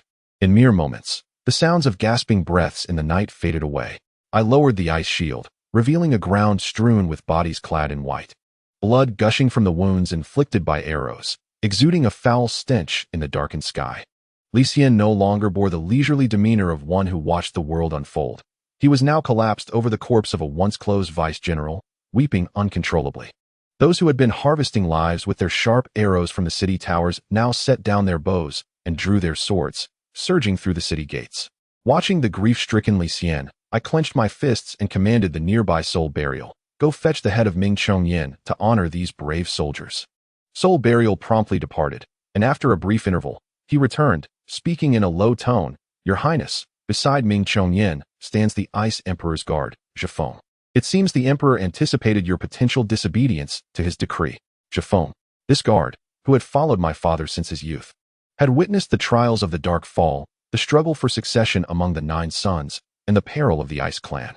He had been a steadfast presence during the most pivotal moments of my father's life, always wielding a great sword at the stone steps outside the palace. To see him here now indicates my father's meticulous planning. I observed as Ming Chongyan gradually approached. At that moment, I recognized how drastically he had changed from my memories. His body had become stooped, his back slightly hunched. I had initially thought the white on his head was snow, only to realize it was the graying of his hair. He gazed at me with eyes that appeared somewhat clouded, devoid of the commanding presence he had exhibited atop the city tower. He merely parted his lips and, in a voice that sounded somewhat hoarse, asked, "Prince Zhen, do you believe you have lost or won at this moment, compared to your seemingly imminent demise?" I perceive my fate as rather favorable. To be candid, I do not believe I have been defeated.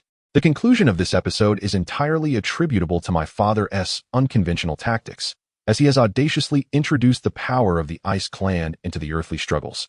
I have discerned that the soldiers surrounding us are not the imperial guards of the earthly palace. It is evident that the forces here, under the command of the Empress Wu, have been instigated by that individual from Zhifeng. Upon hearing this, Ming Chongyan merely chuckled dismissively and continued, "I understand, Your Highness. that you attribute the cause of all this to the interference of non-earthly forces in terrestrial affairs. But have you ever contemplated that one day such unforeseen powers might obliterate your aspirations? This realization might be your most significant takeaway from the earthly realm. Perhaps you have not been vanquished in the Ice Clan. Yet in the earthly domain, you have suffered a catastrophic defeat. He observed my silence and continued. In this game of strategy, you have indeed lost, just as you surmised. The architect of this climate bears the shadow of the Ice Emperor. However, this contest is not solely between you and the Ice Emperor. It also involves the prince who stands behind me. At this juncture, it is evident that you have lost, but the prince behind me has yet to be defeated. Worry not, for I sense that he too will ultimately falter, which is not particularly auspicious news for you. I did not wish to delve into the implications of Chongyan's words. Could it be that my father's actions were aimed at selecting a worthy successor? If this were the case, it would elucidate many previously inexplicable doubts. Nevertheless, there remain numerous illogical aspects. I chose not to ponder further, casting my gaze upon Li Xian. Encircled by soldiers, and spoke with a frigid tone. Regardless of the circumstances, I hope he survives. In the 15th year of the Dark Night, last year, the Empress Wu changed the era name from Yifeng to Tiaolu. Merely a day after the palace coup, she swiftly surrounded the Eastern Palace with the Imperial Guards, discovering thousands of suits of armor in the stables. She then commanded her confidants, such as Shui Yuanshao, Pei Yin, and Gao Zhizhou, to manage the case. The earthly emperor, who had lost all enthusiasm for governance, held great affection for his son, whom he had high hopes for. Even upon learning of Li Xian's alleged treason, he still inquired among the court nobles whether he could be pardoned. However, the Empress Wu, believing that a son harboring treasonous thoughts must be justly punished, vetoed any possibility of clemency. Thus, Li Xian was unable to clear his name, stripped of his title, and confined in Chang'an. Furthermore, to thwart any potential resurgence of the crown prince, his close aides in Chang'an, such as Zhang Dan and Lu Nian, were demoted and exiled, with dozens suffering collateral consequences. In Chang'an, the once vibrant courtiers, who had pursued indulgence and excess, remained enmeshed in their opulent revelries. I observed the weathered Li Xian, who seemed to have traversed countless years in a haze of confusion, finally exhaling a sigh. Have you ever regretted it? Had you not raised your arms in rebellion? Perhaps many years hence, you might have been the sovereign of this land. Li Xian raised his head and cast a glance at me, shaking it gently. Ming Chongyan had once proclaimed that I was not destined to be an emperor in this lifetime. Since striving for what cannot be attained is futile, I resolved to cease my musings at this moment. Yet, here I am, burdening my family as we languish together in this desolate abode. The realm of Chang'an now belongs to Wu Zetian. The esteemed elders of the previous dynasty and loyal ministers of the Li family have been dispatched far and wide by her decree. Even if Wu Zetian were to conspire for a palace coup, the affairs of Guanzhong would be dictated by her will. If you wish to depart from here, I can assist you in your escape, I offered. Wu Zetian would never permit my departure, Li Xian lamented. The foundation of the Li clan in the eastern territories still holds sway. If she intends to dominate the court, she would never allow me the opportunity to connect with the old ministers of the Li family. The eastern territories are likely beyond reach now. In the distant regions of Bazhou, Guizhou, and Lingnan, she would ordinarily never let you be caught in the hands of those who might abuse the Li bloodline. However, should Ming Chongyan perish, it is conceivable that the enraged Wu Zetian might indeed take such drastic measures. At Qishao Mountain Villa, I found myself returning once more. Year after year, the flowers remain unchanged, yet the people differ with the passage of time. The scenery still echoes the past, yet it lacks the serene disposition I once possessed when I first entered this world. Upon opening the door to the villa, I heard, "You have finally come. I have awaited your arrival for quite some time." As I gazed upon the figure before me, had it not been for the relentless pursuit of the soul's burial that followed Ming Chongyan, I would scarcely have recognized him. In just 4 years, he had transformed from a spirited youth into a frail old man, his vitality extinguished. I finally met his gaze and remarked, "Even if I do not take your life, you are unlikely to survive for many more years, are you?" He nodded, the wrinkles on his face deepening as he spoke. "In truth, my elder brother sought me out while you were in a stupor from consuming the ice spirit sacred lotus. He foretold that my life would be claimed by you today. At that moment, I understood that regardless of the outcome of your contest with him, my demise was inevitable. I do not fear death. I merely cannot bear to witness the destruction of my sect's legacy at your hands. Thus, even at the cost of my own life to unravel the heavenly mysteries, I was unperturbed. It was then that I witnessed Li Xian's uprising to seize the palace. To break the deadlock, I sent a message to that individual. which precipitated the events you experienced that day. Therefore, your intent to kill me is no surprise at all.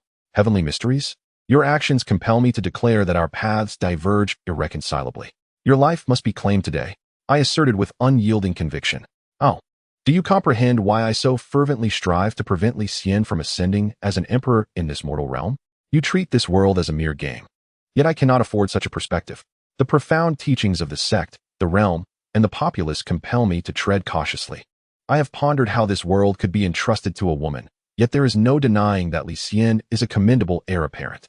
However, he is assuredly not a worthy sovereign. His talents lie only in composing verses and indulging in frivolities. But the welfare of the realm and its people must never rest in the hands of such a man, whether you succeed or fail. As long as you do not endanger the lives of the common folk, I shall allow you your path. Should you obstruct the way of the world, I shall be compelled to act in accordance with the celestial order. Do you not perceive that the distinctions of right and wrong in this world are far from the clear-cut dichotomies you imagine? If the world were to unfold according to your visions, could you fathom what it might resemble centuries hence? Wu Zetian is certainly not the saint you envision, capable of ensuring the enduring legacy of this realm for generations to come. You are mistaken. Empress Wu is by no means a harbinger of doom for the Tang dynasty. Rather, her reign will propel the dynasty to unprecedented heights. This world may witness the demise of a Xiangyu, yet it can never suffer the fall of a Liu Bang. Similarly, between Li Xian and Empress Wu, only one can prevail. As he spoke, he opened his eyes to behold the cerulean sky above. In truth, you are no different within the icy domain. Only that esteemed prince can survive between the two of you. Do you believe you can bring peace to the icy realm or the fiery wasteland? You are gravely mistaken. Peace can never flourish in places of conflict. At times, war proves more vital than tranquility.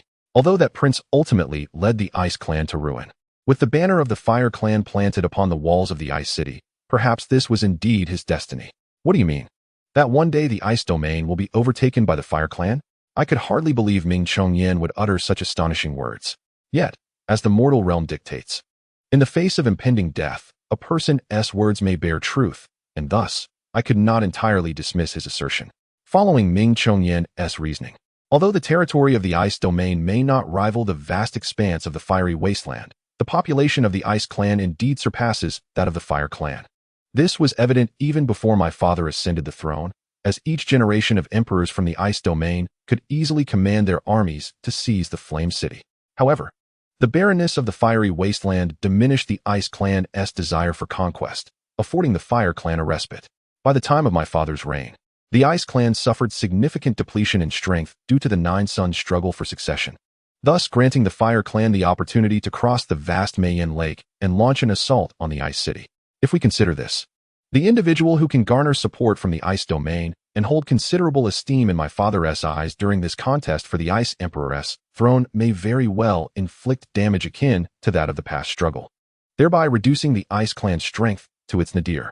Consequently, the previously balanced dynamic between the Ice and Fire clans would inevitably tilt in favor of the Fire Clan, altering the entire situation within the Ice Domain from the current gentle ripples to a tempestuous storm. As Ming Chongyan fell before me, the dagger forged from profound ice was embedded in his chest, his expression serene, devoid of any trace of panic. When the door of the residence was pushed open once more, I spoke without turning. Ming Chongyan knew I would return here to end his life.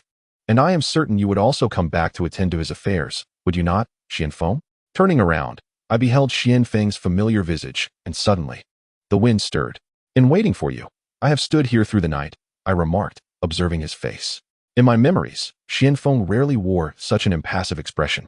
His countenance rigid as stone, he gazed at the fallen Ming Chongyan for an extended moment, only to turn his attention back to me after stepping forward to grasp the icy blade at Ming Chongyan's chest. In truth, even if you do not slay him, his vitality would not extend beyond today. What is the necessity of this act? My return here is not solely for my junior brother, but also for you. Do you not comprehend the events transpiring in the mortal realm? You shall never prevail against that prince if you return. Xianfeng, I have occasionally contemplated relinquishing the pursuit of that position. Yet, such thoughts are swiftly extinguished within my mind. Yesterday, Ming Chongyan remarked that one day, our Ice Clan would inevitably fall into the hands of that prince. Thus, I find myself compelled to contend for it. You cannot fathom it. It is as if the entirety of my existence is dedicated to safeguarding the realm of ice and snow. In the past, Even a feeble child would willingly endure a decade in what seemed like hell for the peace of the Ice Clan. Do you grasp the gravity of those 10 years? To be coiled within a narrow valley, witnessing landscapes starkly different from my homeland, all the while bidding farewell to dear ones departing from my side. Despite this, I harbor no regrets about leaving the Ice Clan for this place, nor have I relinquished hope of returning. Especially now, with the Ice Spirit Holy Lotus. My bloodline shall become one of the purest heirs of the ice and snow royalty. By my side stands a remarkably powerful royal brother aiding me, along with the guardianship of the inheritors from our Ice Clan's protective lineage. My mother's clan is another formidable race beyond the Ice Clan. Even if I were to concede 1,000 steps, I could seek the support of the Fire Clan. With all of this, I fail to understand why you believe I would inevitably lose. That realm is unlike the mortal world. Even my father cannot overtly intervene in the succession of the next generation of the Ice Clan. Given these factors, how could I possibly face defeat? Xuanfeng's countenance remained serene. You cannot grasp this now, nor can I divulge it to you. What significance does possessing the Ice Spirit Holy Lotus hold? Even if you acquire it, and possess the most pristine ice and snow talents, that prince still grants it to you, indicating he harbors no concern regarding your potential threat to his position. Your efforts merely fulfill human duty, while he acts in accordance with heavenly will. I discerned the concern woven into Xuanfeng's words, yet I shook my head. You are aware, since Li Xian's defeat at Xuanwu Gate, I understood the possibility of failure upon my return. My only desire is to alter Ming Chongyan's assertion. Even if I cannot secure victory in this war, I must preserve the strength of the Ice Clan to the utmost. Even if I cannot ascend to that position, I shall strive to rewrite the fate of the Ice Clan, ensuring it does not face extinction. I have calculated that in this lifetime, there shall be a moment when we shall meet again. Even if I remain in this mortal realm, I shall ultimately encounter you once more. However, I have also made a decision. Once I discover the next inheritor of the Xianmen lineage and the Ming vein, I shall seek you in your realm. Yet, do not get overly excited, for each inheritor of the Xianmen and Ming vein typically requires a decade of cultivation. I am aware that your time in this world is limited to merely 7 years. When I find you, it may well be at your graveside. Although the Ice Spirit Sacred Lotus is not intended for you, it will be bestowed upon you through my hands. This, I fear, is not a fortuitous gift for you. Therefore, a decade hence, I shall stand vigil at your tomb for 10 years, fulfilling our bond within this mortal realm. I nodded, adopting a teasing tone as I remarked. Do remember to bring me a flask of wine for that occasion, to pour before my grave in accordance with your mortal customs. However, both I and Xianfeng could not discern the jest in my words. Initially, I anticipated that upon meeting Xianfeng, I would have many inquiries that I would wish him to address directly. Yet, in the face of impending separation, I found myself silent. Perhaps I understood that even if I were to ask, Xianfeng would likely withhold his answers. This is his path, as well as Ming Chongyan's, and indeed, it is also the way of the Xianmen, just as it is my own. That year, as I ascended the mountain, the skies poured forth with rain and snow. The bamboo grove outside the residence resonating with the sound of green plums simmering in wine, amidst numerous conversations. That year, clad in blue and white, I gazed from the balcony, contemplating the eternal landscapes, smiling at the heroes of this mortal realm. That year, under the bright moonlight, the white blossoms illuminated the forest, casting an ethereal tranquility upon all. This year, as I departed, I found myself alone on the ancient path through the mountains, leaving behind a solitary silhouette against the verdant hills and clear waters. This year, dressed in black robes with dark sleeves, I parted ways, as memories flowed like water, unyielding to the rising clouds. This year, amidst the northern borders of the Hu, the Xuanwu incident unfolded. A gentleman does not cross the river. Punlai, revered by mortals as a celestial mountain, serves as the gateway of snow and ice into the earthly realm. The soul burial informed me, Your Highness. Upon learning of Ming Chongyan's demise, Empress Wu has directed her ire towards Li Xian, exiling his family to Bazhou. Arrangements have been made, and a soul guardian remains in the shadows to protect him. The Empress shall not harm his life. Indeed, Li Xian has led a life steeped in sorrow. Perhaps I cannot assist him in claiming the throne, but I wish for his survival. I gazed at the tumultuous sea before me, where waves relentlessly crashed against the unyielding rocks, reminiscent of the way Emperor Hu, many years ago, ventured to the Qianshi to behold the vast ocean. Aware of the futility, he acted nonetheless. Perhaps this embodies the answer I have gleaned from my time in the mortal realm. It was only when the soul burial reminded me that it was time to depart that I regained my senses. As I gazed at the rift in space-time before me, I instinctively turned back to take one last look at this ravaged mortal realm, yet it was obscured by vast oceans, forever out of reach. Figures such as Xianfeng, Ming Chongyan, Li Xian, Wu Zhao, and Chu Gu, those fleeting presences in my life, gradually came into focus at this moment, only to slowly fade away. I shook my head, waiting for clarity to envelop me before I turned back, striding towards that portal of time, which also marked the terminus of my destiny, resolutely advancing towards it. Upon my return from the mortal realm, I found Donger seated before a colossal ancient tree. Hearing the commotion, she hurried over. "Brother, you have finally returned," she exclaimed with palpable excitement, grasping my sleeve. "Indeed," I replied, "you have endured much during my absence. I have returned, and you shall no longer bear such burdens." Observing Donger's sudden growth over these 2 years, an overwhelming sense of guilt washed over me. "Brother, your words sound rather distant," she remarked. "By the way, shall we return to the snowy domain, or pay tribute to our mother?" I nodded, acknowledging that since my journey to the mortal world, I had not visited our mother's grave. It was time to pay my respects, otherwise she might hold it against me in the afterlife. Unlike the previous queens, my mother was not interred directly into the royal mausoleum of the Ice Clan upon her passing, but rather returned to the Li clan within the Darkfall Forest. Many years ago, I had visited her resting place, where a significant event unfolded, one of great importance in both the annals of the Ice Clan and the records of the Darkfall Forest, the Darkfall Calamity. The Darkfall Calamity represented the first opportunity for my father to garner support from the Darkfall Forest, a decisive moment that would determine his ascension to the throne. On the eve of this calamity, my father was merely a youth striving to seize every chance to elevate himself to the imperial seat. Wandering through the Darkfall Forest at that time, I recall, many years ago, when I was just beginning to form memories, my mother took me back to the Darkfall Forest to visit relatives. At the very source of the calamity, she pointed to a charred ancient tree and said, "Here is where I first laid eyes upon your father. Those were the happiest days of your mother." Happiness. Her words left me perplexed, for what did happiness truly mean? Was it the sight of my mother gazing longingly from the lofty walls of the Ice City? Was it the perpetually solemn visage within the opulent halls of the Ice Clan?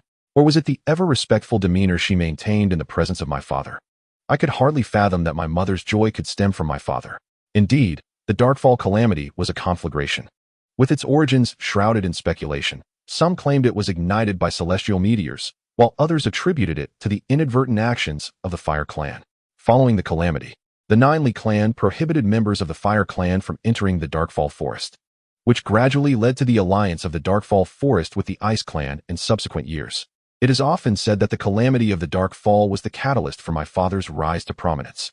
During this natural disaster, he assumed the mantle of a hero, leading his retinue as the primary force in extinguishing the raging fires. Nevertheless, the devastation wrought by the Darkfall upon the Li tribe was immense, with nearly 2/3 of the forest reduced to charred earth. It was amidst this calamity that my father rescued my mother, who was then the revered saintess of the Li tribe. Following such profound losses, my father once again vowed to aid the Li in their restoration. Consequently, a significant portion of the tribe entrusted my father with their kin, allowing him to return to the snowy domain to vie for the throne. In exchange, the Darkfall Forest gained control over the vast Miao Yan Lake for several years, which ultimately empowered the Li tribe to thwart the Fire Clan's further encroachments upon the Ice Clan. Before garnering the support of the Li, my father was but a solitary figure, the youngest scion of the Ice Clan. However, with the reinforcements from the Darkfall Forest, he ascended to become the most formidable heir of the Ice Clan. The illustrious Starry family, once among the 7 esteemed protector families of the Ice Clan, extended an olive branch to my father, further solidifying his current position. Thus, it can be asserted that a significant portion of my father's achievements is attributable to the Darkfall Forest. As I gazed upon my mother's grave, overgrown with lush green grass, a wave of melancholy surged from the depths of my heart. Perhaps, in the countless days and nights long past, my mother still stood upon the walls of the snowy domain, gazing eastward, weeping inconsolably during innumerable moments, closing her eyes in her final moments. Unaware of the state of her heart, Donger stood beside me, and I turned to him, inquiring, "Donger, has anyone from the Ice Clan visited the Darkfall Forest recently?"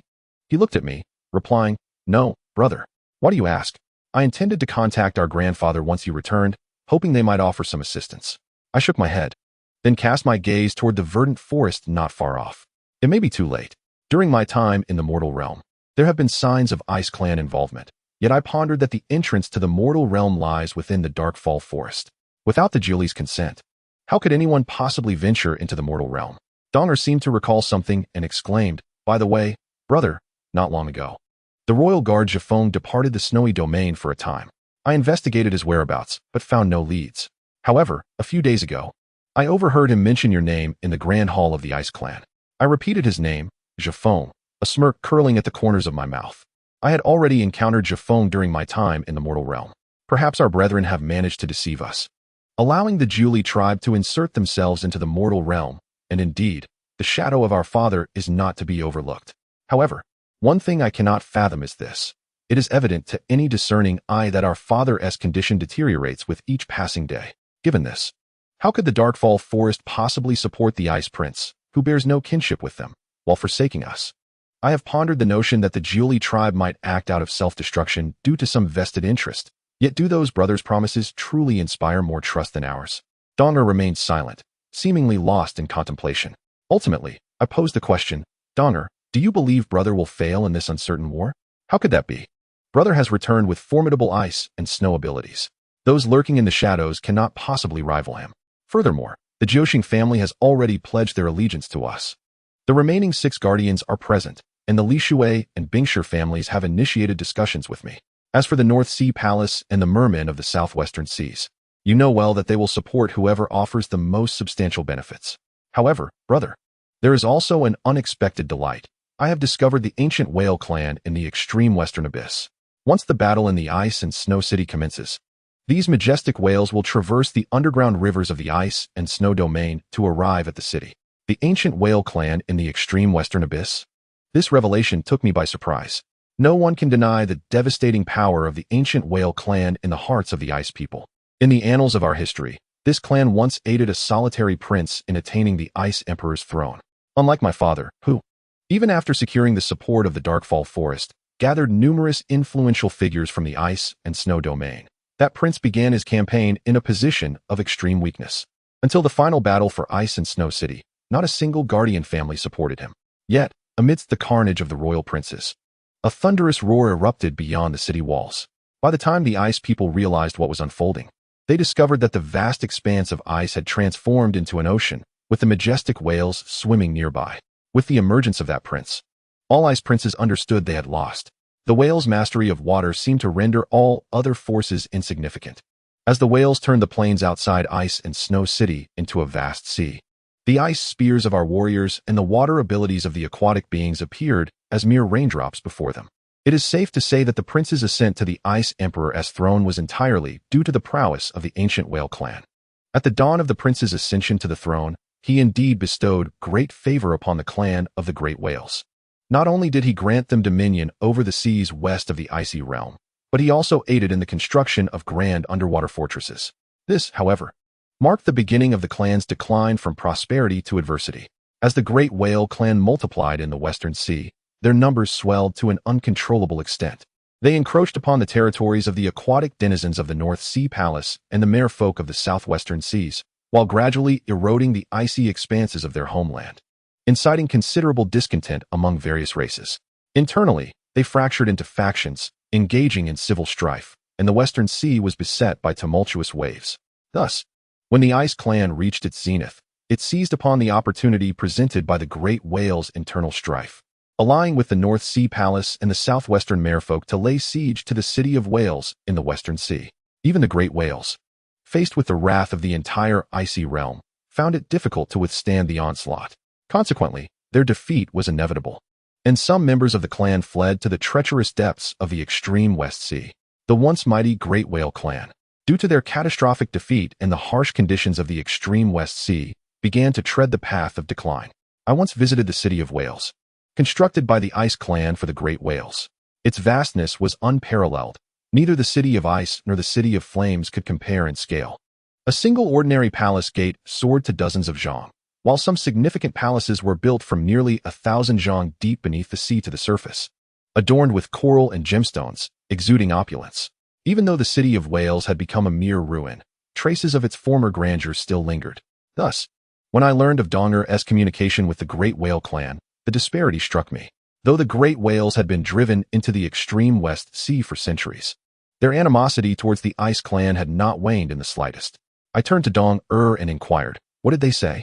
Dong replied, "While I was quelling the royal rebellion in the snowy highlands, I inadvertently discovered that the royal family had made contact with the Great Whale clan.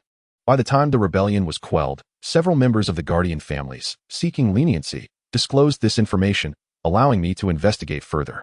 Upon reaching the Great Whale's abode in the extreme West Sea, I found some members of the Shark tribe from the North Sea Palace infringing upon their territory. I presented the Ice Clan's royal edict commanding their retreat to the North Sea Palace. Initially, the Great Whales regarded me with a measure of goodwill, but when I revealed my true intentions, their demeanor shifted drastically. Ultimately, they declared that if negotiations were to take place, we must bring those who hold authority. Therefore, we must embark on a journey to the extreme West Sea during this period. How can these great whales, exiled to such treacherous lands, still harbor such pride? I mused, my tone imbued with unassailable conviction. Upon returning to the icy realm, we shall make the journey. It appears they no longer possess the might of yore, and if we can sway them to our side, it would be a significant advantage for us. I turned back, gazing at the dimly lit area within the forest for quite some time. Regarding this dark, descending woodland, I believed that they would not overtly align themselves with us while I was still at a loss. Hence, after paying homage to the late Queen Mother, we shall hasten back to the realm of ice and snow.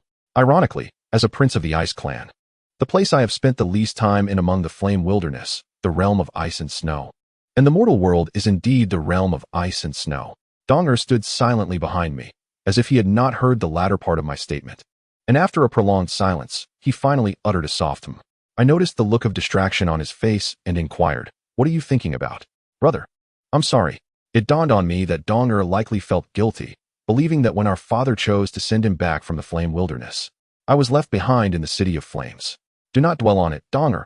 No matter what happens, just remember you are my brother, and that is sufficient. Even if I were to lose this war and be banished to some forgotten corner of the world, I will ensure that you live well." Donger looked at me in silence, reminiscent of our farewell years ago in the city of flames.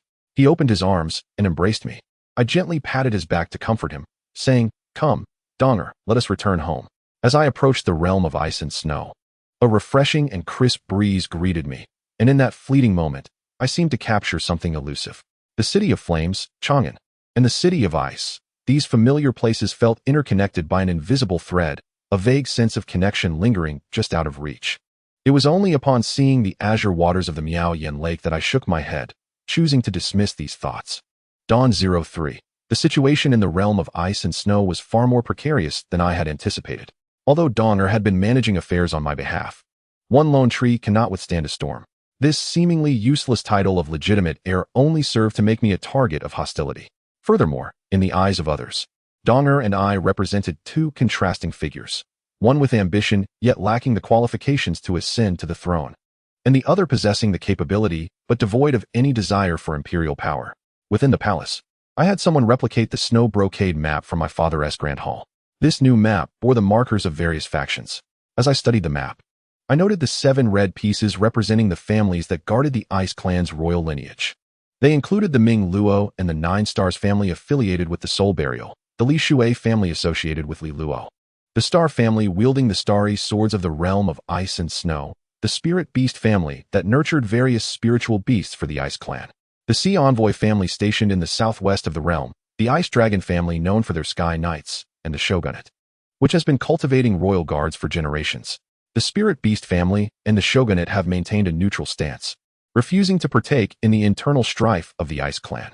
The previous generation of the 9 Stars family, led by the father of Soul Burial, had been the most esteemed archery family of the Ice Clan, yet during the last royal civil war, they aided the prince who was then an enemy of our father, resulting in a slight decline for the current generation of the 9 Stars family. The Starry family, having once aided my father, the Emperor, formed a marital alliance with the Ice Clan's royal lineage. Presently, my second elder brother, Ice Chun, is the figure they are set to support. As for the Li Shui family, it has an air of solitude about it. Li Luo's father remains the ruler of the Li Shui lineage. Yet there are no direct heirs. They have only sought my father's favor, requesting him to select a member of the Li Shui branch, previously exiled under the charges of treason, to inherit their legacy. The Heir family, stationed in the southwestern seas, was once a branch of the Ice Clan's royalty.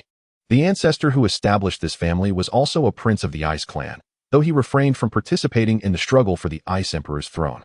During that civil conflict, This prince led his troops against the rebellion of the merfolk in the southwestern seas, thereby providing a tranquil external environment amidst the internal strife among the princes. The conflict persisted until several years after the ascension of the new emperor, who, in recognition of his brother's contributions, permitted him to establish the heir family, tasked with safeguarding the southwestern realm of the icy domain for generations. Additionally, the Ice Dragon family, renowned as the most illustrious warrior lineage of the Ice clan, has resided in the Ice Dragon Gorge for generations. Each qualified Ice Dragon Knight, in their youth, embarks alone to the gorge to find a young ice dragon. After a period of validation, they remain inseparable, fostering a profound bond of mutual understanding. Hence, even though the previous generation of the Ice Dragon family stood opposed to my father, he, considering their rarity, refrained from exiling any of them to the icy highlands.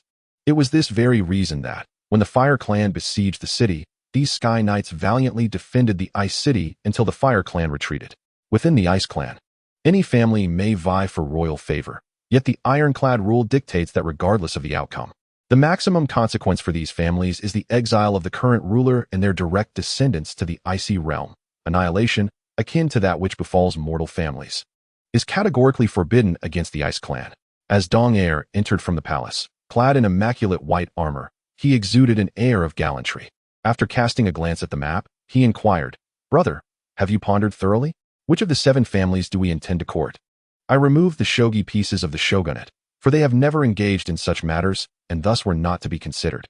The Yuling family, though historically seldom involved, has not been entirely absent, so they warrant a trial. The Jiuxing family has already pledged allegiance to us. The Starry family belongs to the second prince, Ice Chun, while the Li Shui family is the maternal lineage of Li Luo, who is, after all, my consort, making it a viable option. As for the remaining Heisher family and Ice Dragon family, we must endeavor to win their support. Brother, I have received word that the North Sea Palace has intervened, and it appears they have chosen our 5th brother. 5th brother? The 5 brothers spoken of by Donger refer to the 5 princes of the Ice Clan, led by the formidable Bing Zhen. These once hidden figures have now emerged, brimming with eagerness. We need not concern ourselves with them. The North Sea Palace, where the water tribes reside, will be unable to maintain control over the subterranean rivers of this icy realm once we secure the giant whale clan. Have Father's 5 armies gathered the necessary intelligence? Although they may not rival the 7 great guardian families, they represent the largest military force of our Ice Clan. In the event of an upheaval in the Ice City, it is imperative that we retain at least 1, preferably 2, armies for our safety. The guards stationed in the Ice City are directly overseen by Father, typically managed by Jafone. I am aware of the loyalty of those within the court. Even in their final moments, they would not conceal Father's assistance to me. Furthermore, the largest contingent stationed at Miao Yan Lake has been under a strict decree from Father since the Holy War over a decade ago. Under no circumstances are they to return to the Ice City. The northern forces must also keep a watchful eye on the North Sea Palace, especially now that it has aligned with my 5th brother. This army must remain intact, but we can seek to win them over. As for how to deal with the water tribes of the North Sea Palace, I have devised a plan. Once we have the giant whale clan on our side, we can recruit another water tribe to preemptively control the subterranean river leading from the North Sea to the icy domain. If that fails, we can transport profound ice from the snowy plateau to completely seal off the passage from the North Sea to the Ice City, rendering the water tribes unable to impede our progress. The expanse of the icy realm is vast, making it impossible to locate every subterranean river. Even if we were to block them all, the North Sea Palace could still excavate a new river in advance. Therefore, our immediate strategy must center on successfully recruiting the giant whale clan. Only then will the North Sea Palace cease to be a source of concern. Moreover, the water tribes within the North Sea Palace are not a monolith. We must diligently uncover which water tribes support my 5th brother. The remaining 2 armies consist solely of those stationed at the Snowy Plateau and the Western Sea Whale City. Donger nodded at me and remarked, I have already made arrangements with the army stationed at the Snowy Plateau during the last pacification. As long as you make a personal visit, we can bring this army under our command. In terms of the Western Sea Whale City, once we have subdued the giant whale clan, we can recall their forces. At that point, even if the royal family of the Snowy Plateau attempts a rebellion, we will still be able to control the Ice City solely with the troops from the Western Sea Whale City. I nodded in agreement. But then I noticed Han Zong and Ming Luo entering. They announced, Your Highness, the Ice Emperor requests your presence. As dawn broke, I returned to the icy realm. I had been avoiding Father, perhaps uncertain about how to confront him, whether to pursue the matters that transpired in the mortal world or to feign ignorance. I was utterly at a loss until Hun Zong and Li Luo entered and relayed Father's summons. At that moment, I made my decision. He sat like a statue of ice in his throne, his tranquil face devoid of color, as still as a block of ice. This man is the sovereign of the icy realm and my father. You have returned? His words reverberated throughout the grand hall, leaving me at a loss for how to respond. Was I not beneath your very gaze the moment I returned to the realm of ice and snow? Perhaps it is the same in the mortal world. He regarded me intently, rising from his seat and caressing the armrest with his hand. You need not concern yourself with matters of the mortal realm. It is indeed my design, but merely to prevent you from disrupting the natural order of that world. If you were to rely solely on your powers within the mortal realm, I would not intervene. I only wish to remind you once, should you contemplate disregarding everything. Was it merely a reminder? To this day, I remain oblivious to which prince my father stands behind. Since he has triumphed in the game of the mortal realm, he ought to reveal to me who orchestrates all of this. I did not win, he said, casting his gaze beyond the palace, his voice tinged with profound melancholy. The adversary you presume to be your opponent has not triumphed either. It is simply that you have chosen the wrong answer, and thus, no one shall emerge victorious. No victory? I had not anticipated that the prince lurking in the shadows was not supporting the empress of the mortal realm. Li Xian has been exiled. Who in that world could possibly stand against her? Everything in the mortal realm is but a game. Do not overthink it. The outcomes within the game are inconsequential. What matters is what you comprehend in the mortal realm. Yet, it seems you have understood nothing. Is my father insinuating my arrogance? Fully aware that the one behind that person is you, yet I returned nonetheless. Has your talent for ice and snow awakened? The Ice Emperor inquired. I owe that to you and that brother of yours, I replied. The ice spirit's sacred lotus has arrived, fulfilling its promise. I suppose it has awakened. Upon hearing this, my father chuckled self-deprecatingly. I believed I had lost in comparison to that individual, only to find that in the end, I have triumphed. I could not fathom the meaning behind my father's words. I only observed as he descended the steps adorned with ice patterns, approaching me and taking my hand in his. After a long moment, as I felt my blood circulating at an irregular pace, he finally opened his eyes. I had originally thought you would not possess the talent for ice and snow. I did not expect that your abilities now nearly rival those of Dong Heir. If your mother were to know this, she would surely find solace. Thus, in that game of the mortal realm, neither of you has lost. It is I who feels I have gained the most. After uttering these words, he coughed lightly, revealing a frail demeanor. My days are numbered. Perhaps this year or the next, I shall depart from you. The realm of ice and snow has imparted a lesson to me. Gaining is easy, but maintaining is difficult. Tell me, if you were to assume my position, how would you treat the Fire Clan? I gazed upon my father's suddenly diminished spirit, instantly sensing his aged essence. Peace. Even if we of the Ice Clan were to conquer the Great Flame Wilderness, it would yield us no benefits. Thus, I would offer them peace. Utterly devoid of purpose, my father's tone left me in a state of perplexity. After a prolonged silence, he chuckled self-deprecatingly, acknowledging the truth in his words. Indeed. Many years ago, I too was posed the question of how to approach the Fire Clan, and my answer mirrored yours almost precisely. Yet, it is evident that my response was misguided. At that time, my own father imparted to us that even though the Flame Wilderness held no utility for our Ice Clan, do you comprehend why generations of Ice Emperors have ventured into the vast expanse of the wilderness? The city of blazing flames, situated not far from the glimmering lake, witnessed them forsaking comparatively fertile lands to migrate deeper into the wilderness, all to evade the fires of war ignited by the Ice Clan. Each conflict waged by our people was merely to fulfill a prophecy that the Ice Clan would inevitably face extinction at the hands of the Fire Clan. Upon hearing this declaration, my pupils constricted, for while the words of the mortal realm offered an uncertain prophecy, my father's statement confirmed its authenticity. This implies that the Ice Prince destined to ascend as the next Ice Emperor is indeed the sinner who shall lead our icy domain to its demise. I have heard whispers of this matter in the mortal realm, where they consult the stars. Perhaps you now find it difficult to believe this prophecy. I, too, was skeptical when I first heard it from the former emperor of the Ice Clan. In my days as merely a prince, our clan wielded far greater power than now. Back then, the Northern Sea Palace and the southwestern waters were our vassals. Today, the darkened expanse of the Forest of Shadows, which now evenly divides the realms of the Fire and Ice clans, comprises but a fraction of the entrance to the mortal world. More than half of the Fire Clan resides east of the city of blazing flames. After enduring the tumult of the Nine Sun struggle, our clan was left severely weakened, ultimately leading to the Fire Clan's assault on the city of ice and snow. I am the most lamentable Ice Emperor, having squandered the icy dominion alongside your uncle. It was then that I began to believe in that prophecy. Perhaps one day, we Ice Clan shall indeed fall beneath the banner of the Fire Clan. It may be true that, regardless of who the next Ice Emperor may be, the internal strife within the Ice Clan must not reach the levels of the past. Yes, I can disclose a matter concerning your opponent. My father turned away and uttered these words before revealing the truth. That individual who seized the sword from the hands of the Ice Goddess. This is the smallest of his trump cards. I was taken aback and turned to gaze upon the towering statue of the Ice Goddess outside the hall. The massive ice sword in her grasp piercing the sky with an elevated poise.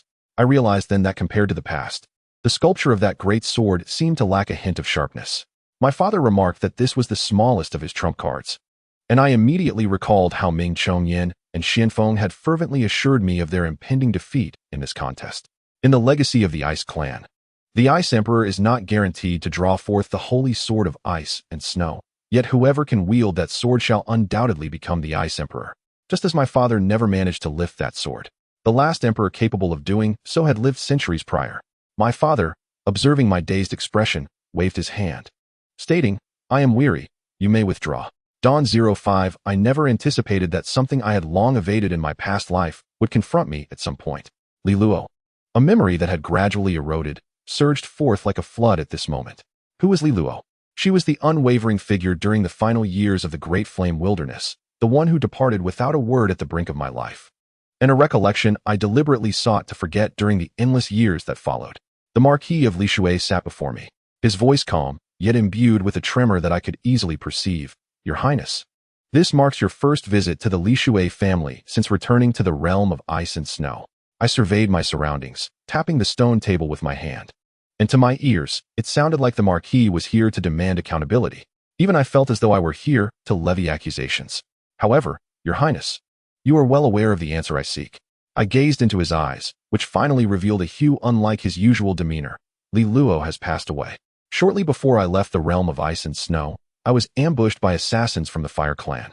After losing consciousness, it was Li Luo who saved me with her spirit crystal. The ice talent I now possess stems from her water affinity and the sacred ice spirit lotus. Is this the answer you desire?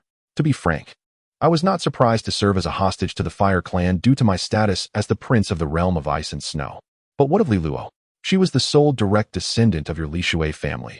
How could you allow her to venture into the fiery hell she had always known?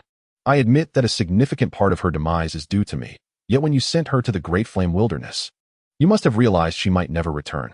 At this moment, the patriarch of the Li Shui family sighed. In truth, I was aware, yet I clung to a glimmer of hope, needing to hear it confirmed. Has Luo's body been buried in the Great Flame Wilderness? I shook my head. I do not know. All of that transpired while I was unconscious, and when I awoke, it seemed as though everything had settled into dust. I have no knowledge of where Li Luo was ultimately laid to rest. The Marquis of Li Shui regarded me for a long while before he sighed heavily once more. Your Highness, I can surmise the purpose of your visit today. Let us refrain from discussing that for now. May I share a story with you? I nodded, extending my hand to signal him to continue. In that year, the snowfall in the realm of ice and snow was particularly heavy. The ailing Ice Queen, Bedridden, wept incessantly, while her two beloved sons were sent as hostages to the Fire Tribe. It was during this tumultuous time that Li Luo entered the royal palace of the Ice City, keeping the Queen company day and night. However, merely a few months later, the entire Ice Tribe was thrown into chaos when the Ice Emperor coughed up blood for the first time. The Emperor's health had been deteriorating, and his legitimate heirs were in the Fire Tribe, with one prince awakening his ice talents in the treacherous Flame Wasteland. Even if she did not know who it was at the time, as their mother, how could she remain oblivious? Thus, during those years, in order to ensure that her two sons would one day return to the Ice Tribe, she resolved to make them both exceptionally talented heirs in ice magic. Despite her health declining year by year, she still sought answers at the Star Pavilion, discovering that it lay in possessing a potent affinity for water and the sacred ice lotus. Months later, the younger prince was brought back to the Ice Tribe, while Li Luo remained in the Flame Wasteland. So it was. I observed the expression of the venerable patriarch of the Li Shui family return to calmness in that moment. The truth behind the perplexing events in Flame City unfolded before me. I had always believed I had been abandoned by the Ice Tribe, yet reality proved otherwise. My mother had known long ago that I could not awaken my ice talents. Thus, Li Luo had entered the Fire Tribe in exchange for Dong, which was merely half of what my mother had intended. The other half involved awakening my ice talents, with Li Luo grafting her water affinity onto me. The ice tribe's seemingly useless prince who could not awaken his own powers. How remarkable it was. Mother, you truly went to great lengths for your son. Had it not been for the attack from Bing Zhen's fiery arrows, Li Luo would have bestowed her spiritual crystal upon me. Unbeknownst to me, my mother had meticulously arranged everything long before. At that moment, I looked at Lord Li Shui, feeling a tinge of shame. My lord, I apologize for this matter. He opened his previously half-closed eyes and gazed at the scenery behind me. You need not feel remorse. Perhaps Lolo is not dead. The promise made to me by the queen was that Lolo would be kept safe. Yet, I failed to grasp the extent of the queen's capabilities. If the entire ice royal family could rely on her in the realm of ice and snow, Li Luo might survive despite losing her spiritual crystal. However, in the flame wasteland, how could the queen possess the ability to preserve Li Luo's life? Thus, I considered her promise merely words of comfort. When I awakened, my mother's matron informed me that Li Luo had departed, not that she had left this world entirely. Perhaps she is still living well, my lord. One day, I shall venture into the great wasteland to find Li Luo. Whether in life or death, I shall seek her out. At that moment, the esteemed Ice Tribe Lord finally revealed a flicker of spirit. Indeed, Your Highness, I can surmise the intent behind your visit today.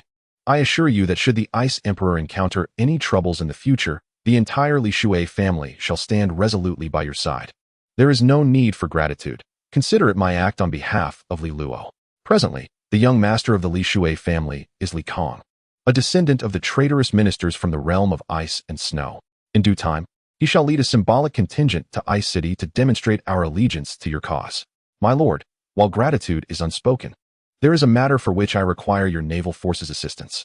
I have made contact with the great whale clan of the extreme western abyss, and I plan to visit them shortly. However, the underground river from the western sea to Ice City has remained and used for many years. So I kindly request that you dispatch your navy to explore or reopen this subterranean passage, preparing for future endeavors. The mention of the great whale clan elicited a flicker of surprise from Li Shui Ho, yet he quickly regained his composure and nodded in understanding. I shall mobilize a naval force to address this matter within a few days. However, Your Highness, do not forget the historical enmity between the Ice Clan and the Great Whale Clan. Even if we manage to bring them under our banner, careful consideration must be given to their future paths. The Ice Clan can no longer afford to wage another grand war. I listened intently to his words, filled with concern, and nodded in agreement. Indeed, the Ice Clan could not withstand a second such conflict. As dawn broke, I could faintly glimpse the once magnificent whale city of the Western Sea before me. This territory represents the last stronghold of the Ice Clan leading to the extreme western abyss. The naval forces stationed here serve a dual purpose: to seize the vast expanses beyond the realm of ice and snow for the Northern Sea Palace and the southwestern maritime domain, and to prevent the Great Whale Clan from once again infiltrating the Grand Whale City. Donger gazed at the surging ocean from outside the palace and remarked, "Brother, the naval commander stationed at Whale City hails from the Li Shui family, yet he is a descendant of the former traders from the ice and snow plateau. He was raised under the auspices of the shogunate and later assigned to our father as a guard, ultimately rising to the position of commander at Whale City. The Li Shui family and the shogunate's guard suggest that the latter's status has rendered the former's identity inconsequential. The shogunate is notoriously difficult to sway." I contemplated the ocean's surface and then shifted my focus. However, Li Shui Ho has informed me that the Li Shui family has appointed a young master named Li Kong. Generally, a traitor without military merit would not be pardoned. But Li Kang's situation is more nuanced. Not only has he been pardoned, but he has also become the young master of the Li Shui family. Having grown up on the ice and snow plateau, he is unlikely to have amassed any military achievements. Therefore, it is plausible that this young master is connected to the commander of Whale City. We are not seeking to raise arms against our father. Given the state of his health, these 2 years have reached their limit, and his position in the shogunate should impose no restrictions, allowing him to engage in this royal conflict without issue. Donger nodded, casting her gaze toward the distance where a commotion seemed to arise. "Brother, it appears you were correct. The commander is indeed approaching." Following the gaze of my companion, I turned to see him approach. "Greetings to the two princes," he announced. I beheld the resolute man before me and inquired, "There is no need for excessive formality, Commander. A few days ago, I visited the Li Shui family and learned that you hail from that lineage as well. I do have a question that requires your elucidation. What is the nature of your relationship with the current young patriarch of the Li Shui family?" "The young master Li Shui is the son of my elder brother. Years ago, the shogunate came to the frozen plateau to select the next generation of royal guards. My elder brother, considering my youth, graciously yielded his opportunity to me. When the Ice Emperor ascended the throne, I journeyed to the frozen plateau, only to find my brother had passed into the afterlife. Li Luo remains the last bloodline of my brother within the Ice clan. As the direct line of the Li Luo family now has no successors, His Majesty bestowed upon Li Luo the title of Young Patriarch, with the hallmark of a soldier. He spoke without hesitation. I nodded. In that case, it seems we are indeed allies. Just recently, the Marquis of Li Luo assured me that Li Luo would lead a contingent into the City of Ice under my command. You are a man of integrity, Commander, and I trust you do not wish to find yourself opposed to the Li Luo family. Your Highness, Li Luo is a member of the shogunate. He began, but I interjected. I am aware. The shogunate shall not intervene in the royal conflict. Each generation within the shogunate possesses only a singular mission. I believe your allegiance lies with me. Not to usurp my father, but rather as a precaution should turmoil arise in the City of Ice. After all, I presume you would not desire Li Luo to once again venture to the frozen plateau for all eternity. Li Luo regarded me thoughtfully for a moment before finally nodding. Very well. I shall consider this my agreement with you both. However, I will not mobilize the forces of the Western Whale City until it becomes absolutely necessary. I observed his demeanor relax. Rest assured, Commander, there will be no breach of my father's orders until the very last moment. I continued. I intend to journey to the abyss of the far west to seek the Leviathan clan, and I would appreciate your assistance in dispatching a contingent to accompany us. Are you attempting to forge an alliance with the Leviathan clan? Li Luo voiced his curiosity. Indeed, I affirmed, you need not be astonished.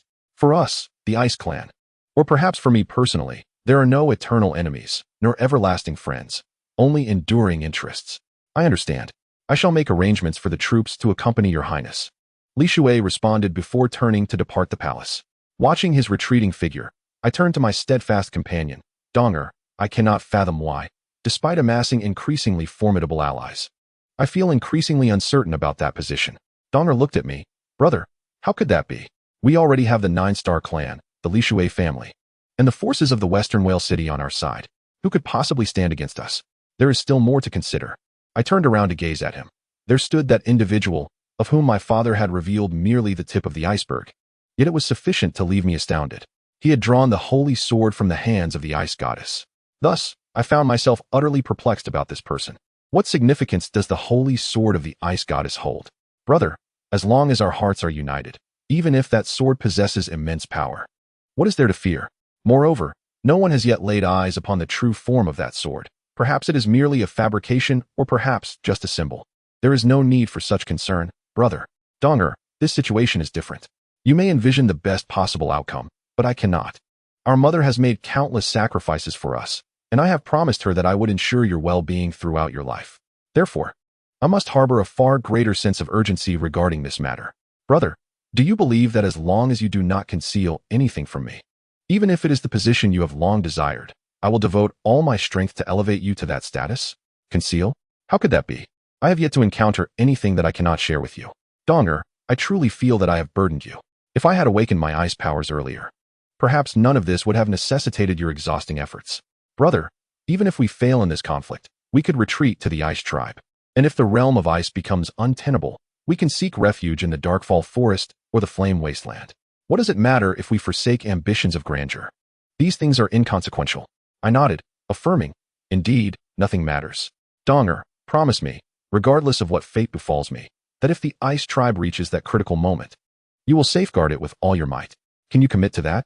Dawn broke, and I realized that the giant whale tribe had truly fallen from grace. In the abyss of the far west sea, I beheld these giant whales, who had fled here for centuries, and I could not help but feel a pang of sorrow. They have indeed declined. In the annals of the ice tribe, it is recorded that the adult giant whales once soared over 100 zhang in height, surfacing to unleash colossal waves. Yet, the whales before me, though still deserving of the title, had diminished significantly. Their size now a mere shadow of their ancestors from centuries past. The largest among them barely reached 70 or 80 zhang, while most stood around 60 zhang, a reduction of nearly half their forebears' grandeur. However, I understood that the giant whale tribe had achieved their former heights only by exhausting the resources of the entire West Sea. It was their insatiable demand for marine resources that incited the ice tribe's resolve to eradicate them. The abyss of the far West Sea is far less bountiful than the West Sea, making it arduous for these giant whales to find sufficient sustenance to reach such monumental sizes. In this ebb and flow, the regression of their size became an inevitable consequence. The largest whale, upon noticing our intrusion into its territory, instantly raised its tail and, creating a whirlpool beneath the waters, glided toward us. He halted several dozen paces before me, the inertia of the underwater currents delivering a profound impact upon us. The once formidable ice shield, I had thought impenetrable, was pushed back several paces before it finally stilled. The colossal whale gazed at my companion beside me and opened its immense maw to utter, "I recognize you. You have visited before. Pray tell, is this esteemed individual beside you the one to whom you pledge your allegiance?" Even though this motion constituted the slightest of gestures for it, the ensuing turbulence in the water was monumental. I gestured for it to surface, and it comprehended my signal. Executing a graceful turn and leaping into the sky above the sea, I beheld a massive block of coral plummeting to the ocean floor behind it. Emerging from the waves, the whale revealed its entire back, akin to an island. I marveled at its grandeur, realizing that although they no longer possessed the magnificent stature of their ancestors, they remained beyond our comparison. "It is I, a prince of the ice tribe seeking your fealty," I declared, fixing my gaze upon it. Its eyes opened wide, each one exceeding my height by several times. Although the legacy of the giant whale lineage had waned over the centuries, let it not be forgotten that the current existence of the giant whales is a testament to the ice tribe's influence. What grounds do you have to assume I would assist an adversary? Even if you could present a second Western Sea, do not expect me to place my trust in you once more. The notion that the ice tribe is fickle has been passed down through generations in our lineage. My terms, however, would involve a second Western Sea, perhaps not as grand as the first. It was not the ice tribe's treachery that drove you to the farthest depths of the Western Sea. That was the consequence of your own avarice.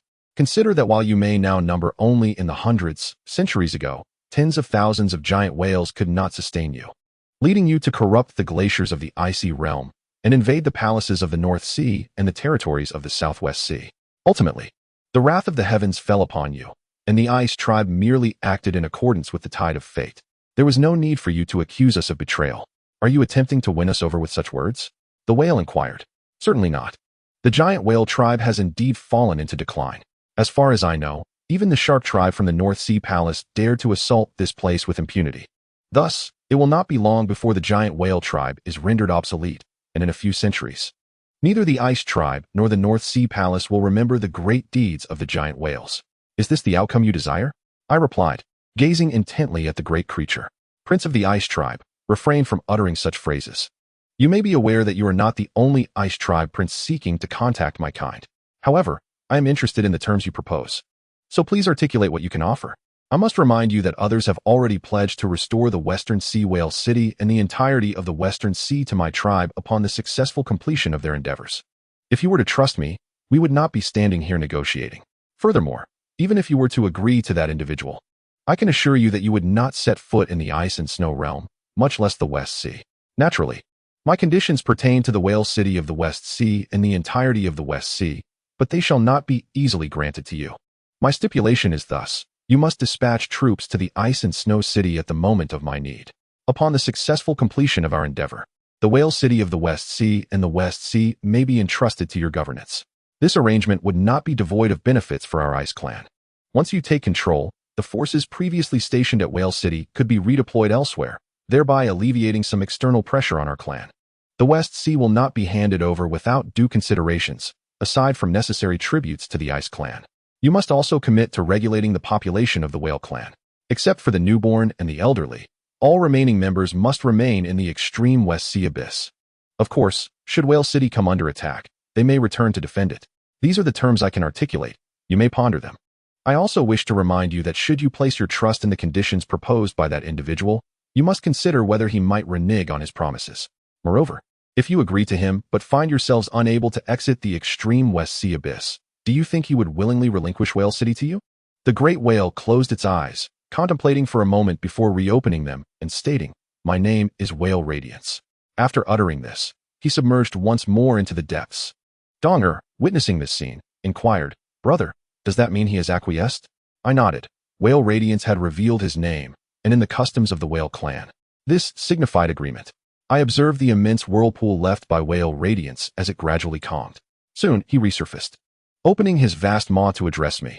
I am aware of the customs of your Ice Clan, and it is prudent to inform you that the Ice Clan royal who sought out my Whale Clan is none other than your fifth prince.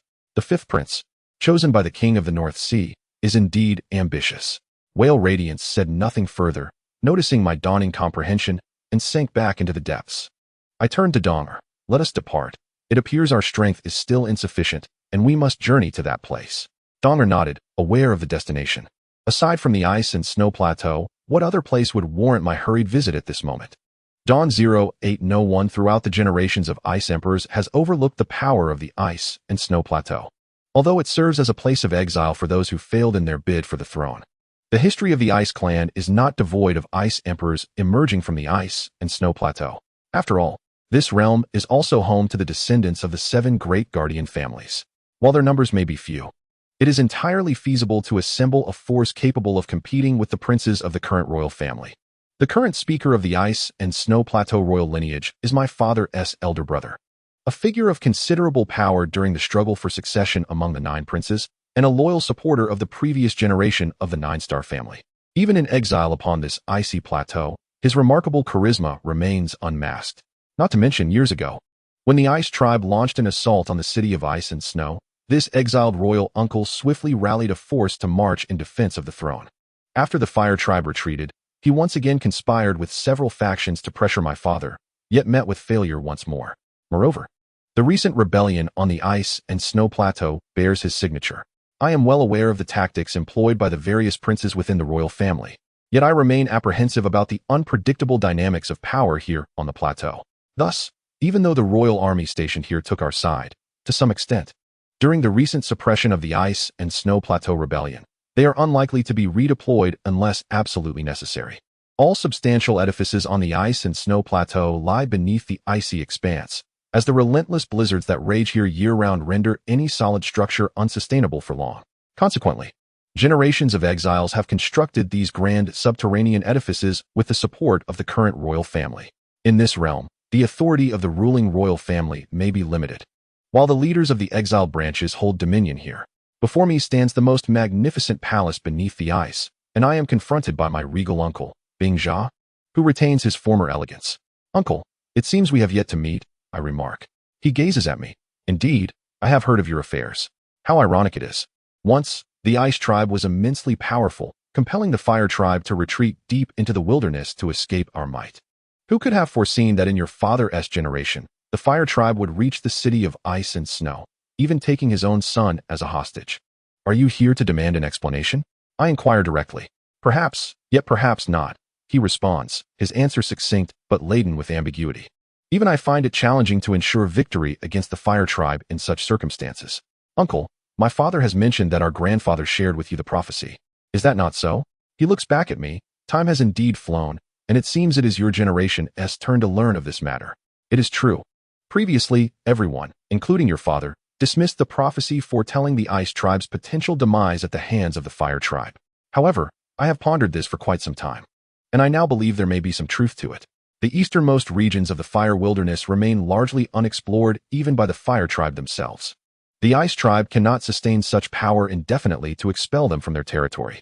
However, the situation is different in the ice and snow domain. Our territory is finite, bordered by the Western Sea, and the farthest we can reach is merely the abyss of the extreme west.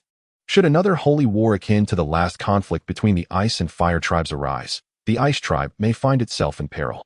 Indeed, it is for this reason that I sought the Emperor, for perhaps the Ice Clan may face such a day, yet I hope it shall not occur within our generation. I surmise the Emperor also does not wish to be the harbinger of the Ice Clan's demise. What? Are you here to persuade me to align with your cause? Even your father could not subdue me. Do you believe you can dominate this cunning and ambitious Emperor in your mind? The Emperor spoke with a tone laced with irony. I nodded in affirmation. Yes, I indeed hope the Emperor would stand by my side. He is a man of great ambition, yet I am curious as to why, despite having no offspring, he covets such a position as the Ice Sovereign at this stage of his life. The former prince, confined to this icy expanse for over a decade, let out a long sigh. In any realm, hope is the most indispensable element. Having lingered in this frozen highland for so long, every so-called traitor exiled here yearns for the hope of returning to the city of ice. Thus, the most powerful individual here becomes their beacon of hope, in their subconscious and desires. They regard this person as their key to returning to the realm of ice and snow. Over time, these desires morph into an obligation for that person. And I am that person. For me, it is indeed a responsibility. Responsibility? In that fleeting moment, I grasped the essence of it. Was not the promise made in the fiery wasteland my responsibility? I gazed back at the once spirited emperor. I promise you, whether I ascend to the throne or not, I shall fulfill this vow. In my lifetime, I shall provide you with the future you desire, allowing those exiled in the realm of ice to return to the city of ice. As for those princes who failed in their bid for the throne, even if they are 3 generations removed from the current royal lineage, they too may return, albeit stripped of their royal titles. How does that sound? That is acceptable. As long as you are willing to trust me to journey to the city of ice, I have no objections, he replied, assessing me. What is there to doubt? Speak the words the emperor would not wish to hear. Even the formidable power of the emperor once succumbed to my father. Now, residing in this near-barbaric land of icy highlands, what means could threaten the modern royal family?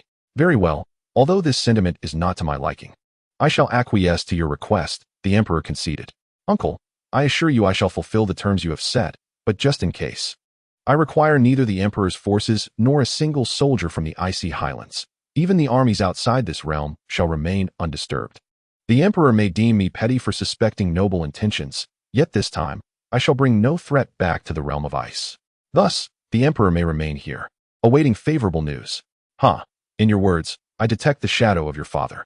If you can achieve what you profess, I shall grant you my promise. The imperial prince gazed at the desolate dome of the palace and finally uttered those words. In the icy highlands, where I had yet to return, I received tidings that the tale of the 3rd prince of the Ice Clan being attacked in the western sea whale city had long circulated throughout the Ice City. Initially dismissed by many as mere folly, the situation transformed when the army stationed in the western sea whale city returned with the lifeless bodies of several members of the Shark Clan from the northern sea palace, revealing that this was no mere skirmish. Merely the following day, the Li Luo family and the Jiuxing family, disregarding the objections of the Ice Clan's 5th prince, Bing Zhen, resolutely gathered a substantial force, preparing to embark on a campaign against the northern sea palace. Just as the outside world presumed that the Ice Emperor was indecisive, the armies stationed in the western sea whale city, the icy highlands, and even the northern regions of the ice domain, including the banished royal branches, petitioned the Ice City, demanding an expedition against the northern sea palace. Days later, the Ice Emperor issued a decree approving the campaign. Upon hearing this declaration from afar in the icy highlands, I finally exhaled a sigh of relief. In the Ice Clan, a prince can declare war if he can command an army, though few undertake such a seemingly thankless endeavor. However, with the support of the Ice Emperor, the circumstances shifted. All 7 guardian families were obliged to dispatch symbolic forces. Consequently, after departing from the icy highlands, Dong Heir and I set forth directly to the northern regions of the ice domain. This campaign not only involved the 7 guardian families, but also saw the full involvement of the armies from western sea whale city and the north, along with additional forces from the icy highlands and its royal branches. Not to be overlooked, the arch-rivals of the northern sea palace, the giant whale clan, also made their appearance on the battlefield. The days marking the commencement and conclusion of the conflict passed with alarming swiftness. In merely a few days, the defenses and forces of the northern sea palace were utterly obliterated. Once a magnificent stronghold, the northern sea palace was now shrouded in the remains of the aquatic warriors, its former splendor obscured by the bodies of the fallen, while one section of the palace, crushed beneath the weight of the whale clan, collapsed into ruins. Before me knelt the Shark King of the northern sea palace, adopting a most subservient posture as he inquired, "Esteemed prince of the Ice Clan, why have you dispatched your forces to assault your vassal?" "Why?" I replied, regarding him with an elevated demeanor, my sword poised before his face.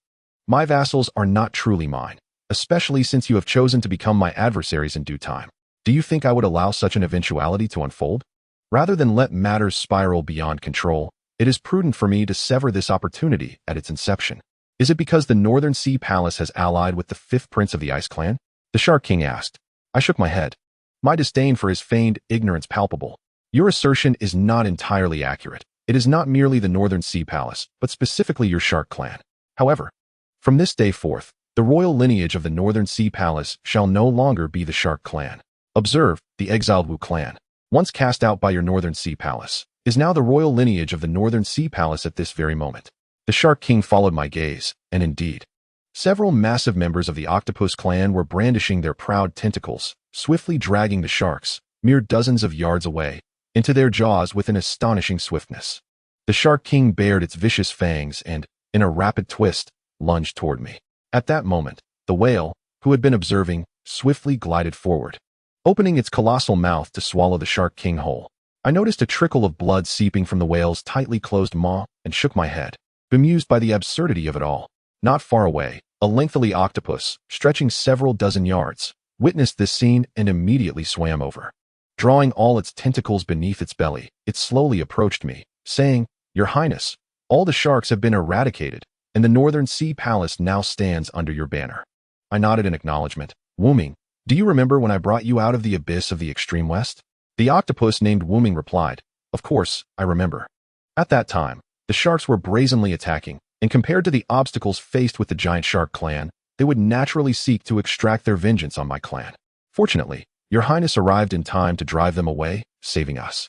Thus, whether it was the former giant whale clan, the current Northern Sea Sharks, or the future octopus clan, any entity that overreaches will never be a friend of my ice clan. Do you understand? I said, my gaze piercing. Of course, I will remember your Highness's words. My clan shall serve as your faithful vassals, loyal to the ice royal family for generations, never overstepping our bounds. That is good. You have now completely taken control of the Northern Sea Palace. As for those Northern Sea races that once pledged loyalty to the sharks and are willing to serve under your command, do not be overly aggressive.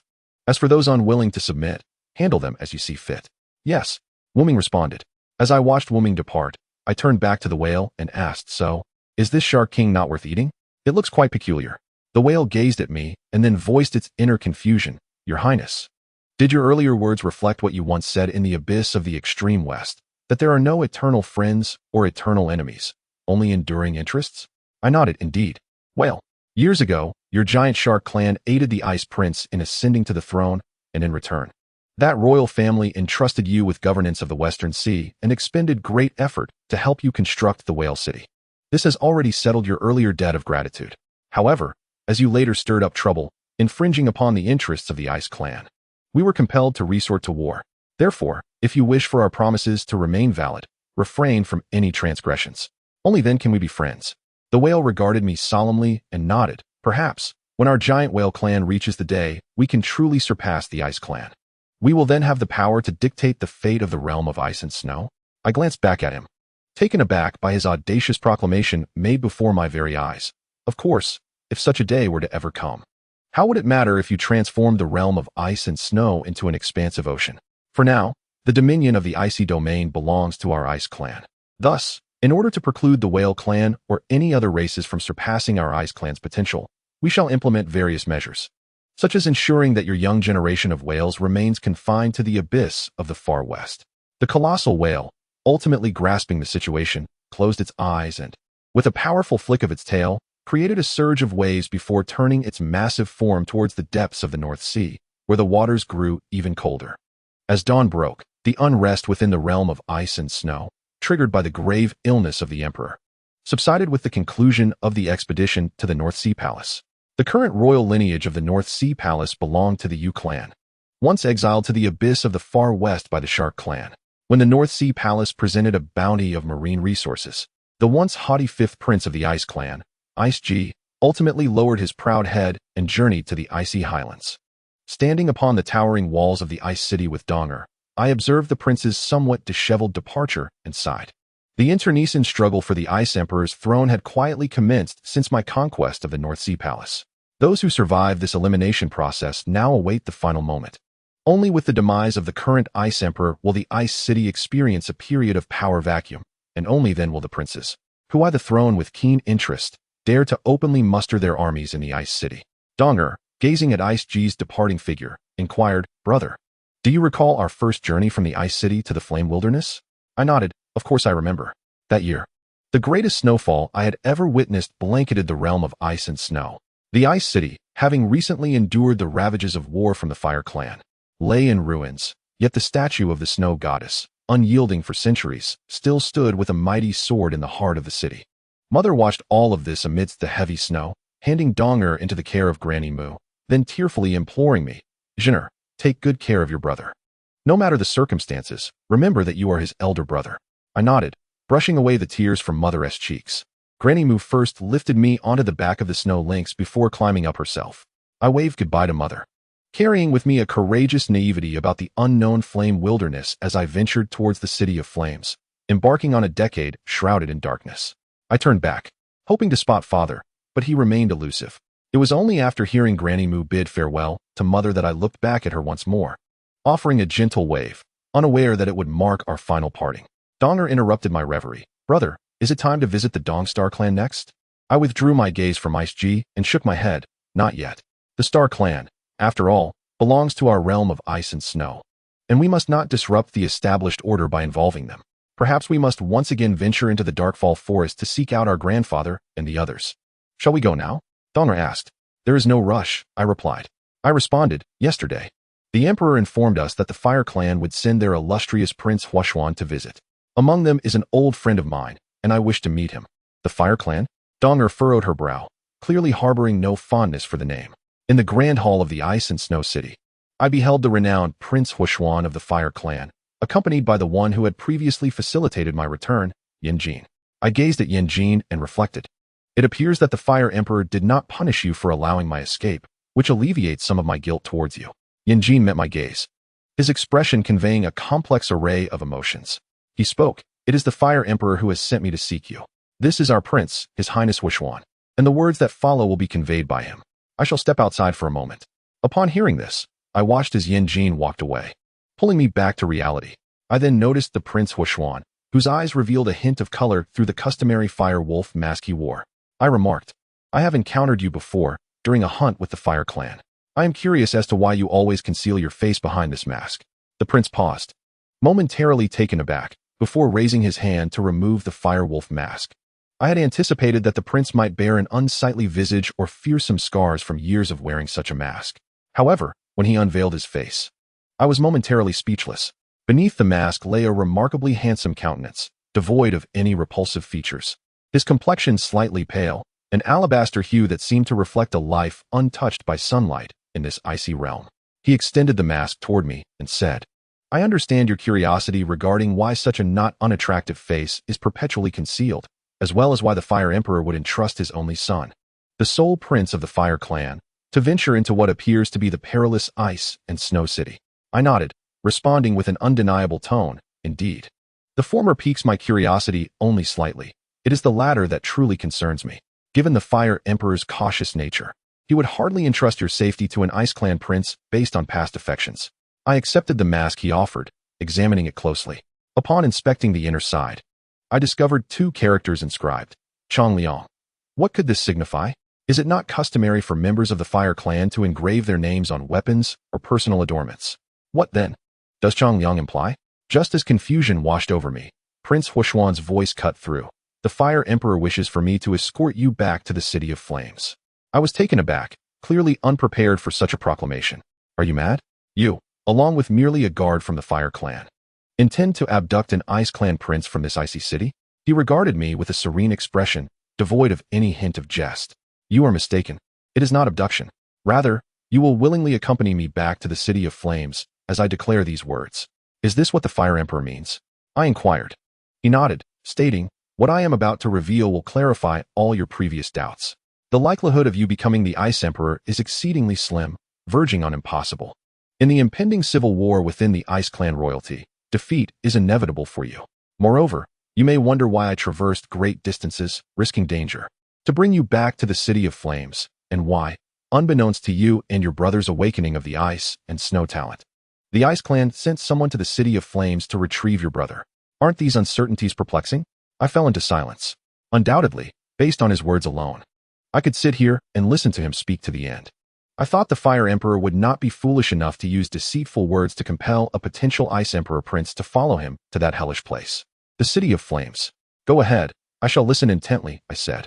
As dawn broke, the shadows stretched westward, and the entire city of ice appeared solemn and dignified. Outside the palace, the snow continued to fall, creating an almost surreal atmosphere. I observed the Fire Clan prince, Huashian, who had just revealed everything. I let out a cold snort and replied with a tone steeped in self-deprecation. Do you think that just because of your words today, I would believe everything you say? He gazed at me with an unwavering calmness that I found difficult to comprehend. All your past doubts can be explained by my words today. The Fire Emperor does not intend to convince you to return to the City of Flames solely based on what I have said. He also asked me to remind you that your mother is the saintess of the Darkfall Forest, yet her lifespan does not exceed that of an ordinary person. Do you still believe those excuses of longing for a child? Then why did the Fire Emperor not tell me this during the Great Hunt years ago? I asked. At that time, you had not yet experienced these events. Do you think you would have heeded even a single word from the Fire Emperor? He stood there, an ethereal figure, reminding me that the path ahead was but an illusion. I turned away and exited the palace. You should return. I will not accompany you back to the City of Flames. I shall consider your previous words as if I had not heard them. You may leave now. Perhaps next year, at Miao Yan Lake, you will witness our Ice Clan's army heading to the Great Wilderness. Behind me, he said, staying in this city of ice will lead to your demise. Once, in the mortal realm, someone had told me the same. At the time, I did not understand. I never believed my fate was directly intertwined with death. Perhaps your words today have illuminated my destiny, yet I shall never become you. Depart now. I cannot guarantee your safety in the realm of ice and snow. With that, I left the palace without looking back. Outside, Yin Jin regarded me. Do you know everything? Know what? That everything is sufficient to cast me into the abyss. I replied, glancing back at him. Did you know this when you allowed me to return to the realm of ice and snow all those years ago? He gazed at me, then slowly nodded. The first time I learned of this matter was after I attempted to assassinate you and handed the false decree of your execution to the Fire Emperor. It was then that the Fire Emperor appointed me as your guardian, revealing these truths to me. You cannot possibly believe that a vengeful adversary would easily protect you after such a moment. I looked at him, fists clenched, and swiftly struck his face. Yin Jin did not anticipate my fury and found himself thrust to the ground, staring up at me. At that moment, Li Luo and Han Zong, having heard the commotion, hurried over to inquire. I waved my hand dismissively.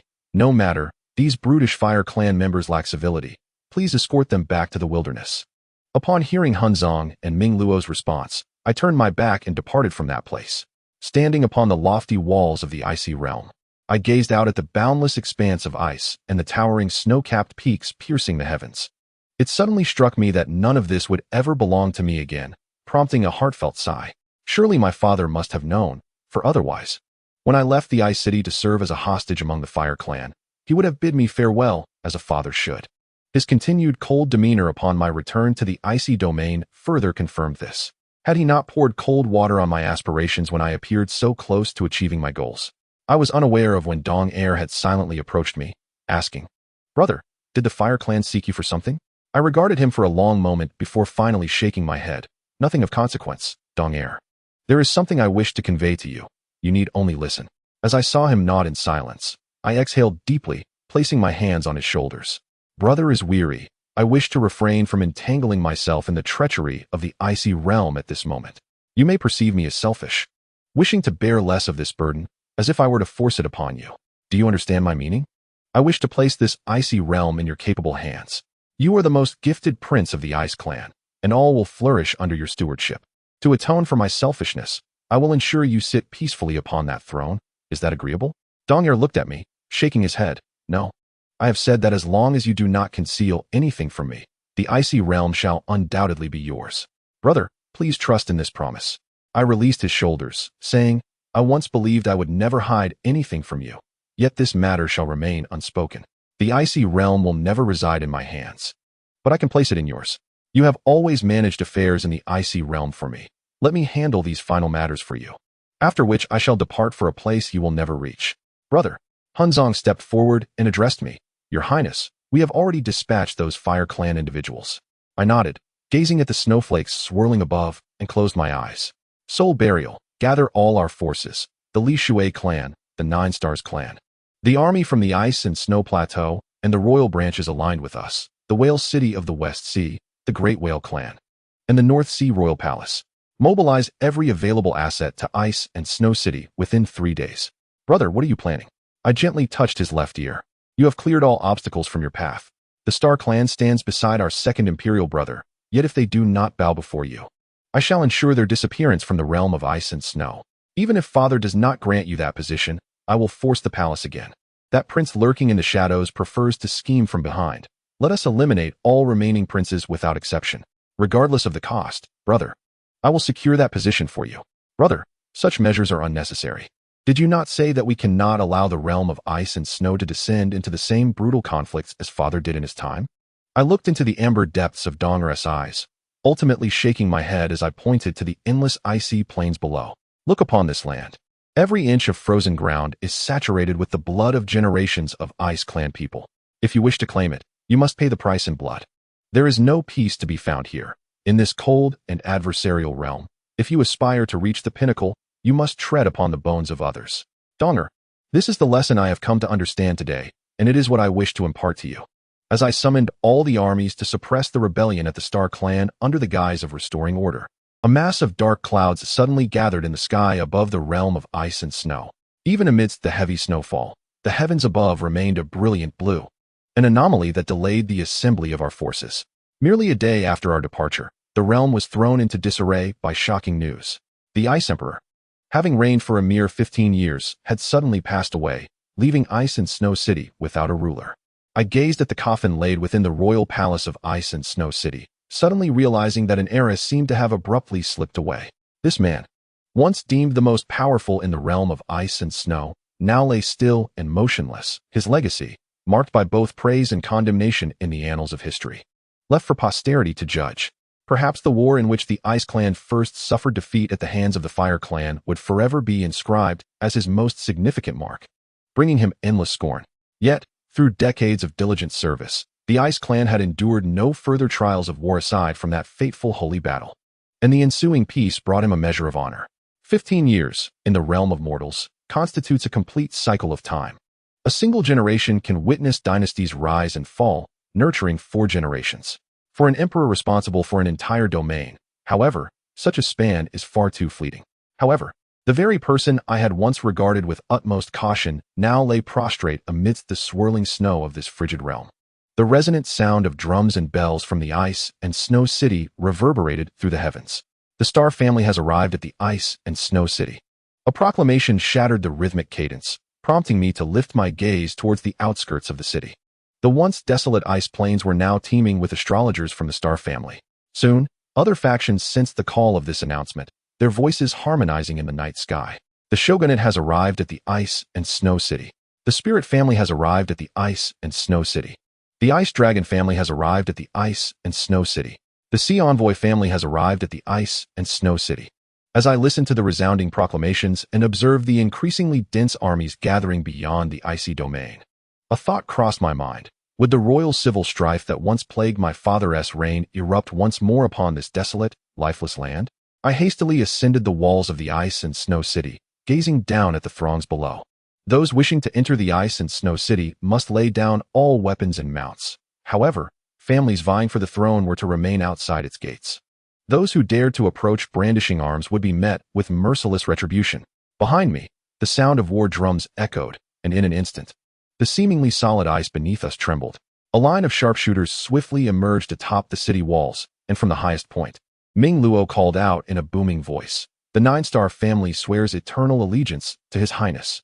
At that moment, the quaking ground fissured, swiftly transforming into a gaping chasm, from which a colossal entity emerged, the Leviathan clan. The Leviathan clan swears eternal allegiance to His Highness. Following the appearance of the Leviathan clan's massive form, the Obsidian clan from the Northern Sea Palace swiftly revealed their enormous tentacles, proclaiming, "The royal family of the Northern Sea Palace swears eternal allegiance to His Highness." On the distant icy peaks, numerous armies surged forth, led by the Li Luo family, stationed in the western Sea Whale City, representing the Northern Ice clans. Before long, the once tumultuous throng in the Ice and Snow City transformed into 2 factions. One group comprised neutral entities like the shogunate, who relinquished their weapons and entered the Ice and Snow City through the opened gates. Following closely were the Spirit family, mounted on ice bears and ice leopards, dismounting from their various steeds as they advanced into the city alongside the shogunate. The patriarch of the Ice Dragon family observed the 9-star family, who were stringing their formidable bows atop the city walls, shook his head, casting an apologetic glance toward the Star family, and then gestured for the airborne Ice Dragon riders to land, lowering their lengthy spears as they entered the Ice and Snow City. What was once a bustling expanse of ice now remained only the Star family and the Sea Envoy family. I regarded my second elder brother, standing before the Star family, and with a tone steeped in irony, I remarked, "What is this, dear brother? Do you intend to fight to the bitter end?" He gazed at me, a hint of bitterness gracing his smile. "I fear not for the fish that may perish, nor for the net that cannot be mended. Worry not. The outcome is already apparent. I shall not stake the future of the Ice Clan on a gamble that is destined for defeat." My second elder brother's thoughts, naturally, were commendable. I could comprehend the support of the Star Clan by your side. Yet I found myself perplexed by the means through which you have endeared the Sea Envoy clan to your cause. The prince of the Ice Clan, Ice G, turned his gaze towards me, asserting, "You are mistaken. The Sea Envoy clan is not my faction. Perhaps among the few teams you sent into the realm of ice and snow, they are not merely idling. The horn of the final battle has yet to sound. Third brother, have you never contemplated who that designated prince of our father truly is?" I looked at him, as if the most profound secret lay unveiled before me. Yet I was mistaken. At that moment, my second elder brother had relinquished his sword and merely gestured. The Star Clan, positioned behind him, lowered their weapons, joining the Sea Envoy clan, who had already disarmed, and together they entered the city of ice and snow.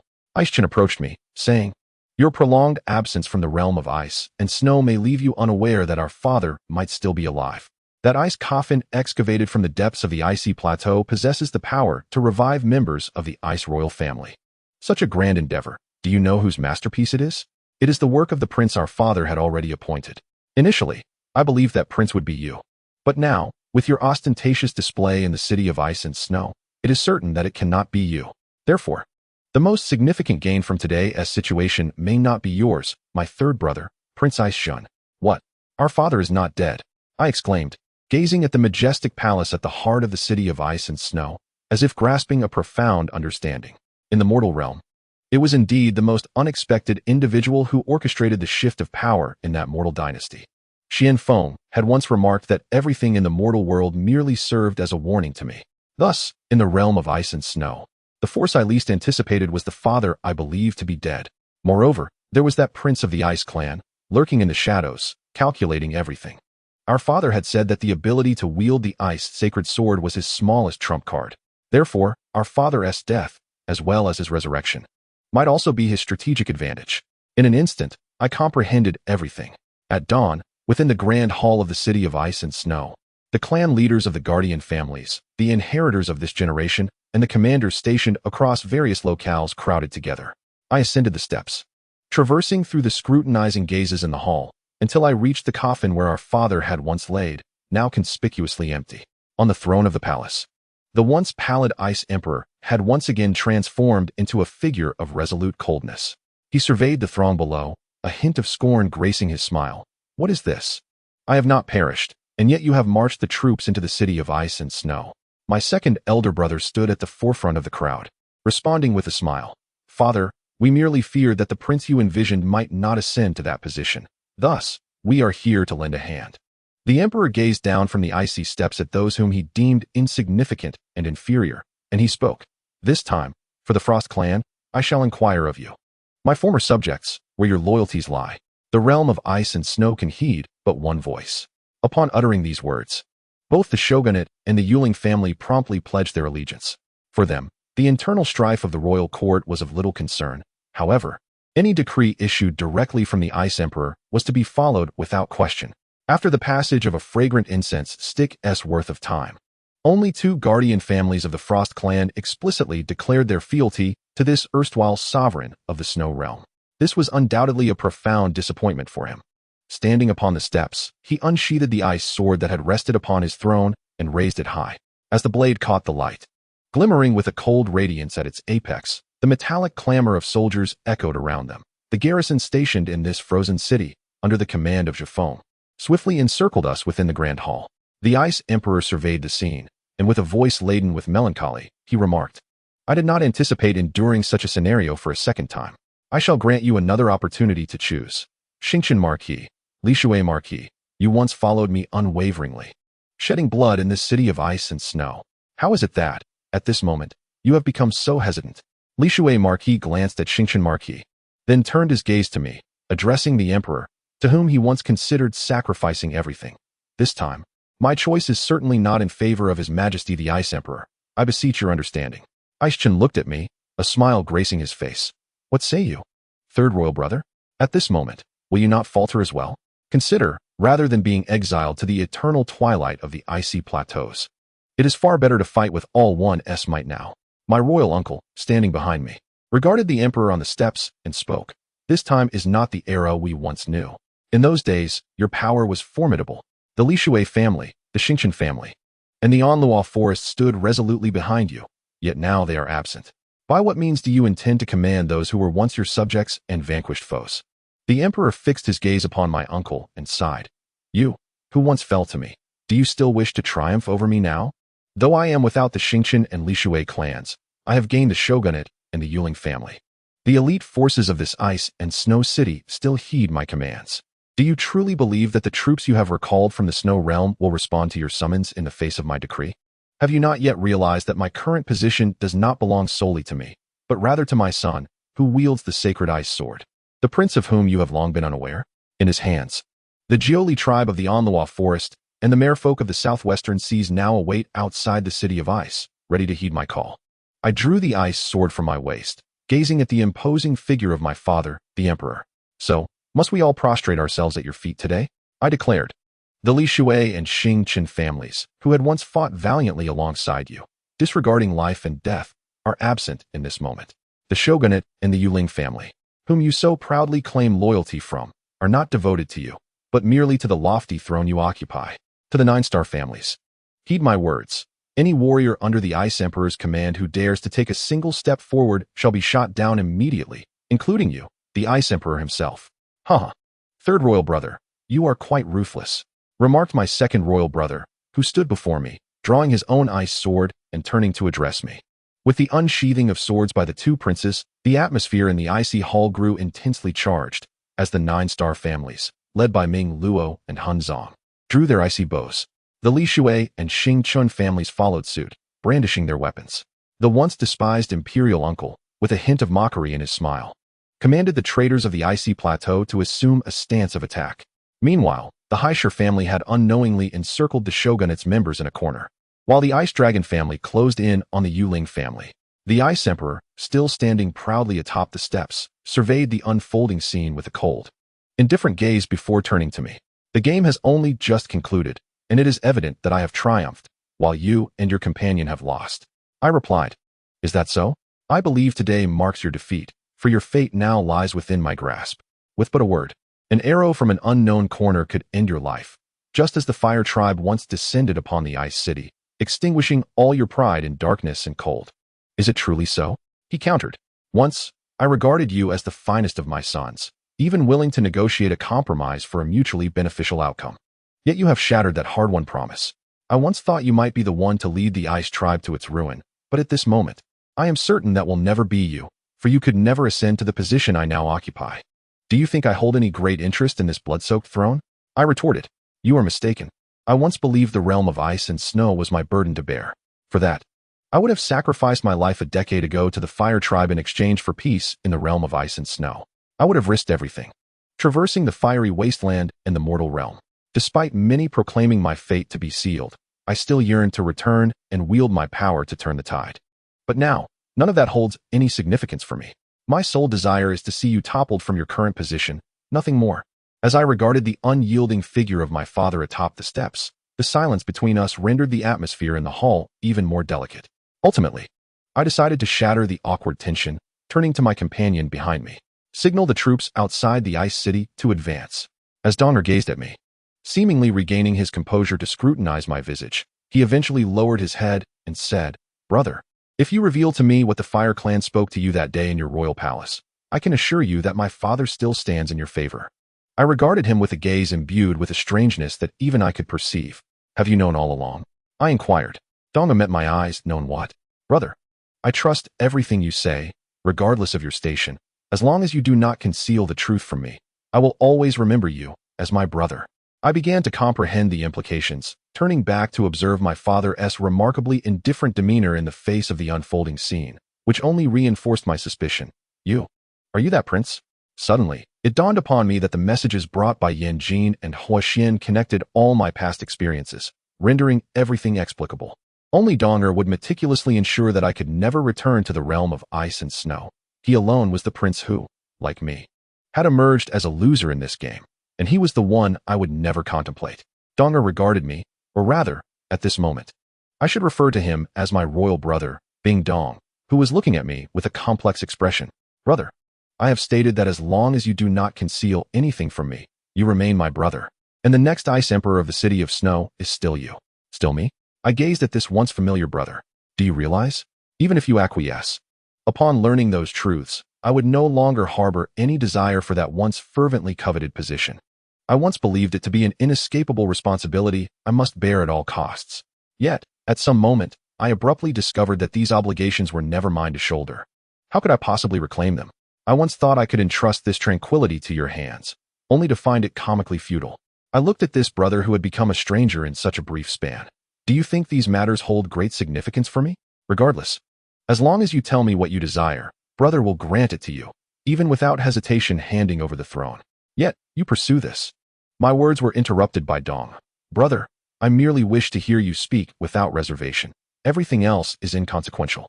If you disclose the events of that day with the Fire Clan, you remain my brother. I set aside the ice sword I had been pointing ahead. Addressing him, do you believe I would speak? I once promised our mother to take good care of you, but at this moment, I realize you have grown.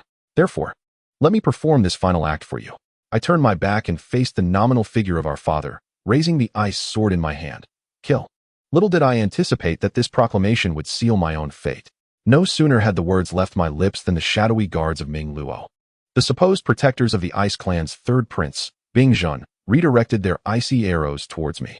Subsequently, the Ice Dragon clan, embroiled in this mire of royal strife, had already turned their spears against us in the Grand Hall. Li Luo, I gazed at my trusted confidant, who had once borne the grand bow symbolizing the illustrious and glorious Nine Stars family, with a self-deprecating expression. I then turned my attention back to Dong. Indeed, who else but you, the most gifted ice prince capable of wielding the sacred sword of ice and snow, could accomplish such a feat? Who could orchestrate the affairs of the mortal realm from the shadows of the Darkfall Forest, deceiving me? If not the legitimate offspring of the same Li clan as Saintus? Given all that has transpired, who else could I possibly trust but my brother? These truths, which should have been immediately apparent, were obscured by the mere fact that you are my brother. In hindsight, how laughable is that? The Ice Emperor, standing upon the steps, finally broke his silence. What, at this moment, do you still wish to resist stubbornly? Li Gang, you are now the young patriarch of the Li Shui clan. I could consider this incident a fault of the Li Shui Marquis and refrain from exiling you to the icy highlands. You must ponder this carefully. You have labored greatly to emerge from that place, and if you were to be banished again, your hopes of returning to the realm of ice and snow would be utterly extinguished. As for the Heir family, your stronghold has already been overtaken by the merfolk of the southwestern seas. You should comprehend what this entails for you. And Shunner, deep down, you already know your fate, destined to be exiled to the icy highlands for the remainder of your life. Why must you continue this futile struggle? Truly, the Ice Emperor's prowess remains unmatched, his deftness surpassing that of former years. With but a few words, he shattered the alliance of several great families. Initially, the Heir family laid down their arms, and observing the tacit acceptance in the closed eyes of the Li Shui Marquis, Li Gang too relinquished his weapon. Ultimately, my once proud second brother, Ice Chun, cast a scornful glance at the ice sword in his hand, as if acquiescing to this final outcome. He closed his eyes and cast the sword to the ground. Hunzong brandished his black blade before me, while Donger had already advanced to stand before Li Luo, and we exchanged glances across a distance. Donger glanced at his right hand, where a sword suddenly materialized, emanating a chilling brilliance. Intricate inscriptions adorned the blade, evoking a sense of dizziness at first sight.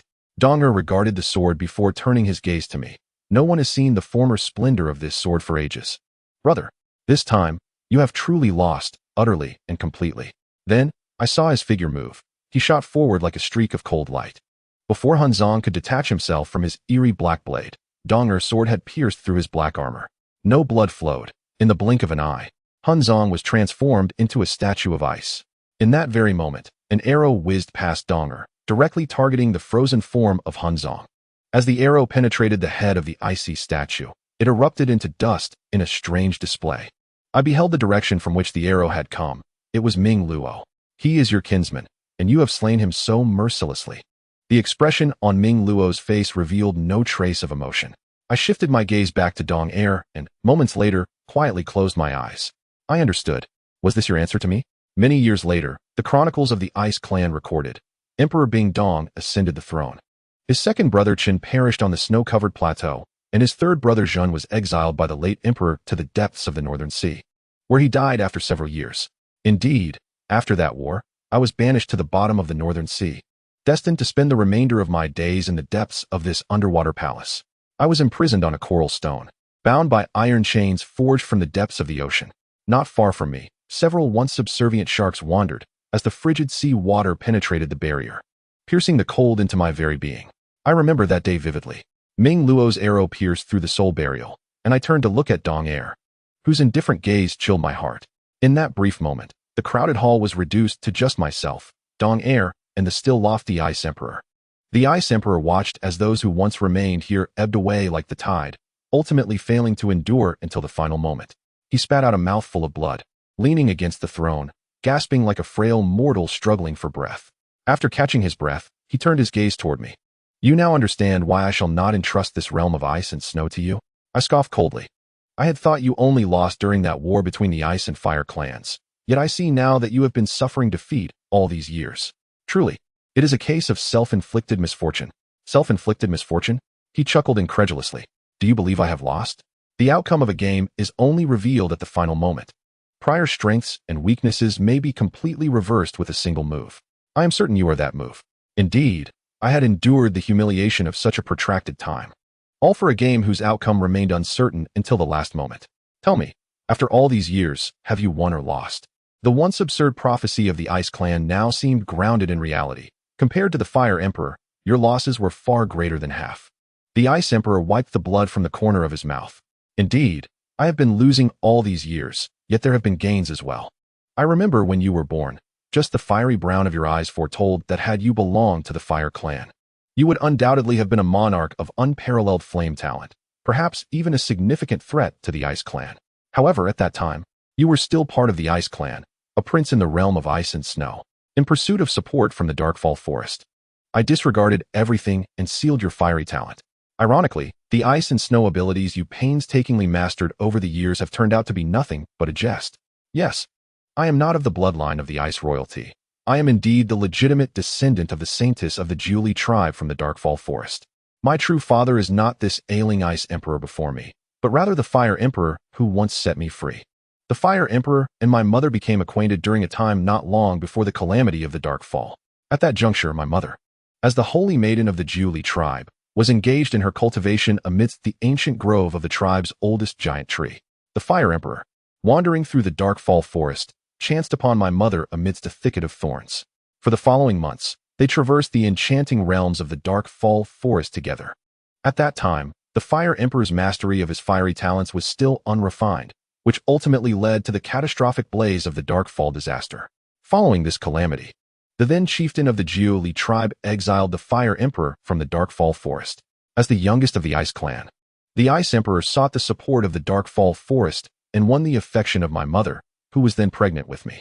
Upon ascending to the throne, he crowned her as the Snow Queen, while I, whose fiery abilities had been sealed, became the nominal prince of the Ice Clan. Subsequently, due to the lineage of the Snow royal family, my mother's health began to deteriorate. Indeed, all the mysteries that had lingered for so long were unraveled in that moment. I understood why my mother faced the Ice Emperor with a cold demeanor, yet spoke of the Darkfall Forest as the place of her greatest joy with my father.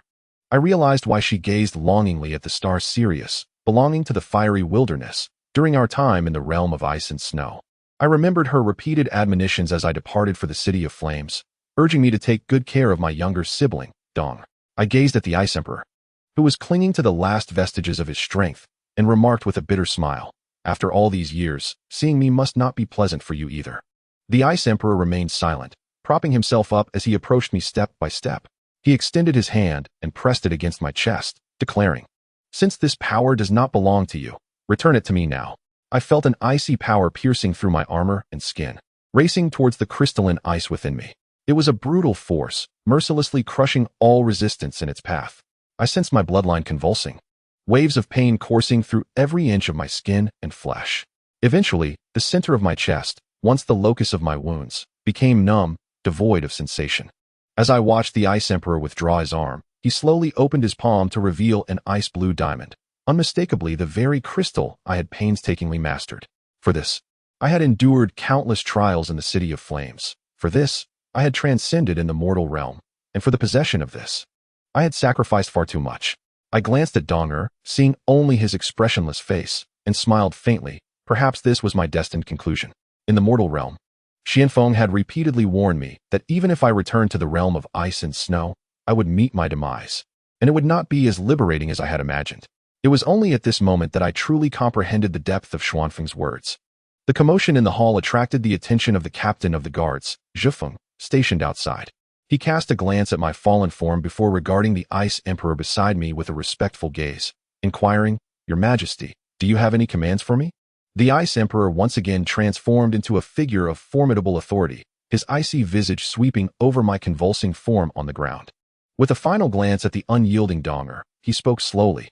"This time, the royal conflict has been won by His Highness Dong. Listen well, the second prince, Ice Chun, shall be exiled to the frozen highlands tomorrow, never to return to the City of Ice in this lifetime. As for the third prince, Ice Zhen, he shall be banished to the depths of the northern sea gorge, imprisoned within coral shackles of cold iron, watched over day and night by the royal shark clan of the northern sea palace." "Yes," responded the loyal guard, who had been following the Ice Emperor, now a mere skeleton in the grave. In this seemingly endless expanse of time at the bottom of the northern sea gorge, I never anticipated that the first familiar face I would see would be Ming Luo. Now, he was adorned in the most magnificent robe of the ice and snow realm, the crown of the illustrious Nine-Star clan resting upon his brow. I observed him approach from the water, his robe untouched by a single drop. Breaking the silence between us, he spoke. "You should not have killed him." Ming Luo's gaze met mine, his pupils chillingly calm. "In your eyes? That arrow should not have been loosed." Yet for me, it was imperative, for I, or rather, the Nine-Star clan, required that arrow. I regarded his increasingly frigid eyes. "But he is, after all, your kin." Ming Luo's expression swiftly turned cold, and in a voice steeped in melancholy, he replied, "Your Highness Zhen, the internal conflicts of the ice and snow royal family have always been brutal. Had the outcome been different, it might have been Soul Burial who killed me. Would you like to hear the story that follows?" He gazed at me, silent, and thus began to unveil the secret dwelling in his heart. In those bygone years, the prince of the Ice clan whom the Nine-Star clan supported was not the current Ice Emperor, but rather the exiled imperial uncle now residing in the frozen highlands.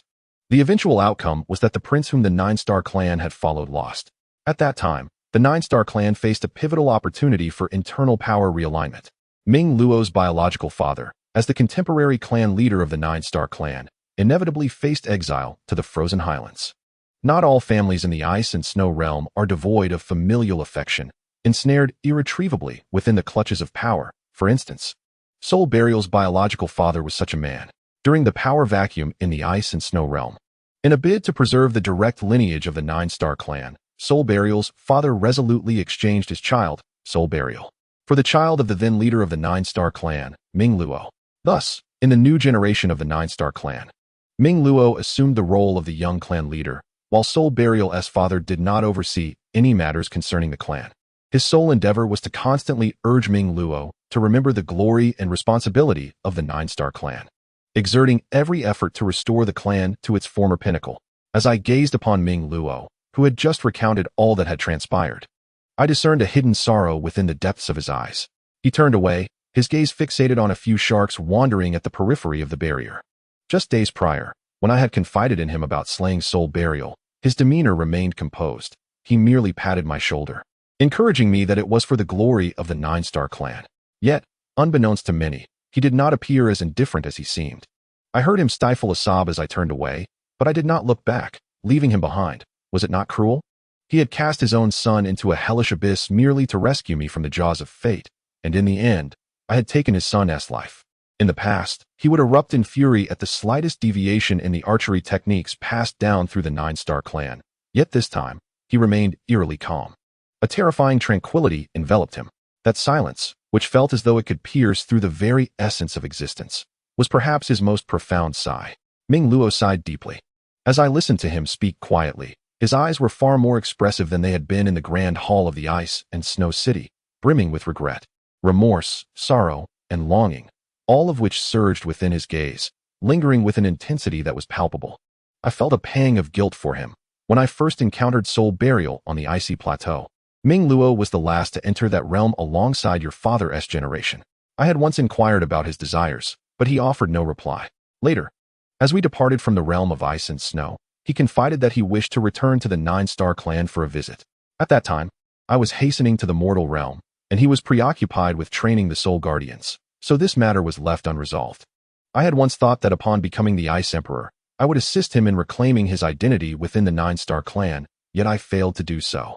Reflecting upon it now, I realized that in the realm of ice and snow, the one I owe the greatest apology to is him, Ming Luo. I have contemplated my own fate and whether I should harbor resentment towards the betrayal. Soul burial, a man who concealed his thoughts deep within. I have come to understand during our prolonged companionship. Yet, I never imagined you would betray me. Now, however, I can empathize with you.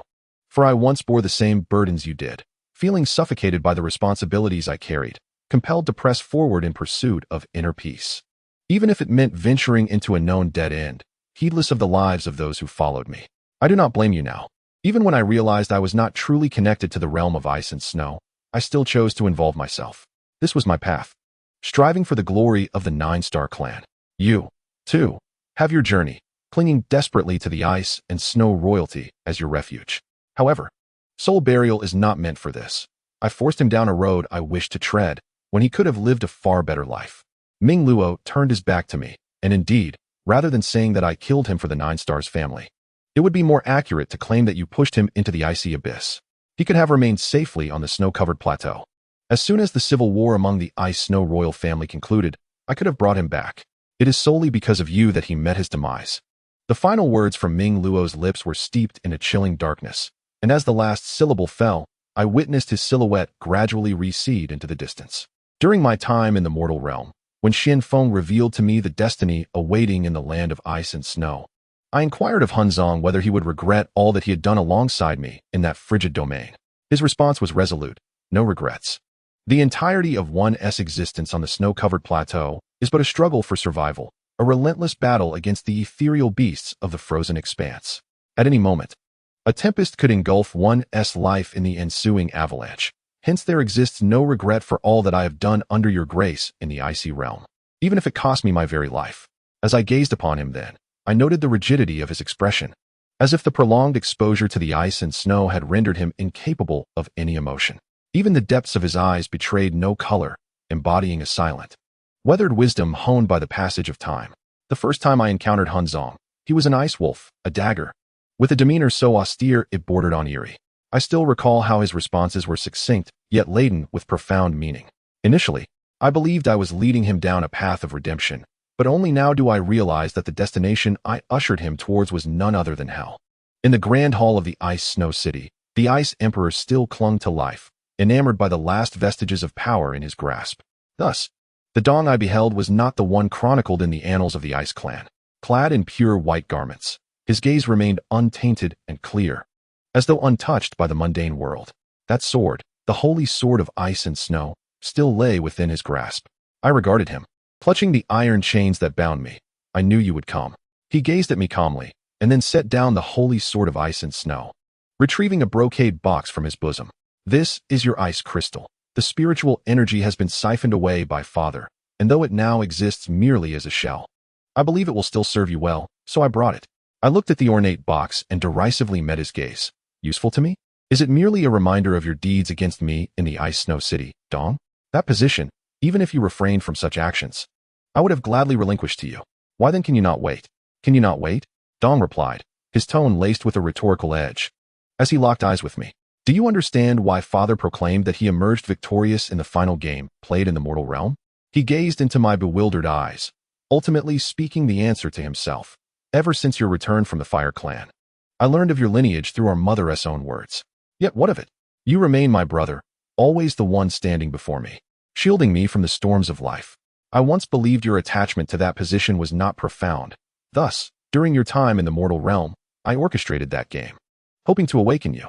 I thought that as long as you did not return to the ice and snow domain, I would seek you out once all matters concerning the Ice Clan had settled. At that time, in this vast world, where could we not go?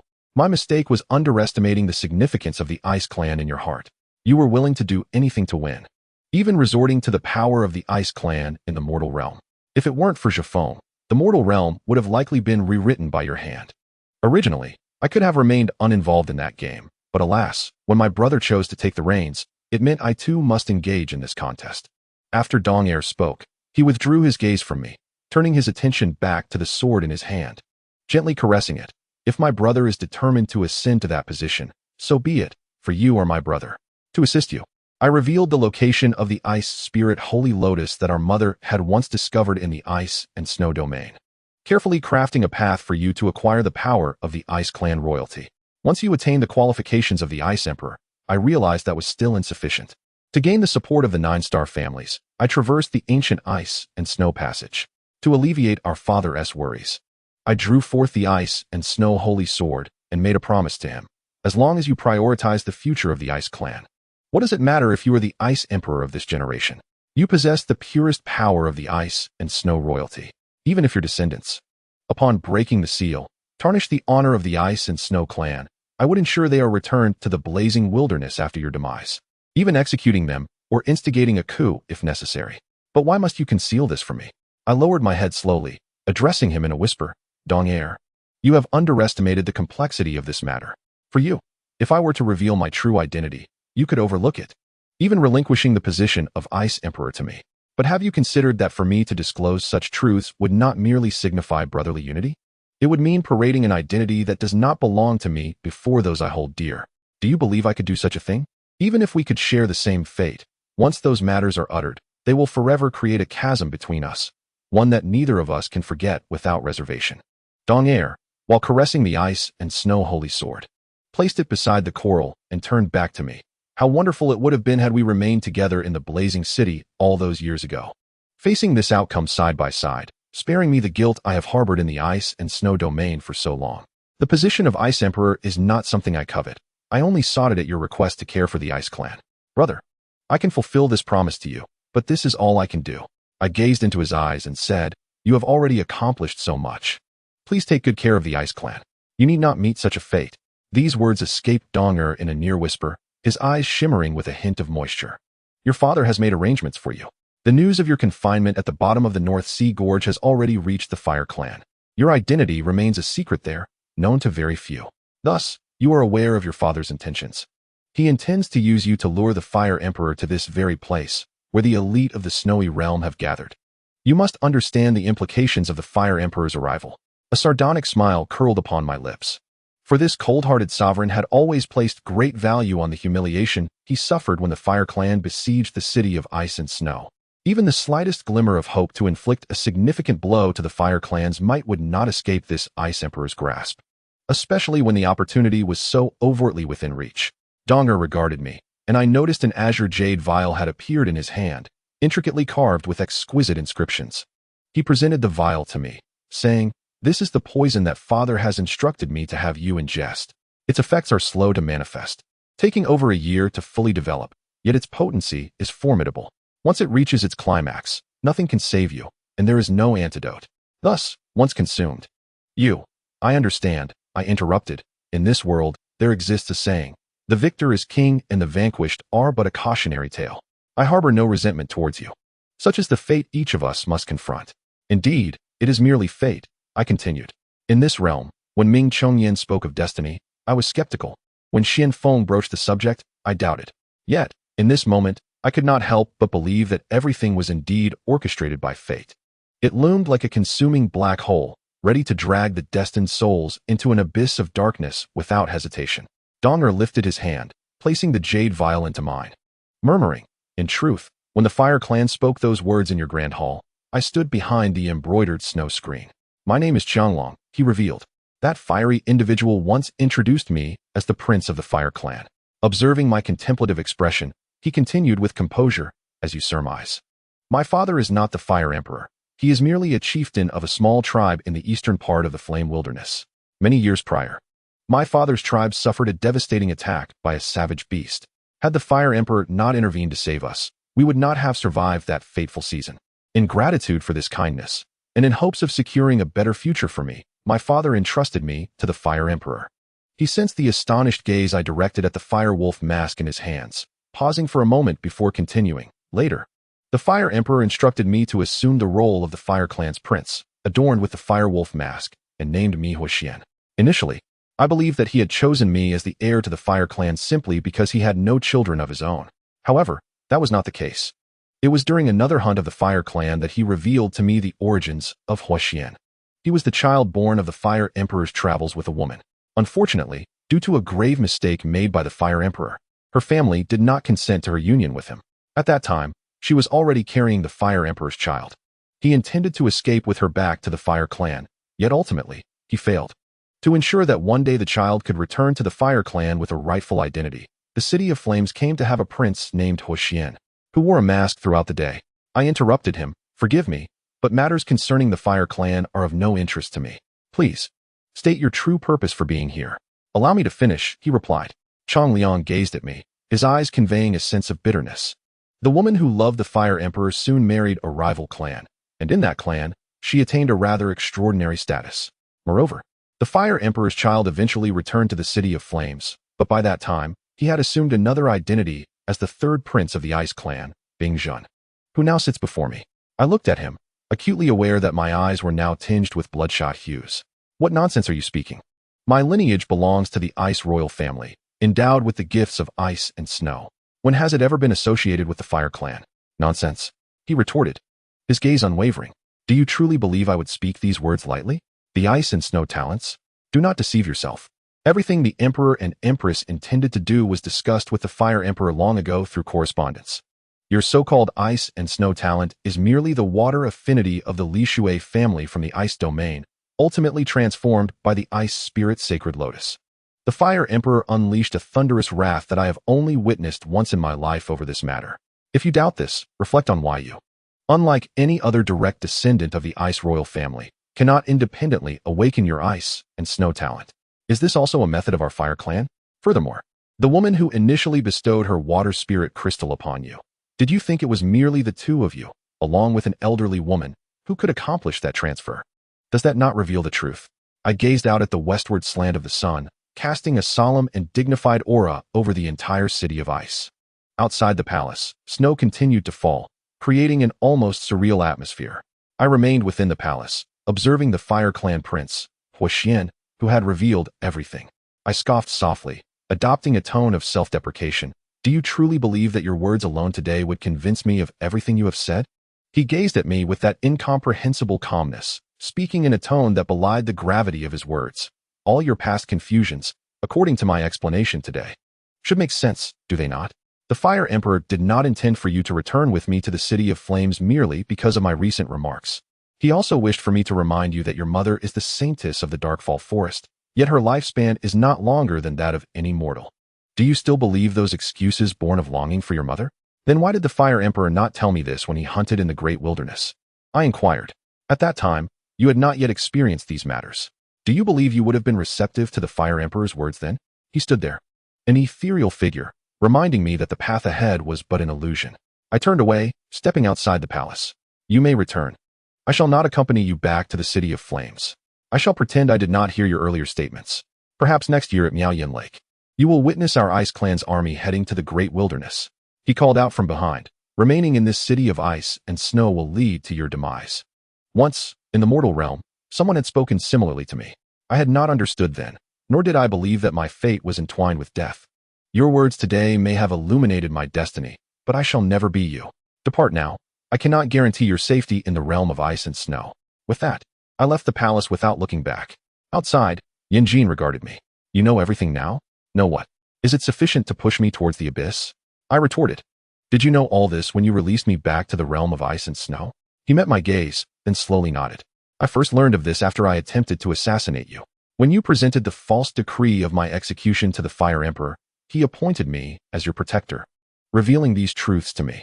Did you think a foe filled with hatred would so easily protect you after that moment? I stared at him, fists clenched, and struck swiftly towards his face. Yan Jin was taken aback by my sudden fury, and I brought him to the ground. He looked at me, and from the steps below, Li Luo and Han Zong hurried over, drawn by the commotion. I waved them off. It is nothing. These brutes from the Fire Clan lack decorum. Please escort them back to the Great Wilderness. Yes. Dong Air raised her hand, placing a jade vial into my palm, murmuring. In truth, I was concealed behind the snow brocade screen when the Fire Clan spoke those words in your grand hall. I accepted the vial from Dong Heir, poured its contents into my palm, and with a final glance at her, unhesitatingly swallowed the pills. In the end, I watched Dong Heir's retreating figure. That day, as I left the grand hall, I caught a glimpse of your shadow cast upon the wall. You need not have spoken those words aloud. I could sense my memory gradually fading.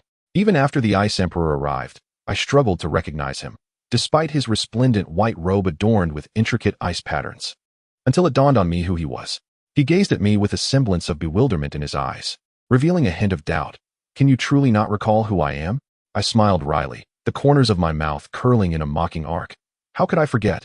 This current visage is a testament to your influence. His expression faltered, revealing a trace of fatigue as he coughed twice. His face bearing an air of lethargy. I too have dwelled among mortals for a time. Is this what the common folk refer to as karmic retribution? The present circumstances are but a manifestation of my relentless pursuit of this position. Had I not aspired to ascend, I would not have wed your mother to garner the support of the Darkfall Forest. Otherwise, following my ascension, the Fire Clan would not have laid siege to the Ice City, and your fate might have been far less tumultuous. Within the Fire Clan, given their customs and your unparalleled fiery talent, you would undoubtedly occupy a position of great prominence. Yet, I brought your mother and you back to the realm of ice and snow. Thus, I can comprehend your assertion that your current tribulations are my fault. He cast a glance at me before shifting the conversation. However, I do not intend to make amends. Your life has persisted until today solely because you still hold some utility for the Fire Emperor. Perhaps in the next moment, or perhaps tomorrow, I know that. Given his temperament, the Fire Emperor is likely to arrive here soon. Therefore, you should be aware of what is to come. Even if the Fire Emperor, in his prudence, leads the elite of the Fire Clan to rescue you, it would not constitute a loss for me. While he may depart, those elite warriors he brings might not be so fortunate. Moreover, he will soon discover that the one he has labored so hard to rescue will, after half a year, still be but a mere skeleton. I observed the flush of color that crept across his face at those words. Is this your revenge? You are acutely aware that the Fire Clan's aggression and the Ice Clan's downfall are the consequences of your own actions. Why then? Do you direct your ire at the Fire Emperor? Direct my ire? Perhaps you perceive it as such, but in my eyes, and in the eyes of the realm of ice and snow, this course of action is necessary. The Ice Clan requires this victory to redeem the humiliation wrought upon us by the Fire Clan years ago. I regarded him. I once believed that. Despite not belonging to the realm of ice and snow, I had long aspired to stand atop this land. Yet, only today did I realize how profoundly I misunderstand the realm of ice and snow, and how little I comprehend of you. For the sake of glory and status, the Nine-Star family's Ming Luo murdered his own kin. Likewise, for glory and status, you have meticulously plotted for years, merely to compel the Fire Emperor into granting you a fleeting sense of victory. Your patience is truly admirable, to the point of inducing revulsion. Your actions unequivocally reveal that the chill of the realm of ice and snow runs deep to the marrow. Oh, is that so? He replied with a tone that bordered on rhetorical.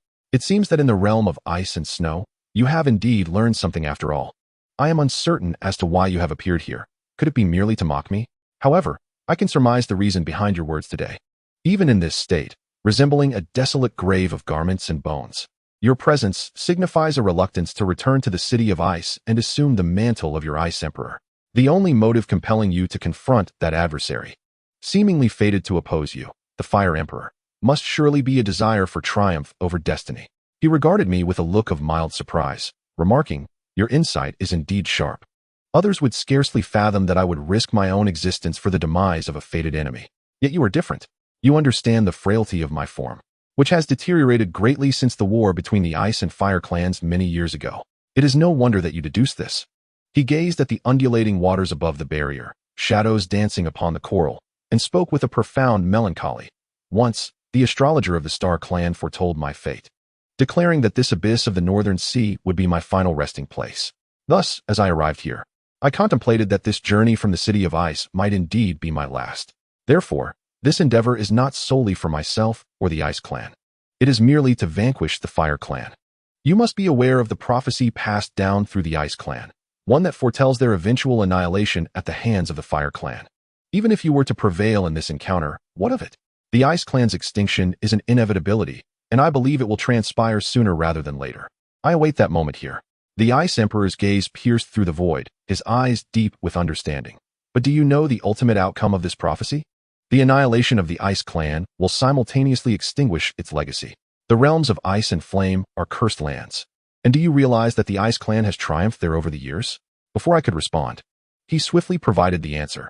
It is because the Ice Clan is closer to the heavens above. The terrain of the Ice Realm was once akin to that of the Flame Wilderness. Yet it is the thick layer of ice beneath our feet that imbues the sky of the Ice Realm with its brilliant azure hue. The legacy of the Ice Clan shall not be severed by the Fire Clan's victories on the battlefield. As long as the Ice Realm persists, so too will the exiled or hidden legacies of the Ice Clan. The Fire Clan could only extinguish our heritage through one means, by shattering the statue of the Ice Goddess in the City of Ice with the trident of the Flame City. Do you grasp the significance of this? If such an event were to occur, indeed, the entire Ice Realm, with its mountains and seas of ice, would dissolve into water, flowing into the lowlands of the Flame Wilderness. Only then would the legacy of the Ice Clan be obliterated. However, correspondingly, from Miao Yan Lake to the Flame City, the Flame Wilderness would transform into an ocean, ultimately leading to the extinction of the Fire Clan's own heritage. Thus, should the Fire Clan seek to eradicate the Ice Clan, it would mark not only the end of an era but the dawn of a new and unfamiliar epoch. Oh, is that so? If such is the case, I find myself rather eager for what is to come. A voice resonated from the entrance of the barrier, and upon hearing it, a trace of solace graced my countenance. I realized that I had not been entirely forsaken by those who inhabit this season. Even with the knowledge of my impending demise, the opportunity to behold this person once more was sufficient. The Ice Emperor, oblivious to the presence behind him, found the voice vaguely familiar, yet could not recall its owner. As he turned around, he beheld the face that would forever be etched in his memory. The Fire Emperor. Indeed, upon the appearance of this figure before me, an inexplicable sense of reassurance washed over me. Just as many years ago, he donned exquisite garments, exuding elegance tinged with a hint of melancholy, though his temples were now graced with strands of silver. Ah, is that so? If such is the case, I find myself rather eager to draw the lofty Ice Clan down to the depths, even if I gain little from it. The Ice Emperor regarded his fated adversary, shaking his head with a sardonic smile. For the sake of this blood relative you have not seen in over a decade, you truly are reckless. Clearly, the Fire Clan's forces were minimal to breach the Ice Emperor's formidable defenses, perhaps consisting solely of the Fire Emperor himself. In the entirety of the Fire Clan, only he possessed such capability. Indeed, for him, I am willing to act without regard for my own safety. Compared to the Ice Emperor's numerous wives and children, I have but this singular child, compelling me to take such risks. The Fire Emperor glanced at me before swiftly shifting the topic. I surmise your actions stem from the defeat of the Ice Clan years ago. How could one so enamored with power remain indifferent to such a failure? However, this time, I fear you shall be disappointed. I come alone, lacking the anticipated army of the Fire Clan. Moreover, the figure before you is not the ruler of the Fire Clan, but rather a father. When I departed from the City of Flames, I declared that upon my return, should I not rejoin the Fire Clan, I would select a new Fire Emperor. Thus, despite your meticulous schemes to position ambushes against the Ice Clan, the outcome will merely amount to vanquishing an ordinary member of the Fire Clan. The Ice Emperor laughed maniacally. Huh? To say you have plotted so intricately is not an exaggeration. He conjured an ice sword and pointed it menacingly towards the Fire Emperor. Even if you are an ordinary man, today your life shall remain here for me. The Fire Emperor regarded his adversary, whose countenance was twisted in rage, with a hint of mockery in his smile. With your current frail state? In a mere flicker of flame-like brilliance, the Ice Emperor, who had seemed somewhat formidable while brandishing his ice sword, collapsed amidst shards of azure ice. That was the Ice Emperor's sword, shattered. He stared at the broken blade in his hand, now reduced to a mere hilt. This is the second time you have severed my sword. How absurd it is to reflect upon this. I, nearly rendered a cripple, still dared to challenge you with brute force, truly a measure of my own folly. You need only to be aware that the army of the Ice Clan lies in wait outside, yet what transpires within these walls remains uncertain. If you wish to witness the moment of ultimate victory, it is imperative that you refrain from any rash actions. Otherwise, I cannot assure you that you will remain standing here in the next instant. With that, the Fire Emperor strode before me, his countenance steadfast yet marked by the passage of time, and in the face of the Ice Emperor's ire, he inquired, "How fare you?" I observed his once resolute visage, now subtly etched with the lines of hardship, and nodded. In truth, you ought not to have come here. Even if you were to rescue me back to the City of Flames, my time would be fleeting. Such truths only become clear through rescue. The Fire Emperor grasped the iron chains that bound me, and, with a forceful tug, found them unyielding.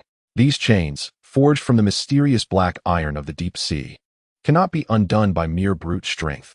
Thus, I cautioned him against wasting his efforts.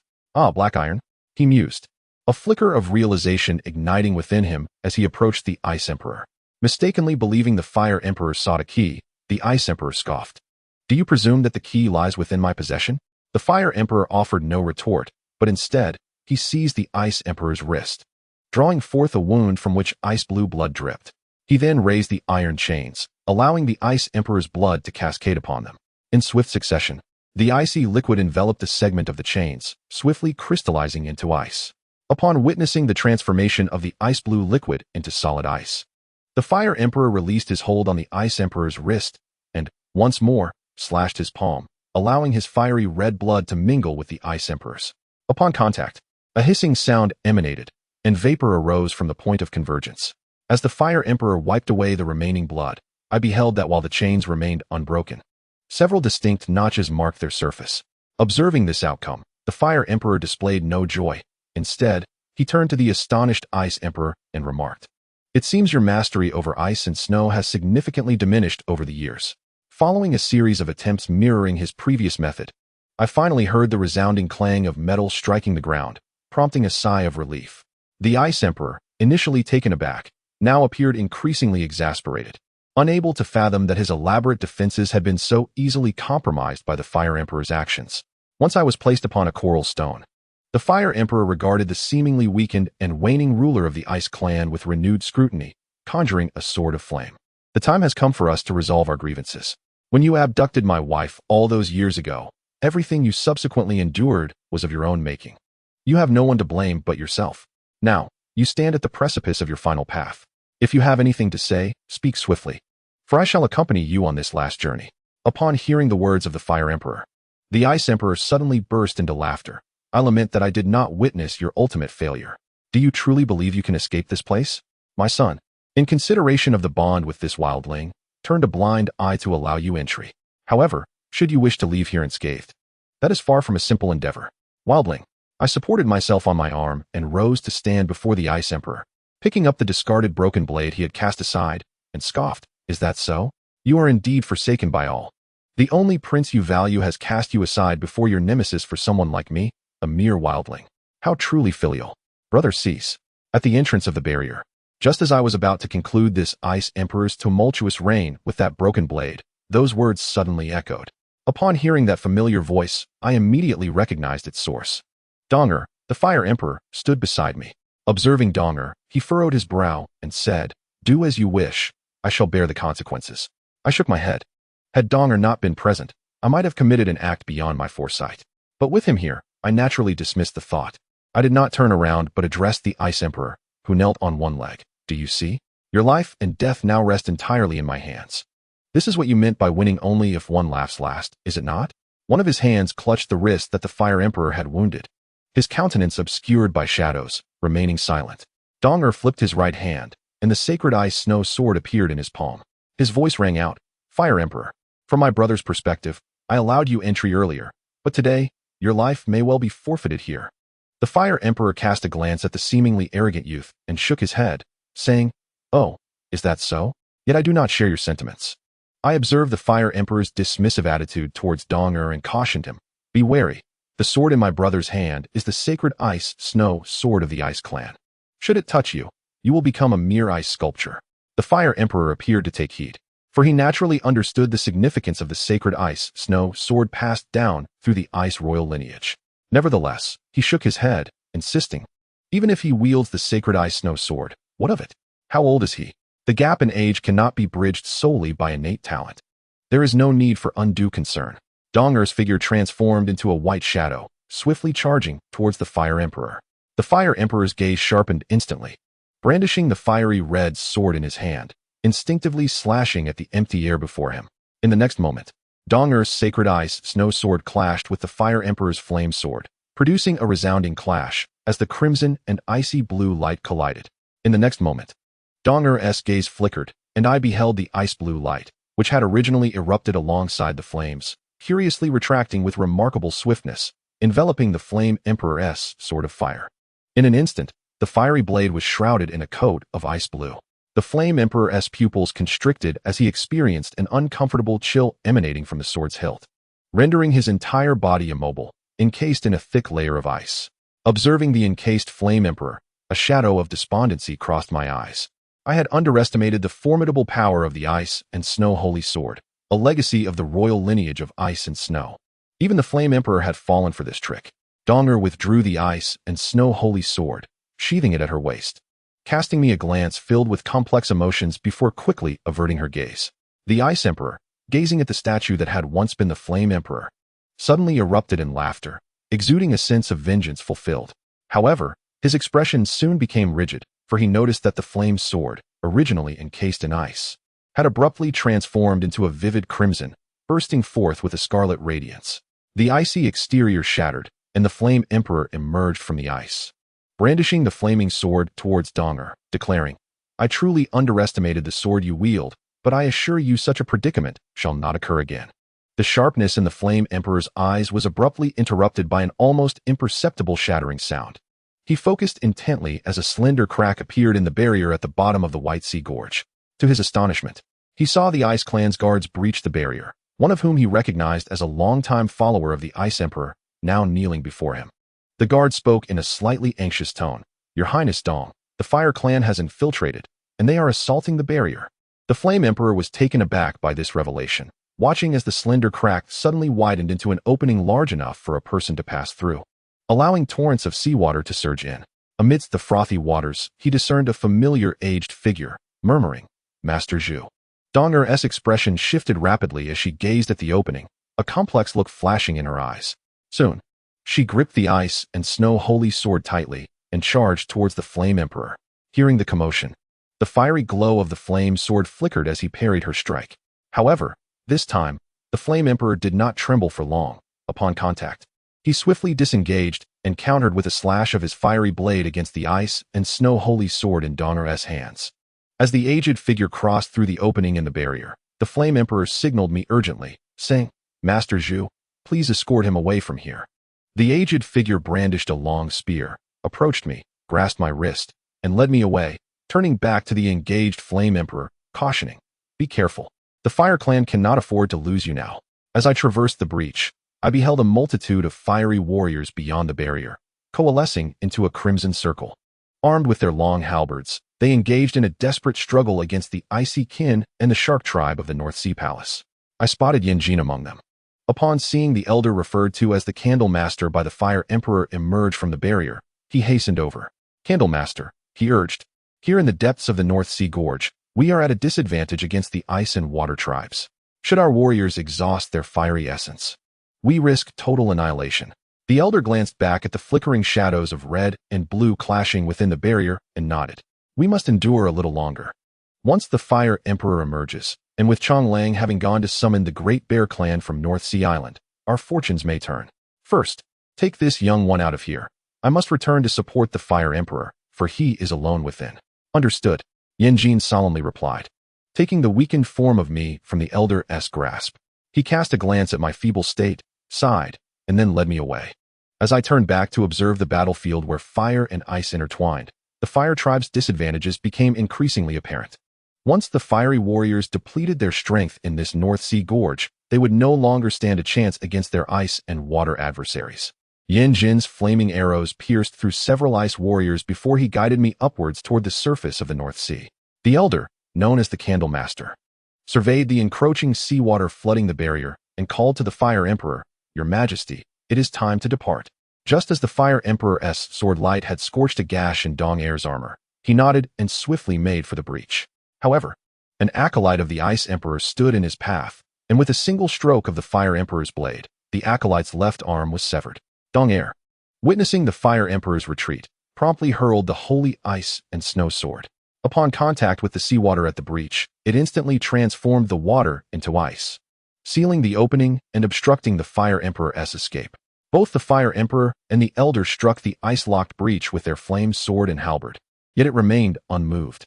Turning to regard the instigator, they found the youth wearing an indifferent expression. Soon, a battalion of ice warriors surged forth from beyond the barrier. The Fire Emperor shook his head, declaring, I had hoped to resolve this amicably and spare you, but it appears we are now bound for a fight to the death.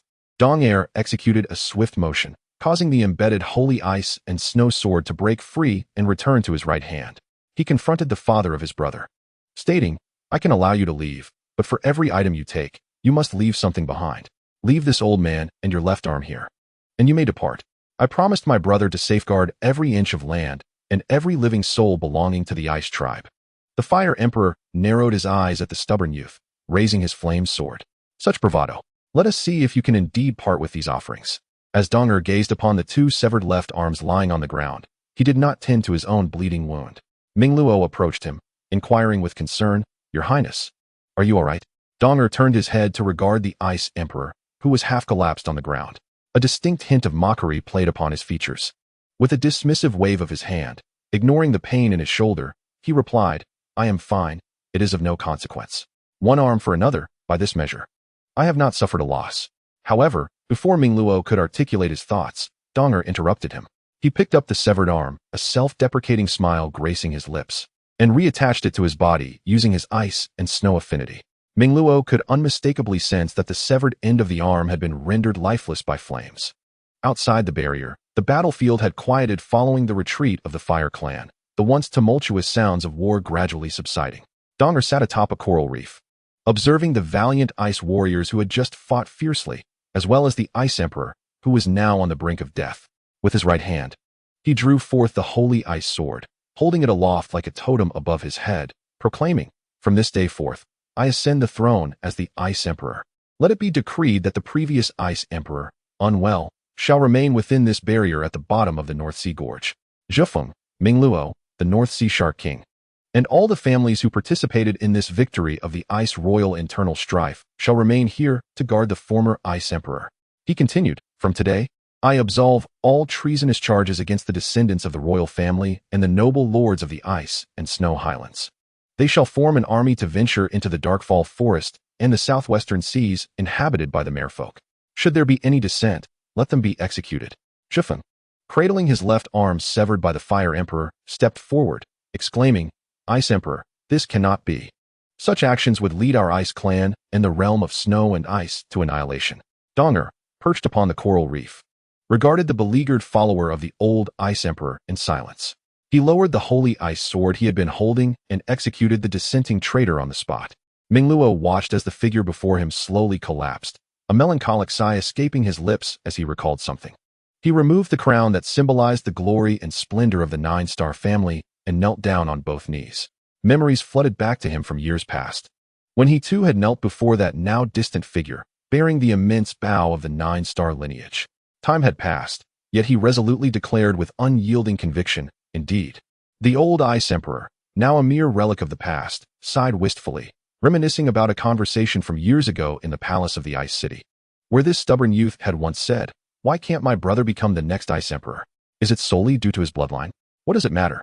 He is my brother, and I shall not lay claim to what belongs to him. Since my brother is so determined to hold this position, I will surely assist him in attaining it, even if it means facing you. If you allow my brother to become the Ice Emperor, I vow to help him expand his dominion and support him for a lifetime, even if it requires another expedition into the fiery wasteland. Your concern lies in the fear that my brother may indeed be the one who tarnishes the noble lineage of the Ice and Snow royalty. I can assure you that, should my brother ascend to the throne as the Ice Emperor, upon his demise, I shall instigate a coup, exiling his descendants to the frozen highlands, the western abyss, the depths of the northern sea, or even to the City of Flames. Execution of them all is also an option. You have often stated that you chose me, yet, should events unfold as you envision, you will undoubtedly come to regret it. As time passes, these words reverberate in the ears of the aging Ice Emperor, filling his heart with bitterness. A seed of remorse quietly takes root within him, as he contemplates how different things might have been had he acquiesced to this youth, who now seems to seek revenge many years ago. Surely, it would not have led to this current state of disarray. The Emperor also recalls the prophecy of the Ice Clan's legacy. Perhaps he himself has sown the seeds of their downfall. In the mundane world, atop Shishao Mountain, Xianfeng gazes at the stars enveloped in crimson shadows. He ultimately sighs and murmurs, Did you ultimately perish? Beside him stand two youthful acolytes, one of whom, babbling like a toddler, asks, Master, What troubles you? Xianfeng fixes his gaze upon the constellation and replies, I mourn the passing of a dear friend.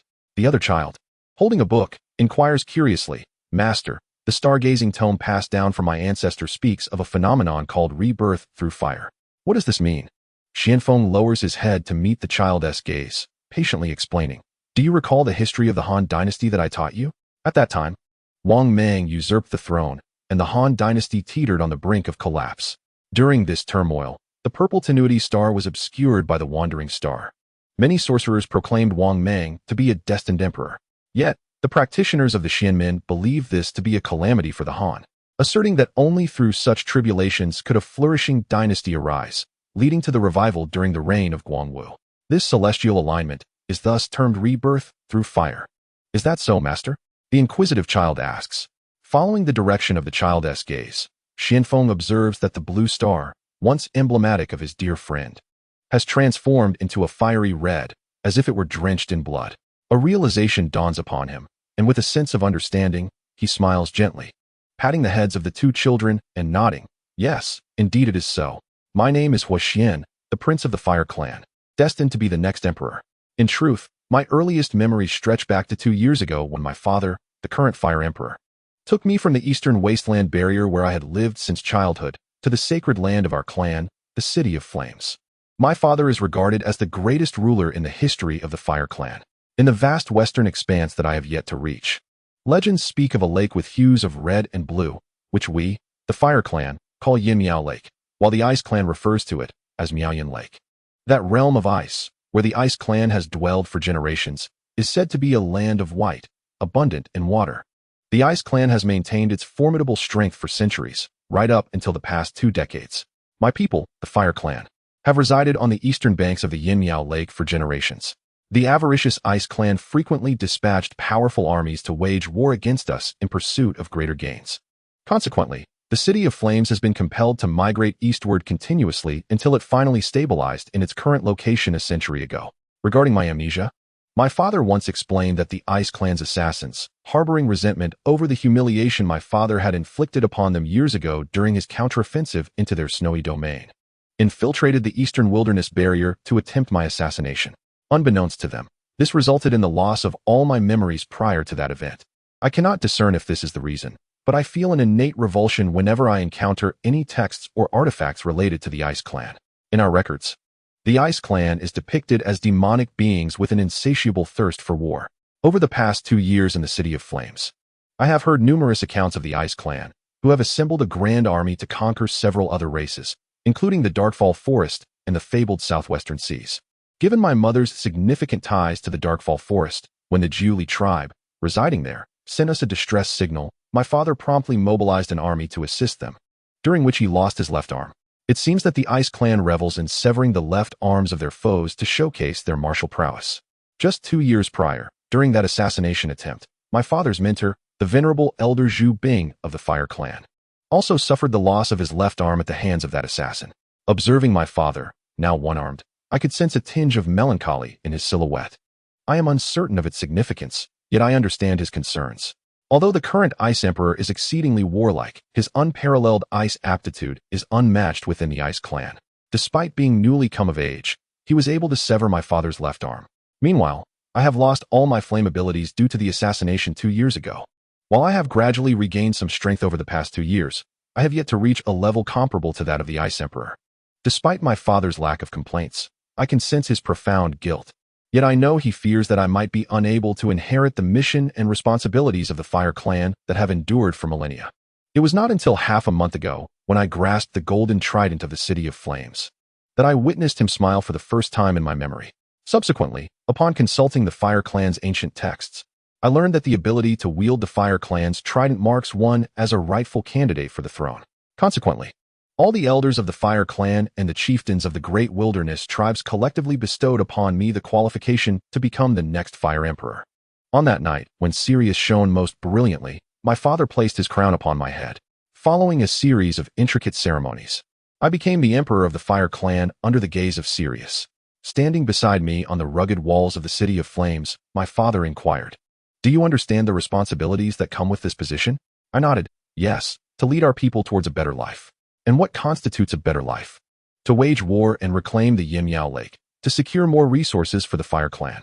My resolute response did not earn my father's approval. On the contrary, he shook his head. War is not a commendable solution. Perhaps it is necessary, but it is certainly not the only one. You must remember that in this position, what you ought to contemplate most is not status, power, or glory, but responsibility, a burden that every member of the Fire Clan places upon you. You must understand that it does not grant you the authority to wield life and death over the clan's people at your whim, but rather compels you to constantly reflect on how to utilize all your strength to ensure a better existence for those within the Fire Clan. I gazed into my father's steadfast eyes and inquired, "Like you, father?" He looked at me for a considerable time before shaking his head. "Your father has not devoted everything to the Fire Clan as you might think. Rather, he has often brought calamity upon himself. Therefore, you cannot proceed in such a manner. Understand? How could that be? Father is the hero who led the army to counterattack the Ice Clan and helped us reclaim the Lake of Flames. If not for his concerns regarding the oppression in the Shadowfall Forest at that time, he could have annihilated the Ice Clan long ago. Indeed, the Lake of Flames was the greatest gain for the Fire Clan from that war.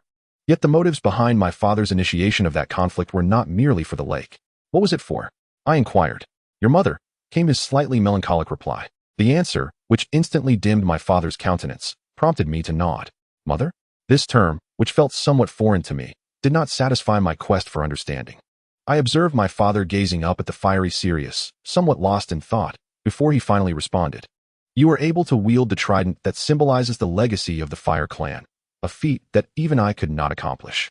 Hence, your achievements will undoubtedly surpass mine, and you shall become the greatest emperor in the history of the Fire Clan.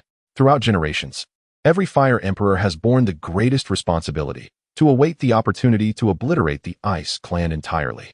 That opportunity arises when the next inheritor can grasp this trident. The time has now arrived.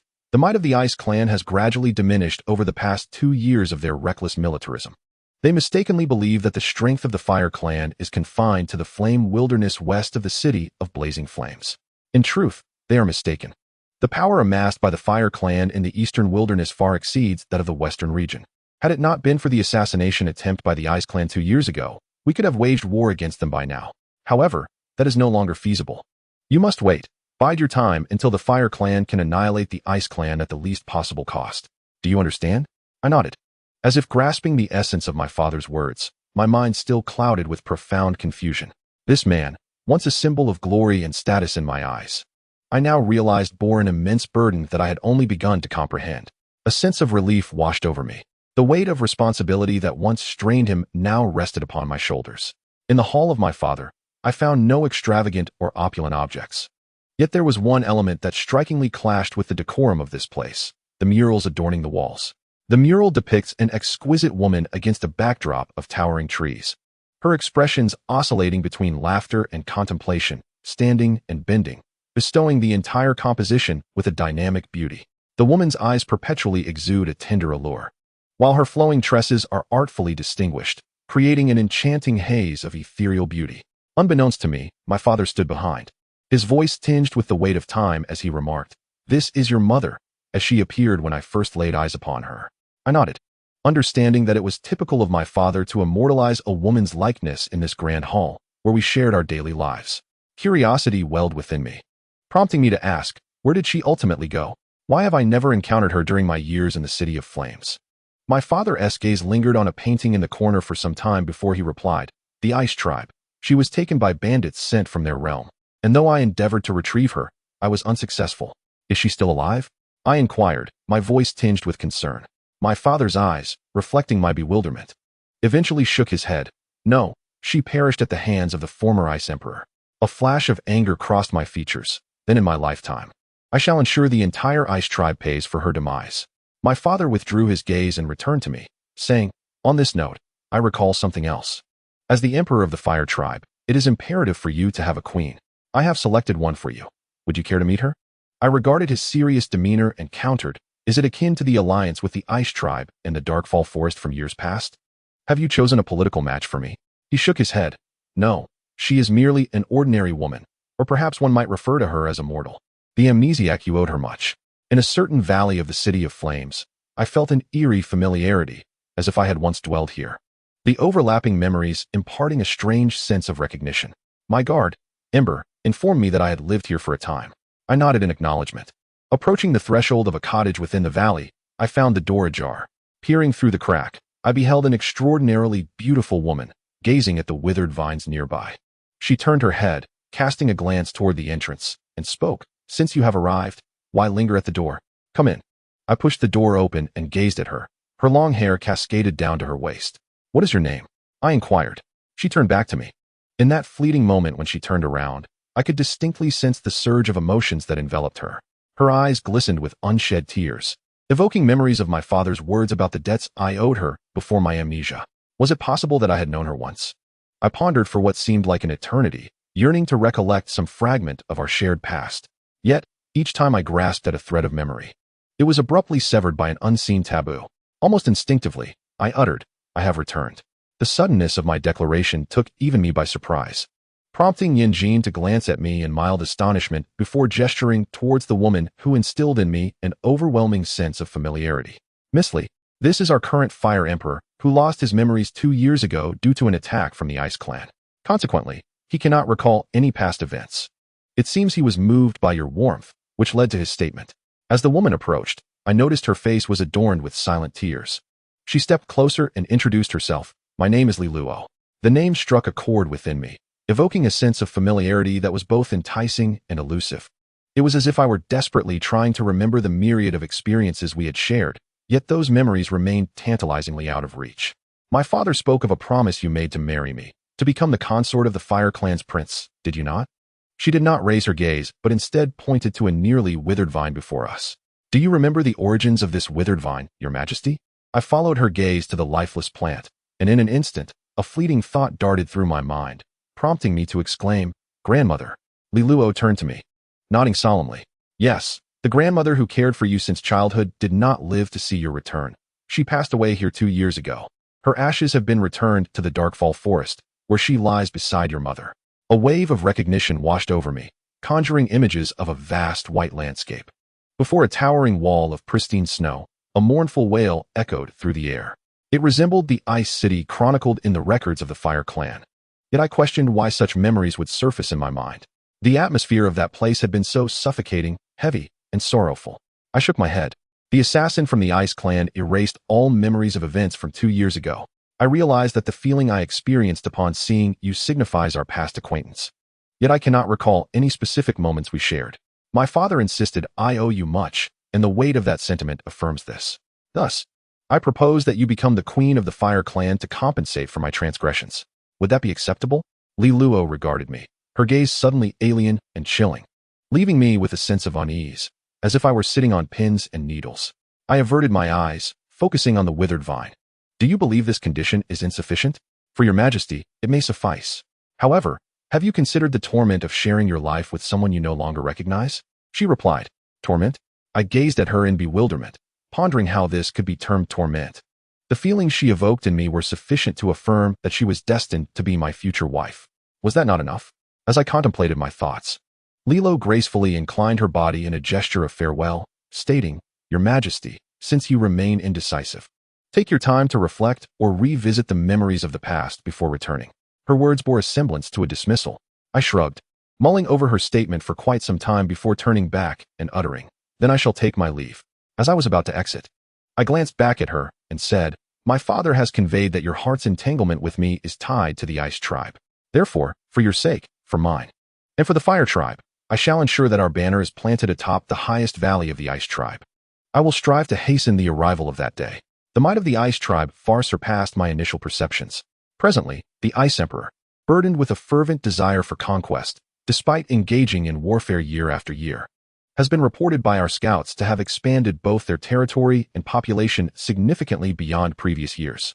The Shark Tribe of the Northern Sea, the Merfolk of the Southwestern Waters, and the Leviathan clan of the Western Whale City, though historically subservient to the Ice Royal family, have always maintained a degree of autonomy.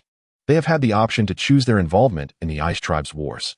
However, in recent years, it has become evident that the Ice Royal family's control over them has surpassed all previous measures. In my view, this can be attributed to a tragic failure of a once noble figure, now the Ice Emperor's sibling, who was betrayed by his power-hungry brother during a civil strife that has long plagued the Ice Tribe. Ultimately, He was exiled to a dark corner by the former Ice Emperor. Upon seeing his name, I am invariably struck by the sensation of a fated adversary. Had he been the reigning Ice Emperor, the Ice tribe's strength would undoubtedly have been formidable, especially since, as a prince, he had already garnered the support of several families in the realm of ice and snow. He had reclaimed the Leviathan clan of the extreme western abyss and assisted the Yu clan of the northern sea in vanquishing the Shark tribe, thus becoming part of the royal lineage of the northern sea. Had he ascended to power, the realm of ice and snow would not be one we, the Fire tribe, could easily penetrate. Fortunately, he is not the Ice Emperor. Although the Ice tribe does not control territory as vast as ours, their fertile lands nurture a population greater than ours. They possess the Ice Dragon Knights, renowned as Sky Riders, the Nine-Star clan, famed for their unparalleled archery skills, and the Astrologer Swordsmen, who can summon the power of the stars. These formidable entities present significant challenges for our Fire tribe in our quest to conquer the Ice tribe. The advantages of the Fire tribe are not particularly pronounced. Our warriors predominantly wield long pikes and flame arrows. Presently, the most distinguished commanders of the city of Blazing Flames have congregated here, including the renowned sharpshooter Ember, the adept in fire swordsmanship, Blaze, who has inherited the skills of my esteemed father, and the venerable Elder Zhu Bing, who commands a legion of long pike soldiers. Additionally, countless warriors from the Eastern Wilderness tribe are proficient in the use of throwing spears. However, a significant drawback afflicting our tribe is the scarcity of resources, particularly the water needed for brewing the elixirs beneficial for cultivating fiery talents. Many years ago, during the Holy War, the Ice tribe allocated the Miao Yan Lake to the Fire tribe, granting us access to a reserve of brew. Yet, as the Ice tribe gradually reclaimed Miao Yan Lake, our ability to utilize it has drastically diminished. In preparation for war, it is imperative that we stockpile a substantial amount of brew beforehand. Only with this elixir can our warriors withstand the bitter cold of the icy realm. Certainly, I have ordered the Eastern Wilderness tribe to extensively mine the flame metals found deep beneath the wasteland, and I have dispatched envoys to the Darkfall Forest to negotiate for some timber akin to metal in quality. Everything is being arranged for the Fire tribe's resurgence. Unlike the Ice tribe, which maintains an iron grip over the entire icy domain through a centralized imperial structure, the city of Blazing Flames can only directly control the western part of the flame wasteland adjacent to the city. For years, this region has faced persistent incursions from the Ice tribe, and only the city of Blazing Flames can muster a substantial defense here. In the eastern part of the wasteland, although the Eastern Wilderness tribe is nominally under the jurisdiction of the city of Blazing Flames, they have autonomy regarding their involvement in warfare. However, through countless generations, the emperors of the city of Blazing Flames have governed with great wisdom, and whenever they issue a decree to assemble the troops, the tribes generally comply and send their warriors to the city to await the emperor's command.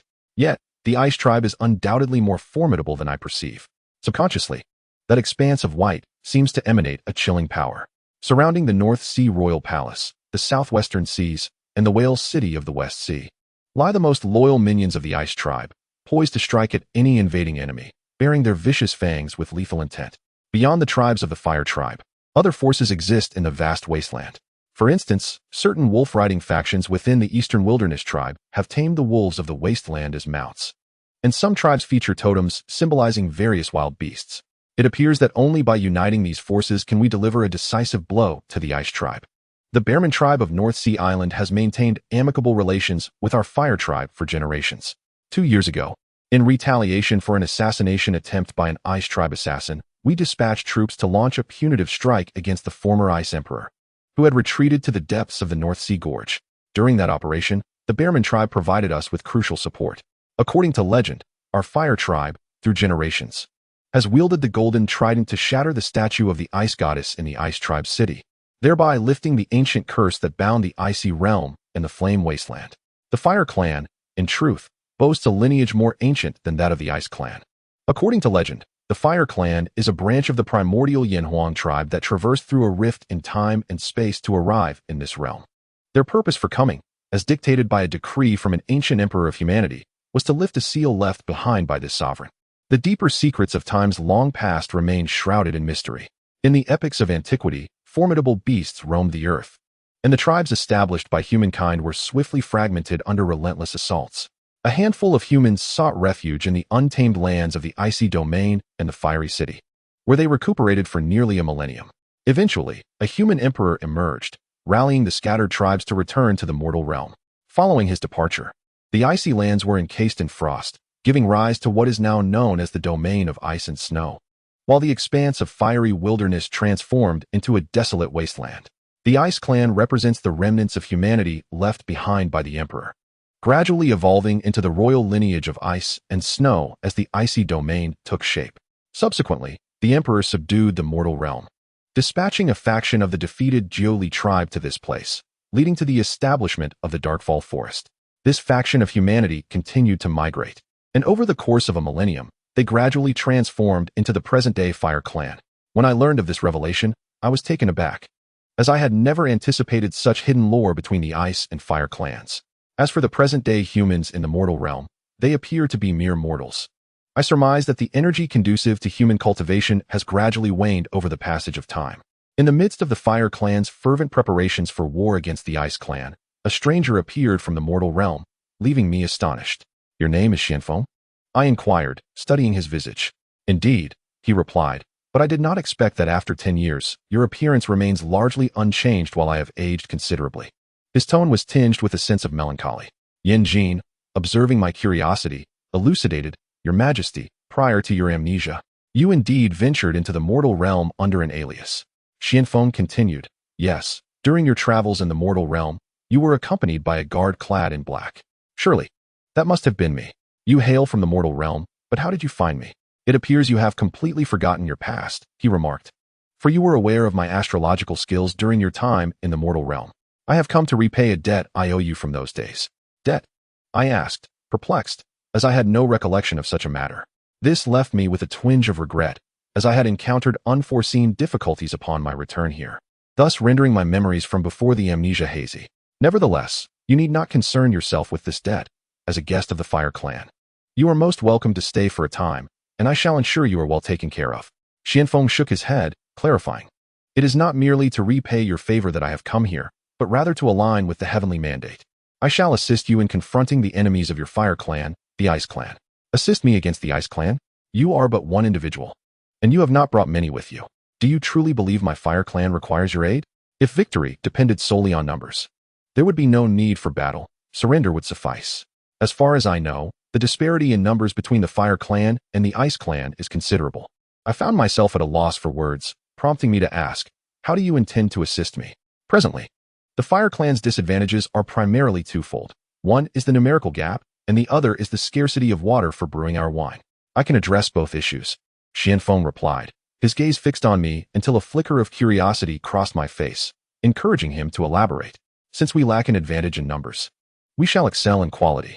I discovered a method in the Xianmen scriptures of the mortal realm to create a substance akin to thunderous lightning. With it, the combat prowess of any Fire Clan warrior would multiply. I am certain this piques your interest." "Thunderous lightning? I am indeed intrigued. Did you bring this substance?" I inquired. "I did," Xianfeng nodded, promptly retrieving a dark box from his wooden chest. He produced an object resembling a fist-sized black sphere and handed it to me. As I held the thunderous lightning in my hand, weighing it thoughtfully, Xianfeng cautioned, "Be careful not to let it come into contact with your fiery essence. Should the fuse ignite, your palace may require renovation once more." Following his guidance, I noticed a half-inch long string at the base of the sphere, presumably the fuse he mentioned. I raised my gaze to Xianfeng, scrutinizing the contents of the wooden chest beside him. "Given the volume of items in your chest, I assume this thunderous lightning is limited. You need not worry. I have recruited a group of alchemists in the mortal realm. If you find them acceptable, a return trip to the mortal realm should yield sufficient supplies to be transported here," he reassured me. "And what of the water you mentioned?" I pressed on. "Transporting it from the mortal realm? If that is the case, it is unnecessary. The water there does not meet the requirements of our Fire Clan." Xianfeng shook his head. "That is not the issue. Aside from the realm of ice and the Miao Yan Lake, there are other sources available." "Other sources?" I queried. "Indeed. Does not the Fire Clan border the Northern Sea? The water from the sea is in abundance," Xianfeng explained. "Seawater?" I shook my head bitterly. "The salinity of seawater is too high. Even though we Fire Clan members are not mere mortals, it would still be challenging to utilize it. You overthink it. Your people dwell far from the sea, making it difficult to know how to convert seawater into the form you require. In the mortal realm, when ships run low on freshwater at sea, they boil seawater to collect the vapor, which, upon cooling, transforms into the water you need," Xianfeng elucidated. "Is that truly possible?" I asked, intrigued.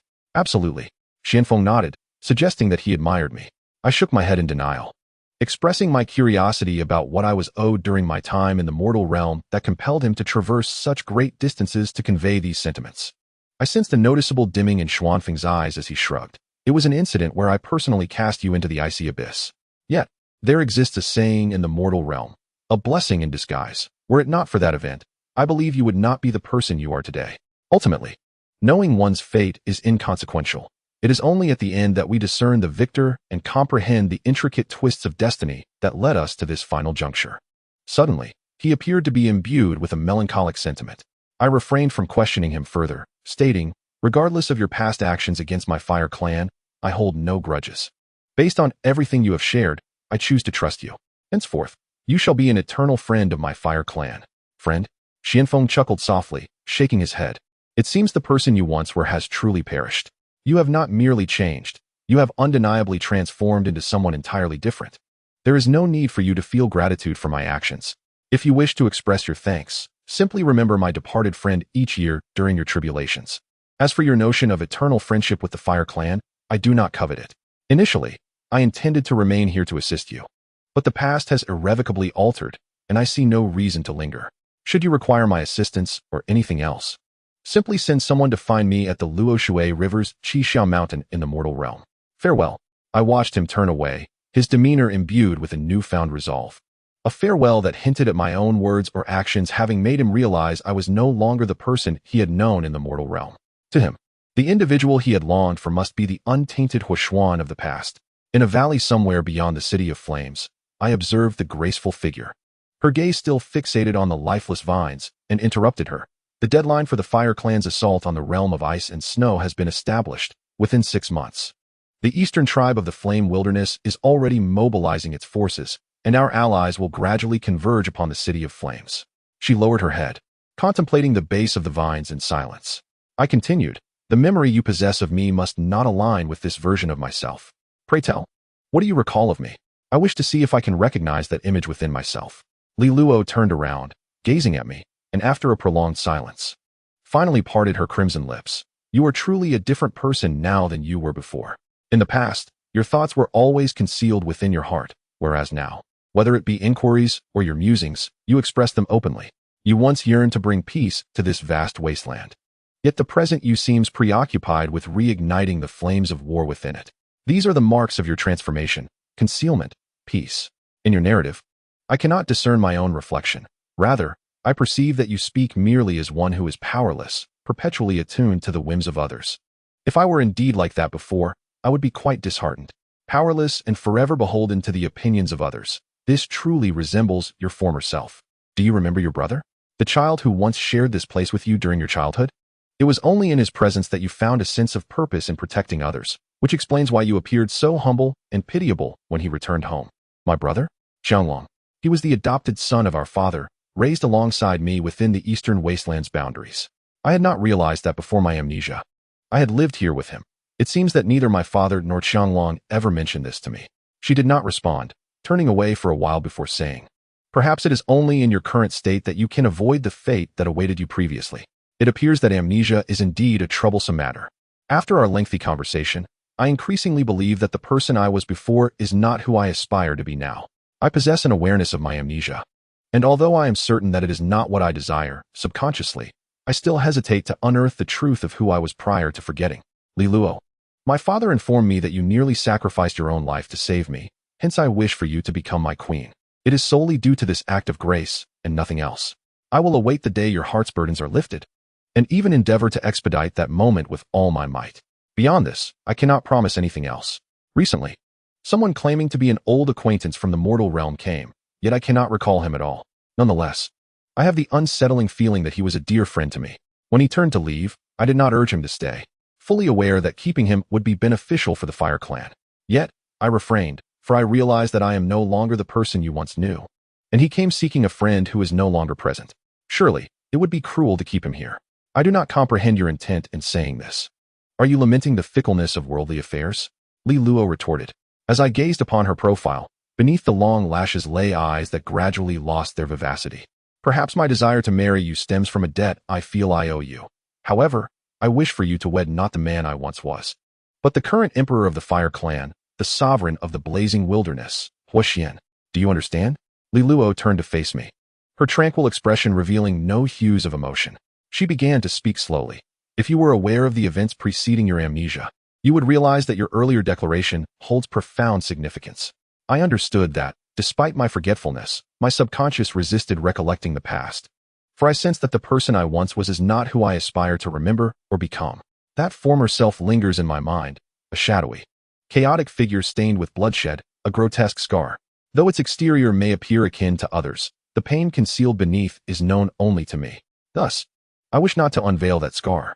Therefore, I implore you, the one destined to become the queen of the Fire Clan, to forget those bygone memories, at least in my presence. Can you do that? A gust of wind suddenly swirled the fallen leaves of the vines, intertwining them with the drooping leaves of the grand tree in the courtyard. Li Luo plucked a leaf from her hair and pressed it against the stone table. The realm of ice and snow is not solely my burden. It also encompasses you. The greatest chasm between us may very well be this icy domain. Perhaps the truth will only surface once you breach the walls of the ice and snow city. I lifted the leaf she had pressed down and placed it gently into her outturned palm. Indeed, it seems that the ice and snow city conceals a monumental secret. Whether for my own sake or that of the Fire Clan, I must wield my sharpest sword to unveil it. Even though I know that when the Fire Clan's trident shatters the statue of the Ice Goddess, both I and the Fire Clan shall be irrevocably changed. Yes, there will be no turning back. In these years that have transformed into echoes of the past, I have dreamt countless times of my life in this valley. In these dreams, there exists me, Li Luo, Chong Liang, and the elder Li Luo spoke of. In every dream's conclusion, I find myself standing here, watching the scenery fade away piece by piece.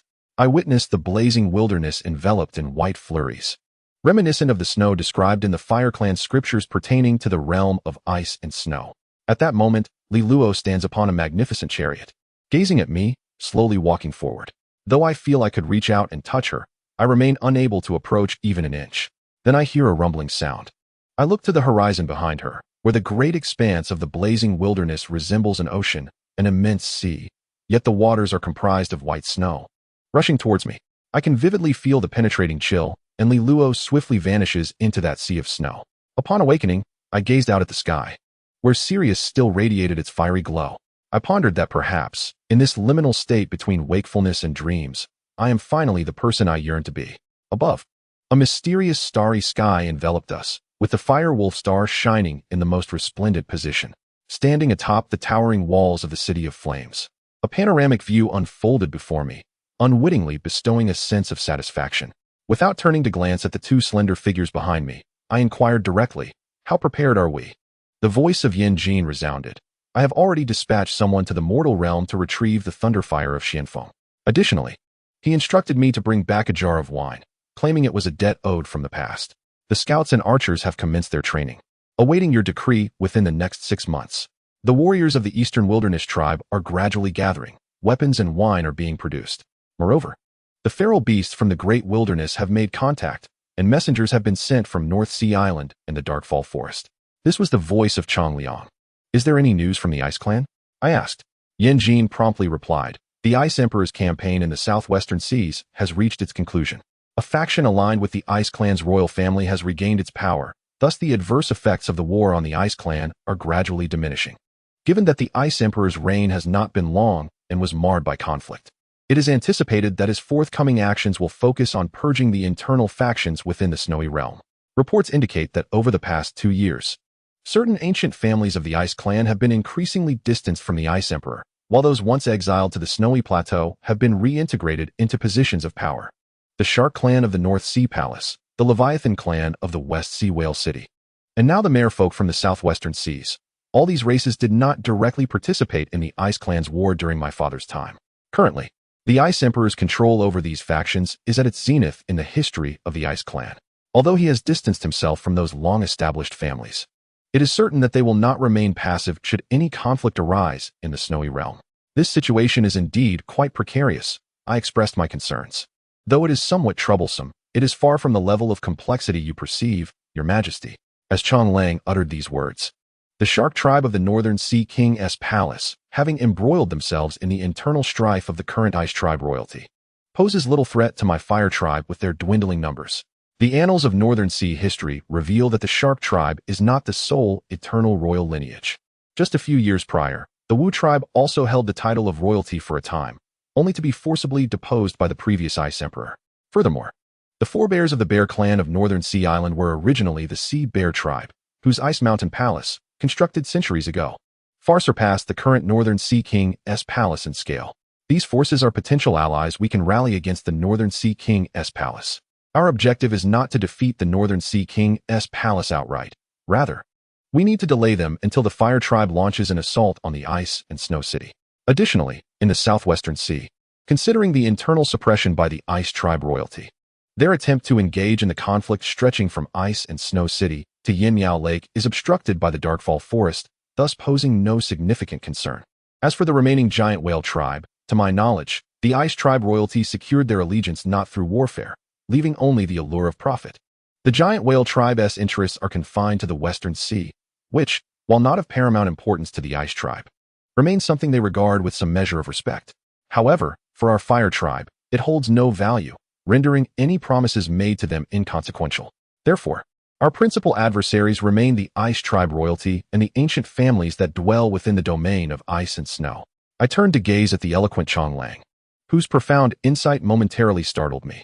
Unlike the Ice tribe's polygamous customs, the Fire tribe adheres to a monogamous tradition, resulting in a limited number of direct descendants of the Fire Emperor. In light of the Fire tribe's lineage, the royal family and influential clans often cultivate heirs who are not their direct offspring. Should the qualifications of their biological heirs prove inadequate, these leaders show no hesitation in bequeathing power to non-bloodline successors. My father, too, falls into this category. Chonglang once mentioned that prior to my amnesia, my father had stated that if my qualifications were lacking, he would certainly pass the mantle of the next Fire Emperor to another, specifically Chonglang himself. Thus, from a young age, Chonglang has been groomed under the standards of a royal heir. Faced with his insights, I was momentarily intrigued, then nodded in agreement as if it were the most natural thing. I entrusted this matter to you, I said to Chonglang. Yes, he replied, his resolute tone still maintaining his usual silent and poised demeanor. I gazed at the undulating mountains in the distance beyond the city of blazing flames and smiled, reflecting, we must feel fortunate that while we are destined to bring about such a war, it shall not unfold upon this land, which is fated for peace. Turning back, I looked at the colossal trident statue within the city of blazing flames and remarked, when we conquer Ice and Snow City and shatter the towering statue of the snow goddess with this trident, the millennia-old curse upon this land will be lifted, and the ice and snow of the entire domain will transform into rain, cascading upon this earth accompanied by the sounds of peace. I eagerly anticipate the day when our realm may transform into one akin to the mortal world, and we too shall become mere mortals. Yet, as long as the wasteland evolves into the paradise we envision, granting our descendants everything they need for a carefree existence, all our endeavors will be worthwhile. Yen Jin recalled the words of his father, who had vowed years ago to protect the land of the Fire clan at all costs. Indeed, when that time arrives, the low-lying terrain of Flame City may become a vast sea or a lake as the icy mountains and snow seas of the frozen domain melt away. At that moment, we shall seek out a suitable land anew and reconstruct a city befitting the Fire clan, one that flourishes with blossoms, towering trees, and serene lakes, but most importantly, one that embodies peace. I spoke to my two friends, who had joined me in building this homeland. Chong Liang nodded in agreement. Generations of Fire clan members have sacrificed so much for the sake of such a life, constantly migrating eastward and expanding their tribe within the constraints of this resource-limited wasteland. They have forged the present-day Fire clan with the blood of countless ancestors, all in pursuit of survival and peace for future generations. At last, the realization of this dream lies within our grasp. Indeed, for the future of the Fire clan, our forebears have made immeasurable sacrifices, allowing us, who once gazed upon the lofty frozen domain with reverence, to now contemplate the lands of the Ice tribe. We owe them our deepest respect. I thought I would recount the lengthy saga of the Fire clan's campaign against the frozen domain with elaborate detail. Yet I found it was not necessary. The assault was remarkably seamless. After 6 months of preparation, the assembled warriors of the Fire clan surged from Flame City to confront the Ice tribe's stationed forces at Miao Lake. The operation unfolded astonishingly smoothly, as the Ice tribe's garrison succumbed within mere hours to the fierce onslaught of the Fire clan. Following the conquest of the frozen domain, Yen Jin's scouting team subdued one of the royal protector families, the Ice Dragon family. while the ground forces of the Ice Tribe were overwhelmed by the Flame Swordsmen and the Eastern Wasteland tribes. It was not merely the combat prowess of the Fire Warriors that triumphed over the Ice Warriors, but rather the formidable power of the Thunder Fire bestowed by Xianfeng, which played a significant role in the Fire Clan's invincibility on the battlefield. As I beheld the towering walls of Ice Snow City before me, the flames of war had already marred the pristine whiteness of that city. The statue of the Snow Goddess, once soaring into the clouds, emerged in my sight just as it had many years ago. I observed the tumultuous noise gradually dissipating and the battlefield calming down, then turned to Chang Liang, who stood behind me, and inquired, "Why, after such a protracted conflict, do I still not see the Ice Emperor on the battlefield?" Qiang Lian retrieved a crystal mirror from behind, patiently awaiting the emergence of a reflection before he spoke softly. "After we breached the defenses of the Yan Lake's Ice Clan, we encountered the army led by the Ice Emperor. We immediately employed the Thunderfire tactic. The Ice Emperor, confident in his possession of the Ice Clan's royal heirloom, the Holy Sword of Ice and Snow, dismissed our attacks, only to be caught in the ensuing explosion of Thunderfire. Within the reflection, I beheld the Ice Emperor facing the descending Thunderfire from the Fire Clan. He raised the Holy Sword of Ice and Snow, poised to intercept the black orb emitting thick smoke as it approached. As the sword's tip made contact with the Thunderfire, its freezing power swiftly sealed the flames. Yet, to the Ice Emperor's astonishment, the encased Thunderfire beneath his feet did not diminish. It erupted into a shower of black and yellow sparks, engulfing his resplendent figure in a sea of flames. I set down the crystal mirror, gazing upon the desolate Ice City, contemplating the fall of the Ice Emperor, a symbol of authority in the realm of ice and snow. This significantly diminished our motivation for conquering the snow domain. I turned to Qianglian and inquired, "How much Thunderfire do we still possess?" His confidence was unmistakable as he replied, "Enough to raise the Ice City to the ground." I nodded. Surveying the battlefield, signal the troops, instruct Yanjin and the others to rally the warriors of the Fire Clan. Tonight, we shall organize the riflemen of the Eastern Wilderness Tribe to launch the Thunderfire into the Ice City. By dawn, even if the Ice City remains intact, I demand to witness the walls that hinder our advance reduced to ashes. Do you understand? Yes, Qianglian affirmed resolutely, standing atop the highest ice peak outside the Ice City. Glimpses of the interior revealed architecture that starkly contrasted with the style of the Flame City, palatial structures and grand halls, each imbued with the chill of the Ice Clan. On the icy plains outside, the warriors of the Fire Clan shouted fervently, with ranks of riflemen standing ready, clutching their Thunderfire. Yanjin, holding the command flag, stood before me and asked, "Your Majesty, shall we commence our assault on the Ice City?" I gazed at the towering ice goddess, and a pang of anguish surged from the depths of my heart. A sense of regret, humiliation, and hesitation washed over me, stealing my resolve. I looked out at the battlefield and declared, "While I do not dispute the power of Thunderfire, it will not pose a lethal threat to one of the Ice Emperor's caliber. Thus, we must act without delay. We shall strike the Ice City tonight." "Yes," Yanjin responded. Turning back, Yanjin's command flag ignited with flames, transforming into a blazing inferno in his grasp. He raised the flag high and, with a decisive motion, brought it down to signal the order for attack. Immediately, the Fire Clan warriors, armed with their formidable bows and flame arrows, unleashed their assault upon the majestic statue of the Snow Goddess in the City of Ice and Snow. In an instant, the sharpshooters of the Eastern Wilderness Tribe hurled their thunderous flames into the heart of the city. The spectacle resembled the ephemeral beauty of earthly fireworks, brilliant and resplendent, as I beheld them bloom in vibrant hues of yellow and black against the frigid edifices of the ice-laden city. The air was filled with a resounding roar, interspersed with faint cries of anguish. I closed my eyes, perceiving the gaze of another soul. Standing within the City of Ice and Snow, he witnessed the Fire Clan's arrows piercing the city's defenses, while throngs of warriors clad in fiery armor blossomed like crimson flowers outside the icy stronghold. I could faintly hear the rallying cries of the Fire Clan army, filtering through the royal palace's arching windows, drawing my gaze toward the towering statue of the Snow Goddess that reached for the heavens.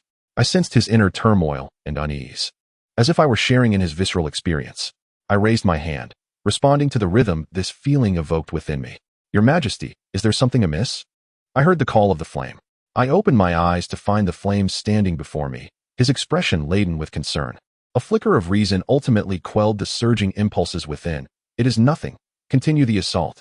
The crashing of the grand halls of the icy domain echoed in my ears, as I observed the once mighty palaces collapse beneath the relentless barrage. Even the stoutest walls of the city of ice and snow succumbed, yielding substantial segments of their fortifications. In the interest of minimizing casualties among the Fire Clan, the final command to assault the city had yet to be issued. The flame retreated from the battlefield, his visage marred by the residue of smoke and ash. The wind stirred, and snow began to fall.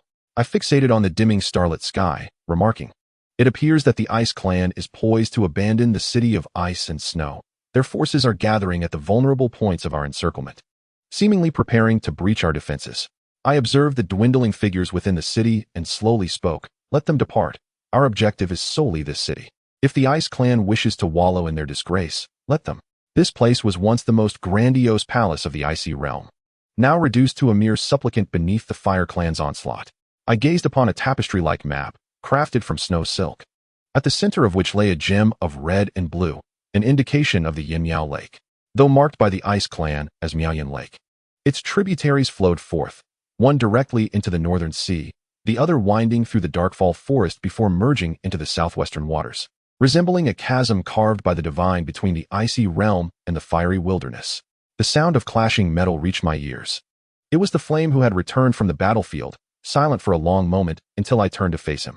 "I have gathered intelligence. Remnants of the Ice Emperor have fled to the Ice Plateau, where the royal lineage of the Ice Clan has constructed a grand underground city." "And what of the flame?" "He is constructing the defensive line for the Fire Clan in the northern region of the Ice and Snow City. The royal guardians of the Ice Clan, previously exiled by the Ice Emperor, have received word and are hastening to the scene." I nodded, having expected that Chang Liang would lead an assault directly onto the Ice and Snow Plateau, a desolate realm that even the Ice Clan dares not tread lightly. The Fire Clan cannot conquer it in a short time. The blizzards there are no trivial matter. Indeed, the remnants of the Ice Emperor in the Ice and Snow Plateau are not our immediate objective. Now, we await your efforts to shatter the statue of the Ice Goddess, a symbol of the Ice Clan. When we entered the Ice and Snow City at dawn, I had already attempted to strike the unmoving statue of the Ice Goddess, only to realize that we were missing something essential to shatter it. I remarked. Yanjin pondered for a while before suggesting, "The Ice Emperor's sacred ice sword?" I nodded, affirming that without the soul of the sacred ice sword, how could we hope to connect with the future of the ice domain? That very soul resides within the Ice Emperor's grasp. What then? Should we still attack the Ice and Snow Plateau? Yanjin inquired.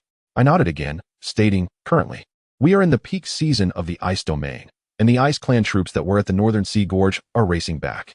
Therefore, launching an offensive on the Ice and Snow Plateau is decidedly ill-timed. We must first eliminate the immediate threat posed by the Ice Clan reinforcements.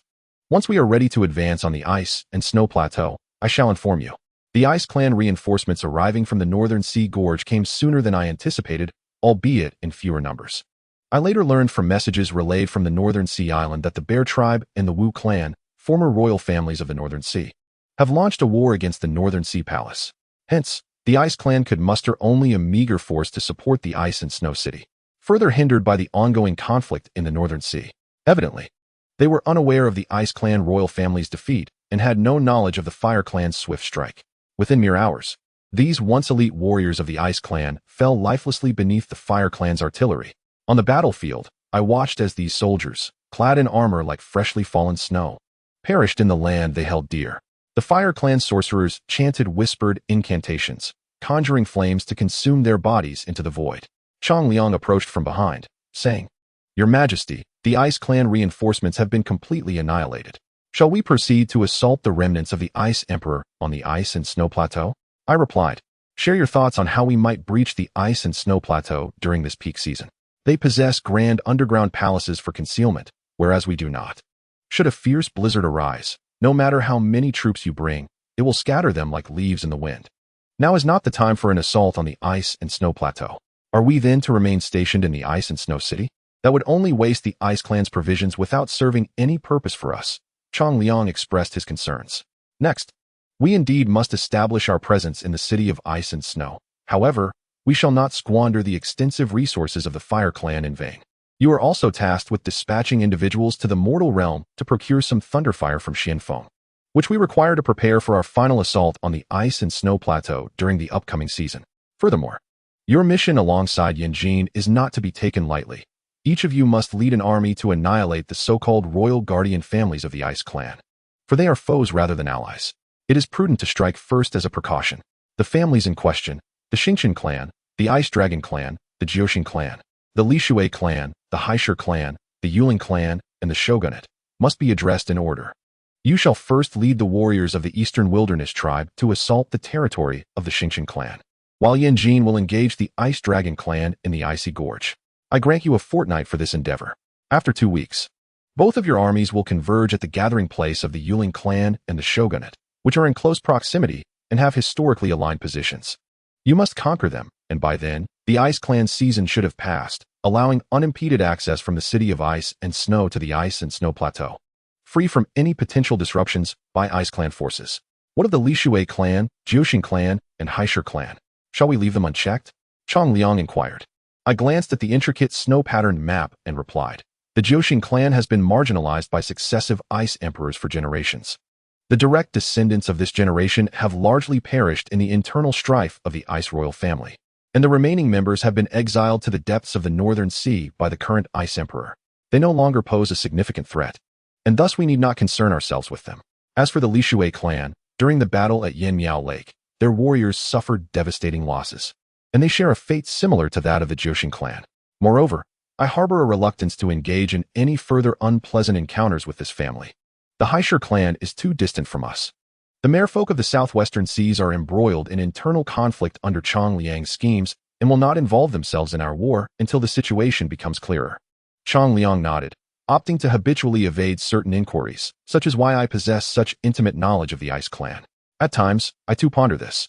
In moments of reflection, I sense a vague familiarity with the records of the Ice clan found in certain texts of the Fire clan, perhaps stemming from extraordinary experiences with these writings in times past.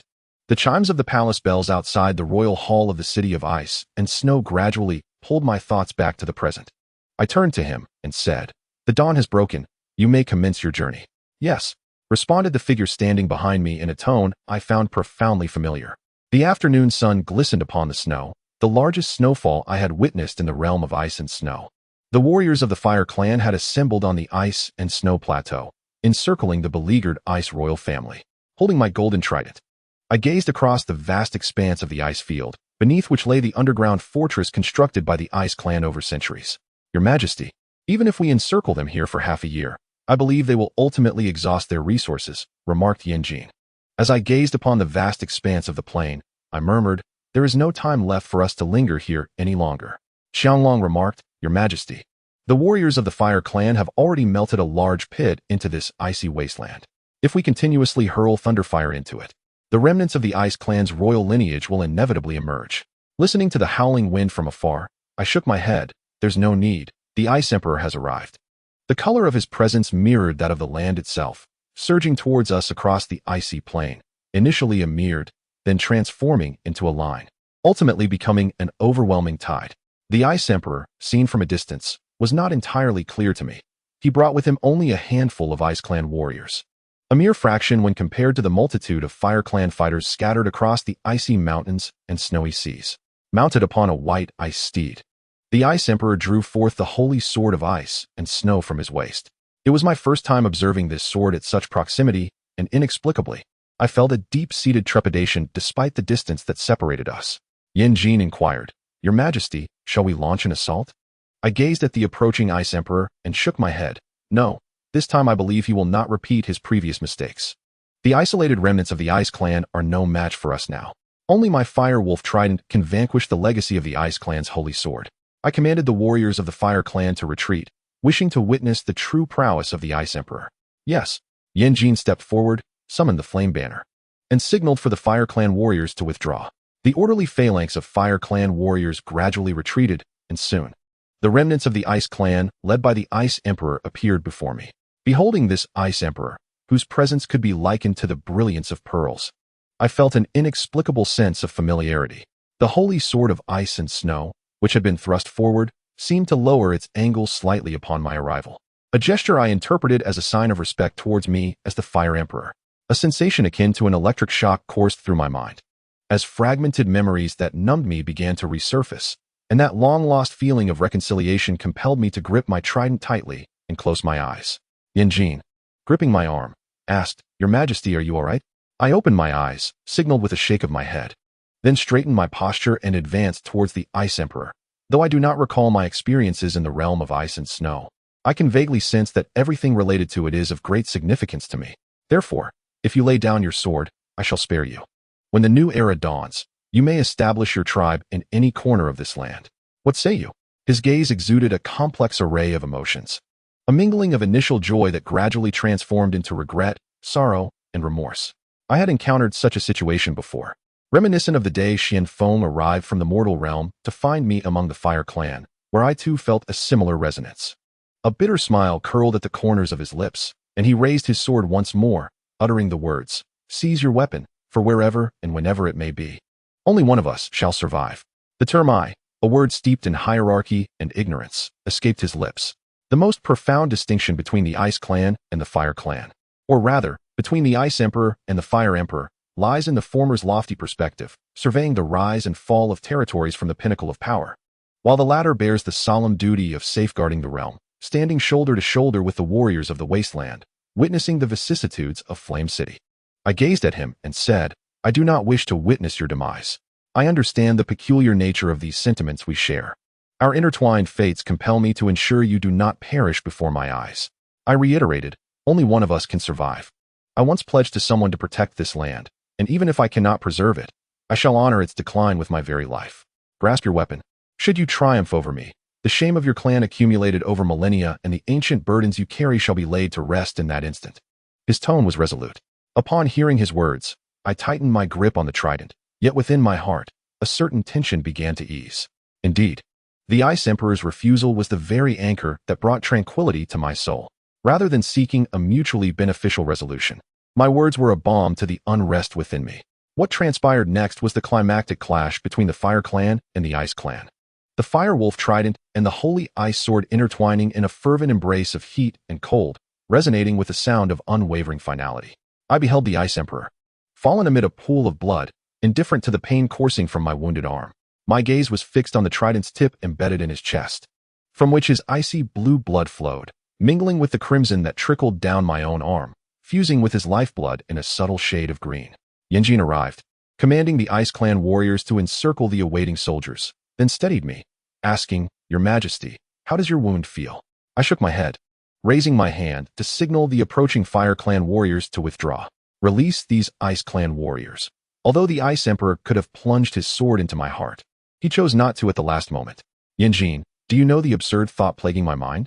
It is the desire to carry his body back step by step to the city of ice and snow or the forest of dark falls. Deep down, I recognize that his life holds great significance for me, yet in the end, I did not hesitate for a moment before extinguishing it." The embers bound my wounds with a strip torn from his garment. After listening to my near-sighing murmurs, he finally spoke gently, "It is all for the Fire Clan." Indeed, everything for the Fire Clan, as the ice and snow holy sword was once more sheathed in the hands of the ice and snow goddess.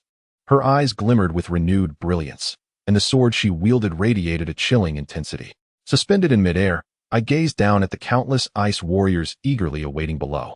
I scrutinized the towering statue and ultimately raised my hand, plunging the Fire Wolf trident into her heart. Cracks spread across her form like a spider's web. In an instant, her sword shattered into fragments, dissipating into the void, and the entire statue of the ice and snow goddess collapsed. This marked the conclusion of it all. In the City of Flames, I stood upon the walls, bidding a final farewell. In due time, the low-lying terrain would be submerged beneath the melting snows of the ice and snow domain. A figure behind me inquired, "Is the Ice Emperor's body taken care of?" I nodded, a hint of melancholy in my tone. "It has been transported to the Darkfall Forest in an ice coffin, as you requested, and entrusted to the Jioli clan. We have received news from the North Sea that the old Ice Emperor perished at the bottom of the ravine years ago. The Fire Clan is prepared, once the icebergs and snowy seas of the ice and snow domain have thawed sufficiently. They will find suitable land to establish a new city for the Fire Clan." "You have done better than I," my father remarked from behind me, then fell silent for a moment before asking, "Did the Ice Emperor say anything to you before his death? What did you want him to say to me?" I retorted, turning to face his weathered visage. In that moment, we both had the opportunity to plunge our weapons into one another's bodies. Yet, he hesitated while I, without a moment's thought, drove my trident into his chest. He, however, did not reciprocate. I watched as he slowly lowered his sword and asked, "Why did you not kill me?" He replied, "One of us must live. I have already died once. This time, it is as if I am repaying you." Thus, I understood that if I were to hear him recount events from before my amnesia, I would surely regret killing him. My father sighed and spoke in a remarkably gentle tone. Do you still wish to know those truths? I believe it would be better for you not to know. Those matters are far too cruel for you. No one wishes for you to learn them. Not I, nor your mother, nor even the Ice Emperor you killed. Seeing his eyes dim, I stated, I believe that my past self, or my future self, upon hearing your words, would seek to uncover the truths you wish to conceal. Yet now, to be candid, neither I nor the genuine thoughts within me desire to know the reality. For I am convinced that the truth is harsh, so harsh that to grasp it would be akin to a cold dagger piercing my heart. Indeed, compared to the many years of your past, the present version of you has undergone considerable transformation. One could surmise that you are now better than you once were. The conflict in the realm of ice and snow has reached its conclusion, and once the affairs concerning the migration of the Fire Clan are settled, what shall you endeavor next? The future Fire Clan no longer requires my presence. The Fire Wolf trident vanished completely upon piercing the statue of the Ice and Snow Goddess.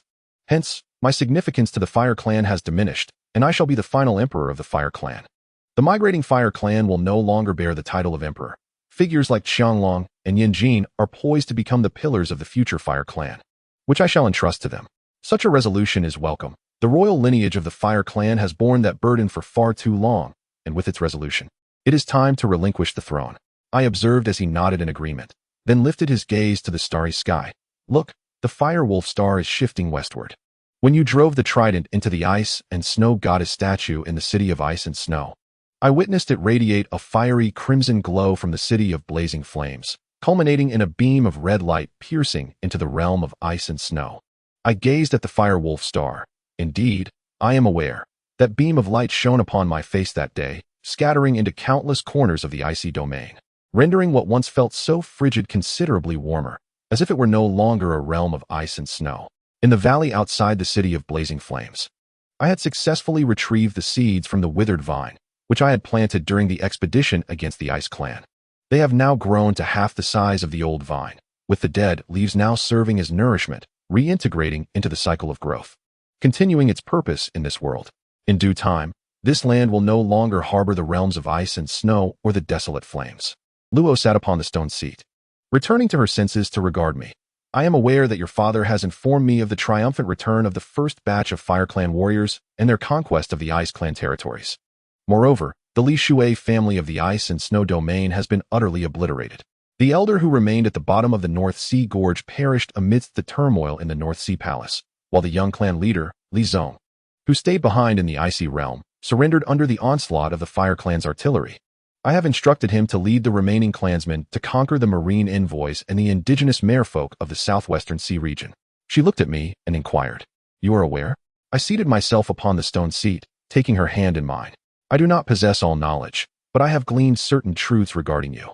It seems that expressions of gratitude and regret must now be conveyed for matters of the past. Rising, I retrieved a crown from my bosom and approached Luo. Then, will you marry me? Let this serve as my apology and gratitude. Although you were once married to me in name, it was not of your own volition. Thus, I now ask you to marry me, not as the former identity, nor as the current emperor of the Fire Clan, but simply as the person I am now, known as Huoxian, who will forever stand by your side. Will you accept the role of my wife? Li Luo gazed at me, her expression reflecting a hint of astonishment. Although she remained silent, the slight upturn of her lips soon answered me. With a smile, I placed the crown I held upon her head and embraced her tightly. You know, I began, after my amnesia, I believed I had lost much. The Ice Emperor of the frozen domain has perished. Although I understand that, in name, he and I were destined adversaries, the moment of his death stirred something within me, revealing our intertwined fates. Despite my losses, in this moment, having you by my side makes me feel as though I have not lost much at all in this world. Li Luo wrapped her arms around my waist and whispered in my ear, "You know, I have waited for you here for 7 years. You have finally returned." Yes, I have returned, and this time I shall not depart again. For a lifetime, I shall remain. When the ice of the frozen domain has completely melted and the Fire Clan has established new cities, I will take you to witness the wonders of this world. You have stayed here for far too long. Is this the ancient city ruin you discovered at the bottom of Miao Lake? I inquired, gazing at the magnificent remnants of the ancient city walls beneath us. Yanjin stepped forward to respond. Indeed, when we returned from the City of Flames, We instructed the warriors of the Fire Clan to excavate the dam near the fiery wasteland of Yan Lake. To our astonishment, we unearthed the grand remnants of this ancient city wall. On both sides of the wall, we also discovered numerous fossils of humans and beastmen, indicating that a cataclysmic war between humans and monstrous beasts once transpired here many years ago. Furthermore, this city is vast. The lakebed of Yan Lake appears to lie within a basin, surrounded by mountains on 3 sides. The exposed terrain of the frozen domain reveals a sprawling mountain range behind this ancient city. As for the side facing the fiery wasteland, it seems to lead to a plain. Currently, the dam of Yan Lake has been breached, allowing the waters to flow into the ancient riverbed developed in the wasteland. This ancient city, buried for over a millennium, has now re-emerged into the light of day, spoke Chong Liang. From this vantage point, the scale of the city is immense. The wall facing the fiery wasteland contains multiple fortifications, and with the mountainous terrain of the frozen domain behind it, along with several ancient riverbeds, it appears this ancient city could accommodate over 1 million inhabitants of the Fire Clan, I remarked. Does your majesty imply that this could serve as the new capital for the Fire Clan? Chong Liang inquired. It remains uncertain for now. With the waters of Yan Lake having receded, we shall first explore this ancient city, I replied. Upon hearing my words, Yan Jin looked at the lakebed and said, strangely enough, this ancient city, submerged for thousands of years, has not accumulated any sediment.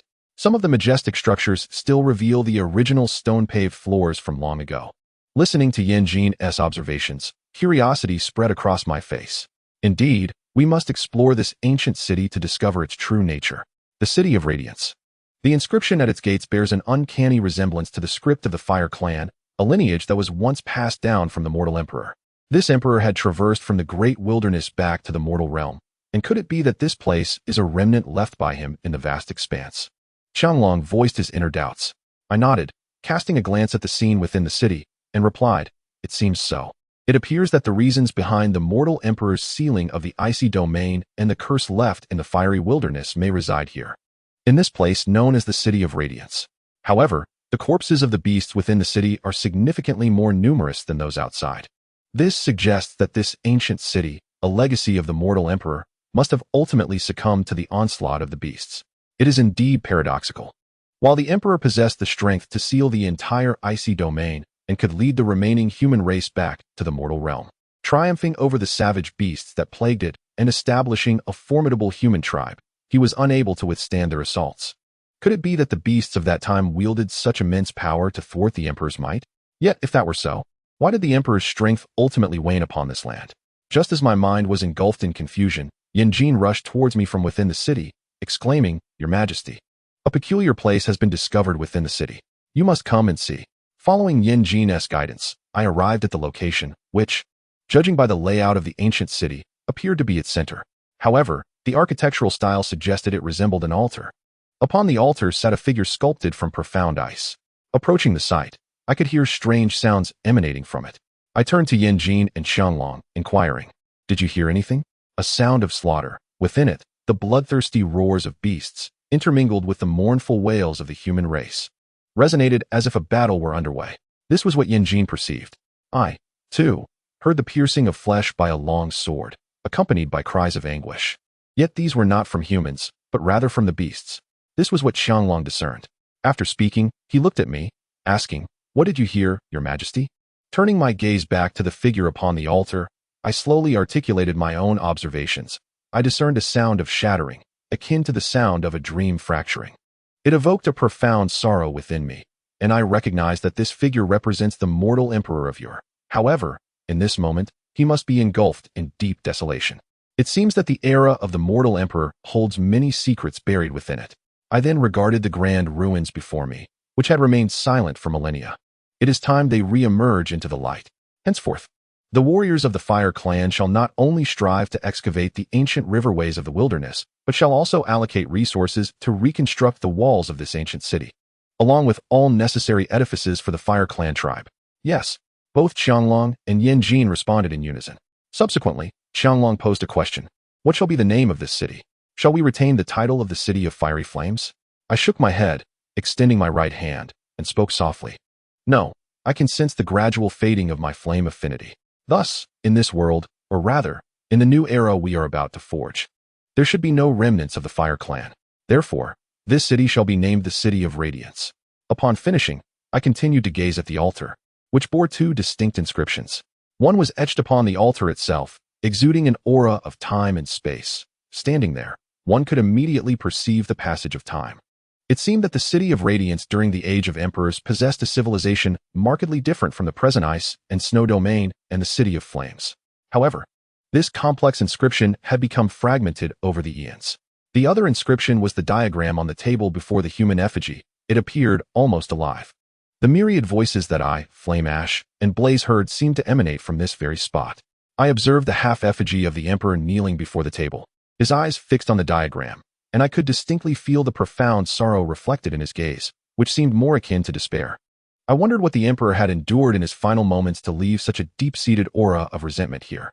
Ultimately, I withdrew my gaze. Since time had chosen to erode these secrets amidst its passage, why should I torment myself by delving into that history? Let it remain hidden within the folds of time. I thought as I regarded the Emperor's effigy. Reincarnation, final chapter. Many years later, as time gradually erased all traces, and the secrets concealed within those years began to resurface, I found myself lamenting the inevitable passage of time as those who had accompanied me throughout this journey grew old. Many years ago, when my father passed away, I asked him, so much time has elapsed, and the cowardice that once prevented me from confronting the past has vanished without a trace with the flourishing of the City of Radiance. Please, in your final moments, share those truths with me, even if it brings me sorrow, for you shall not witness my grief. He closed his eyes and sighed heavily twice, ultimately providing me with an answer in the twilight of his life. In your bloodline lies not only the royal lineage of the Fire Clan from the Great Wilderness, but also a heritage from the Julie tribe of the Darkfall Forest. Your mother was once a saintess of the Darkfall Forest. However, I lost her to a war against the Ice Clan, and the price was her departure from my side. I looked at his dwelling adorned with murals transported from the City of Flames to the City of Radiance, nodding in understanding. This answer was incomplete, yet it constituted the most comprehensive truth my father had shared with me over the years. Although I had harbored suspicions in recent times, hearing it spoken from his lips was the greatest revelation I could have received. Many years ago, when Li Luo passed away, it was upon a vast prairie, and our child was but the height of my waist. The child inquired why his mother did not respond to him, cradling Li Luo, whose visage had grown weary with age. I replied in a gentle tone, she is asleep. Soon, she shall venture to another realm, where her family awaits, and where I, in my youth, reside. She shall linger there for an eternity, and if we wish to see her again, we too must wait until we find ourselves in slumber like this. I gazed into his eyes, which reflected a semblance of understanding, before turning my attention back to the tranquil face of Li Luo. She revealed to me that many years ago, when I was still a prince, I had collapsed before her, yet the price for my revival rendered her immortal. She traded 7 years in the Fiery City for 7 years in the City of Radiance. I pondered whether such an exchange was fair to her. Yet I knew that at this moment, her face radiated with a smile. Long ago, when Xianglong departed, I beheld his remarkably pale countenance. Since the domains of ice and snow and the great expanse of fire had vanished, the Firewolf Star too succumbed to the brilliance of the stellar river. The City of Radiance no longer basked in the searing heat of the great fire wasteland. In his final moments, he confided to me, do you know? Half of my life was lived for you. Your father believed you would remain in that slumber forever, and thus, when I beseeched him to follow me in the Eastern Wilderness tribe, he ultimately consented. Therefore, from that time until your awakening, I lived for you. Had you never awakened, I believe the name Huishuan would have accompanied me throughout my existence. Fortunately, in the end, you did awaken and led us to glory. Years ago, Yin Jin, while on the brink of death, uttered the final truth. You were once a prisoner, and I was the warden who watched over you. Ironically, in the end, I aided your escape. Yet, at that time, I believed I was not granting you a pathway to life, but rather a road to perdition. Fortunately, many years later, you did manage to flee. As I observed my own aging reflection, I stood within the Duskfall Forest, faint traces of the scorched earth still visible, now enveloped by lush greenery. Before me lay 2 nameless graves, and with eyes clouded by the passage of time, I addressed them, Mother, all these years later. I have returned to this place. After so long, you do not harbor resentment towards me, do you? I shifted my gaze to the smaller grave beside it. Dong-er, I have not visited you in many years, and have even forgotten you. You bear no ill will towards me, do you? Yes, I have recalled it all. Perhaps a fleeting illumination granted by the waning of life. I remember that all memories awaken during a most ordinary season.